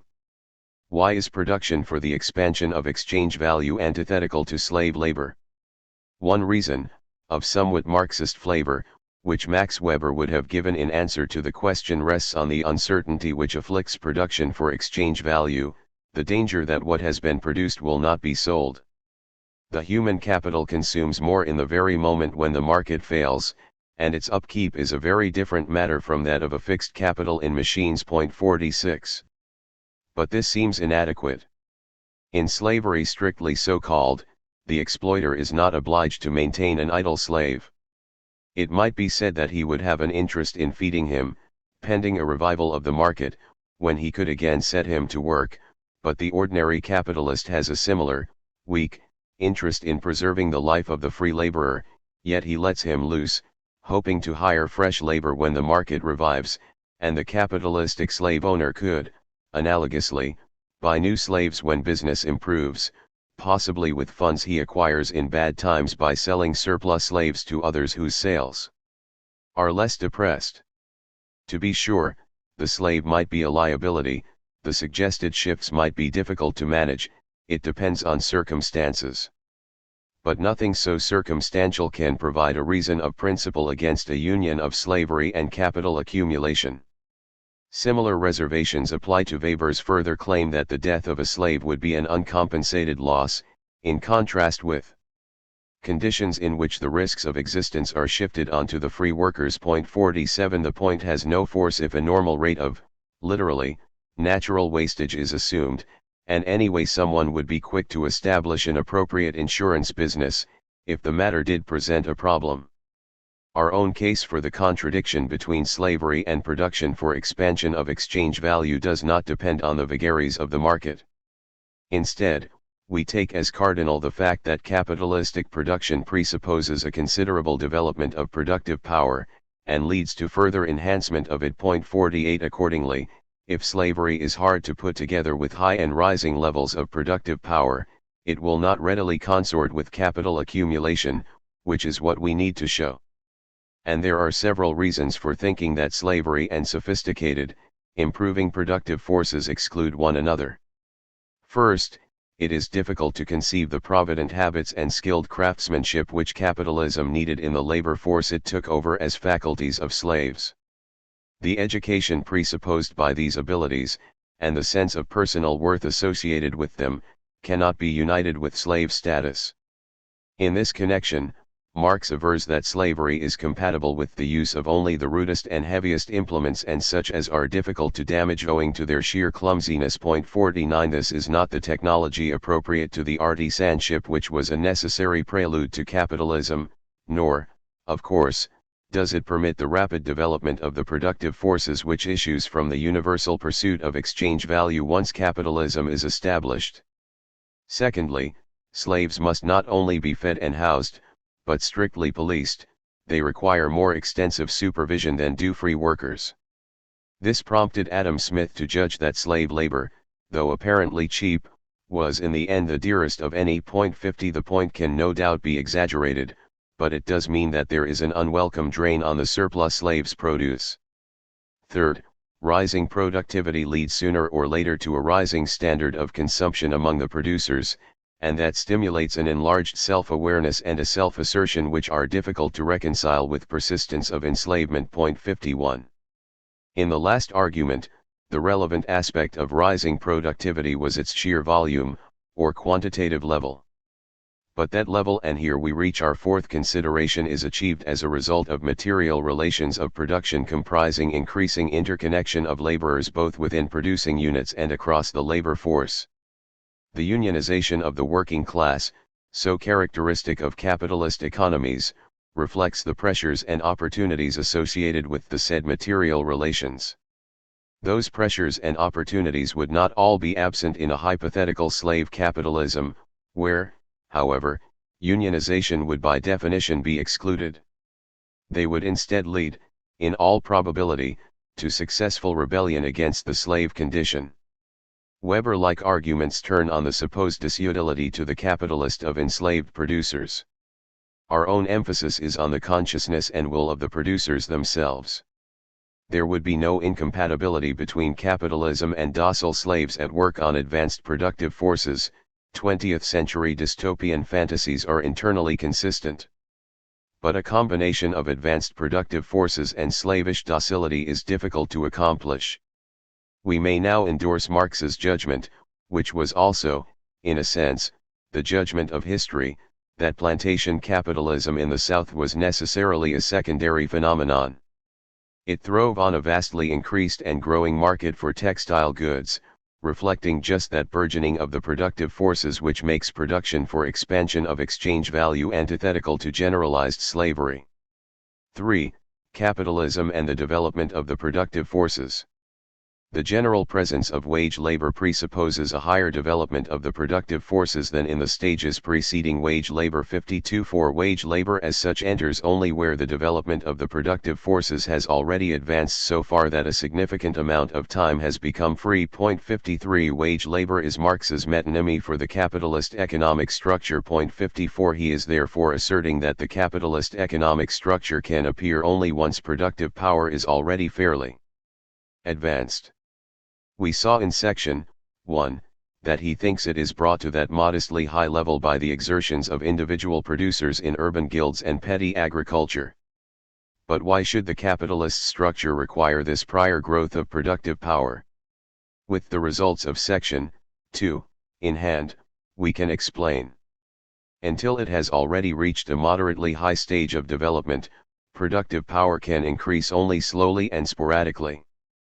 For continuous rapid advance, productivity must be great enough to ensure a surplus whose amplitude allows regular formation of new means of production.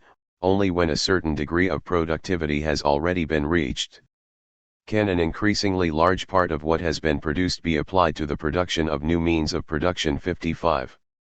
Now to speak of an increasingly large part being applied to the production of new means of production is to use purely material language. The phrase is a material description, but what it denotes is the material side of the social process of capital accumulation. The use of exchange value to increase exchange value is possible only by virtue of the denoted material process. But that material process can occur only when a certain degree of productivity has been reached. Hence production for capital accumulation must await attainment of that degree of productivity. Now we saw in section 2, that production within a capitalist economic structure will subserve the accumulation of capital, that was thesis G. The capitalist structure cannot therefore arise until productive power is of decently large dimensions. The investment requirements of the capitalist process exclude the full appearance of capitalist relations of production before that stage is reached. Now the fact that capitalism presupposes a technology which permits take-off into sustained growth of productive power does not prove that it is the economic structure which best fosters that growth. This needs to be shown in defense of the thesis C. D. p. 180 that the capitalist structure prevails when it does because it suits the development of the productive forces at that time. We must argue that 56. I. If the productive forces progress systematically, the economic structure is capitalist. 57. J. If the economic structure is capitalist, the productive forces progress systematically. 58. Section 2. Established that a society has a capitalist economic structure if and only if its production aims at the expansion of exchange value. Immediate producers are free laborers when and only when production is geared to the maximization of abstract wealth.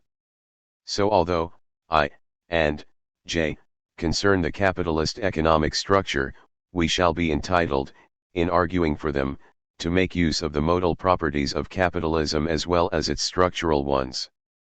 The modal and structural definitions, CP 181, will be variously relevant in the ensuing arguments. Starting with I, we note that it is equivalent to the proposition that non-capitalist economic structures do not promote systematic productive development. Two arguments for I will be offered. First, non-capitalist ruling classes are not disposed to promote a prodigious development of the productive forces. Secondly, a great development of the productive forces is incompatible with unfreedom among the immediate producers. The first argument. 1. In non-capitalist economic structures, labor is not free. Instead it is immediate forced labor. 59. The producers are tied to their exploiters by involuntary bonds, not as a result of contracting with them on a labor market.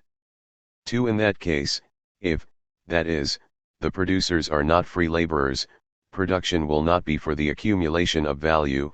This is thesis H of section 2, and the only point of wealth will be enjoyment. 60. The exploiter will want the producer's surplus for the sake of its use value.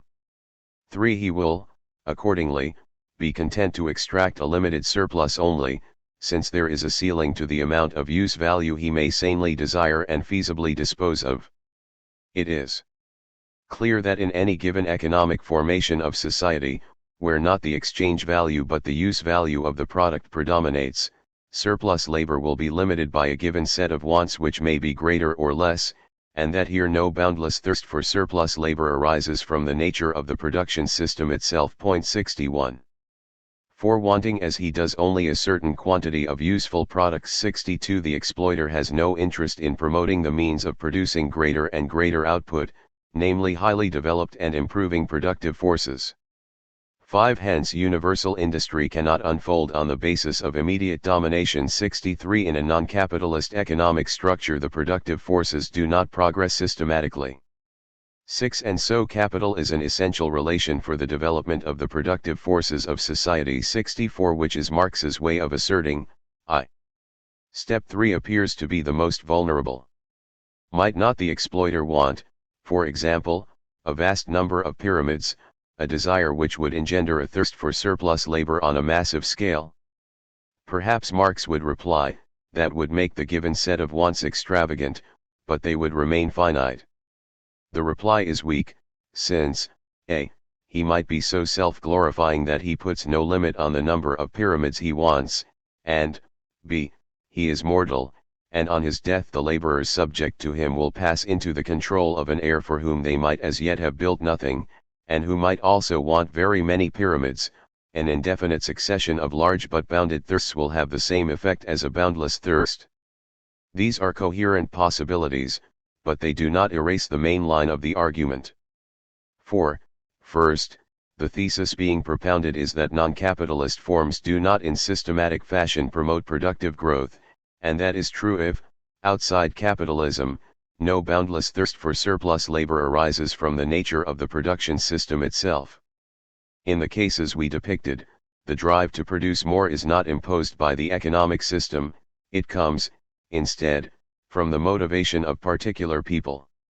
Second, pre-capitalist rulers who have the imagined extravagant desires are unlikely to combine them with a prudent disposition to set aside resources for the sake of improving productivity. 65 They want to be lavish, not sparing, with the available labor supply.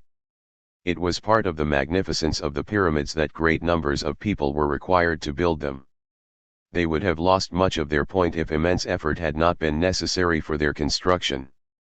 A further basis for affirming, I, is constituted by our earlier arguments, pages 191-3, against a union of high productive development and unfree labor. If they were sound, the productive forces can progress in non-capitalist class society only to a limited extent. I.'s converse, J, is amenable to more straightforward demonstration. J says that capitalism does engender a prodigious expansion of productive power. The usual Marxist argument for J relies on the labor theory of value 66, but it is not essential to the conclusion. Whatever explains comparative exchange value magnitudes, and whatever may be the source of profit on capital, exchange value is what the capitalist firm must seek, on pain of ruin in competition. But exchange value will not be accumulated unless use value is produced efficiently. Opportunities to improve productivity must be found and seized, and so the productive forces move forward systematically. The imperative laid on the firm is to make money, but it can do that only by selling things, which must therefore be produced, and, because of competition, produced as competently as possible. The goal of all capitalist production is not use value but exchange value. If one sets aside swindling, there is no way of increasing exchange value except by increasing production. In order to increase production, it is necessary to develop the productive forces. To produce more goods is never the aim of bourgeois production. Its aim, rather, is to produce more exchange value. It brings about the real expansion of the productive forces and of goods in spite of itself. 67. So the very economy whose rulers are relatively uninterested in use value produces more use value, and more capacity to produce use value, than any other class society. 68.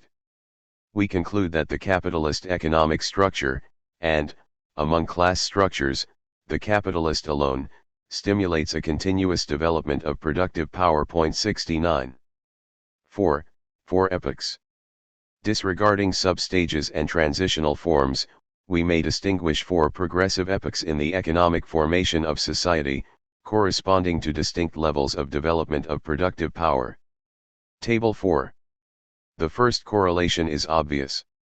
A class society is by Marxian definition divided into a group which produces and a group which does not. For the latter to survive, the former must create use value in excess of what they need themselves, there must be a surplus to sustain the non-toiling class. Accordingly, classes are excluded when productive power is so low that no surplus is available. As long as there is some surplus, class society is possible, but if the surplus is small, it cannot yet be a capitalist class society, cp 194. Hence the second correlation. But why should there be classes of any kind in the second stage of productive development? The question is explored in section 7. Next comes moderately high surplus, which is necessary for repeated introduction of new productive forces, and thus for regular capitalist investment. Like any other mode of production, Capitalism presupposes a given level of the social productive forces and their forms of development as its historical precondition 70, and this, we saw, is the level to which they are brought by small-scale industry and agriculture in dissolving feudalism and transitional post-feudal society, see pages 178-9. Petty production generates the conditions of a further productive progress it is itself impotent to promote. Capitalism is then necessary, if development is to continue, and that, Marx says, is why it arises, see pages 175, 180-1.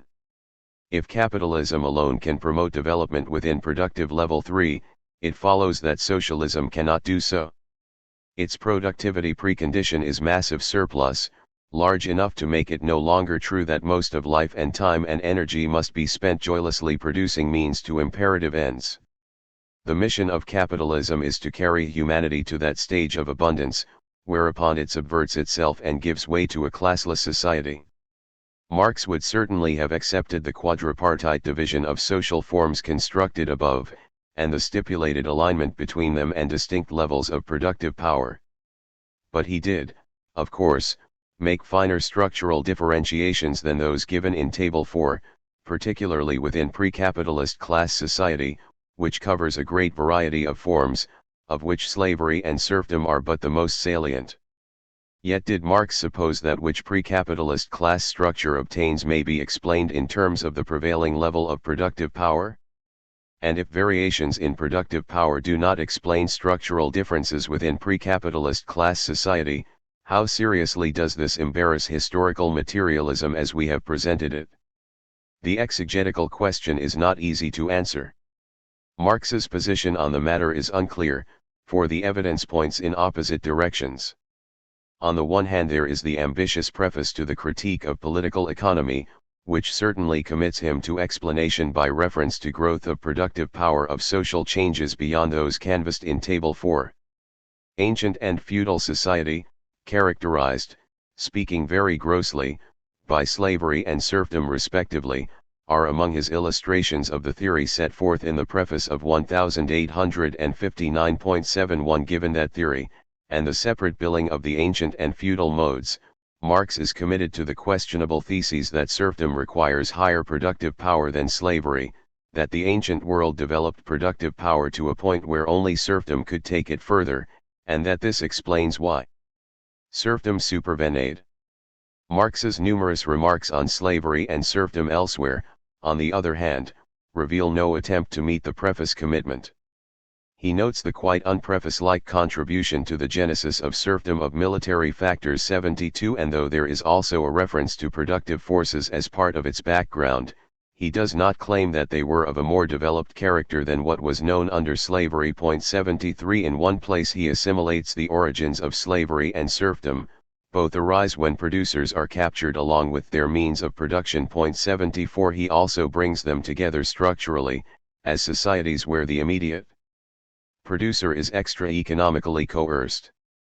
When he says that between the full development of the foundation of industrial society and the patriarchal condition, many intermediate stages, endless nuances occur. 75. He cannot think each nuance corresponds, in the full preface sense, to a different level of productive power. Finally, in the Grundriss he essays a periodization of history more similar to Table 4 than to the divisions listed in the preface. Relations of personal dependence are the first social forms. Personal independence founded on dependence on objects is the second great form. Free individuality, based on the universal development of individuals and on their subordination to their communal, social productivity as their social wealth, is the third stage. The second stage creates the conditions for the third. 76. Here pre-class society is either omitted or comprehended in relations of personal dependence, this initially taking the unhierarchical form of unfree mutual connections. 77. The endless nuances of pre-capitalist class history resist theorization as sets of production relations whose succession reflects a series of rises in the level of productive power. But the resulting damage to historical materialism, on our strongly technological construal of it, is smaller than might at first appear. 1 Table 4, taken by itself, and unsupplemented by explanations of variance within stage 2, embodies substantial theses about the course of social development. It is, for example, no small claim to say of each pre-capitalist class society that it was one because the surplus possible at the given time was limited, and that capitalism arose when and because the surplus became moderately high. 2. In Table 4, types of economic structure are associated with quantitative levels of productive power. Quantitative levels within stage 2 do not explain the variations it shows in economic structure. The transitions do not obey the principle that a structure persists as long as it develops the productive forces, and goes when it has brought them to a level so high that it can no longer promote their progress. But explanations of economic structures in terms of the qualitative characteristics of productive forces are not therefore excluded. The kinds of productive facilities available might control the relations, even if their quantitative level of development does not. Distinct agricultural societies, for example, at much the same level of productive power, could have needs of different kinds for irrigation, and this might help to explain differences in economic structure they displayed. 5. Capitalism's mission, and its fate. Capitalism arises and persists because it, uniquely, is able to take productive power from the top of level 2 to the bottom of level 4.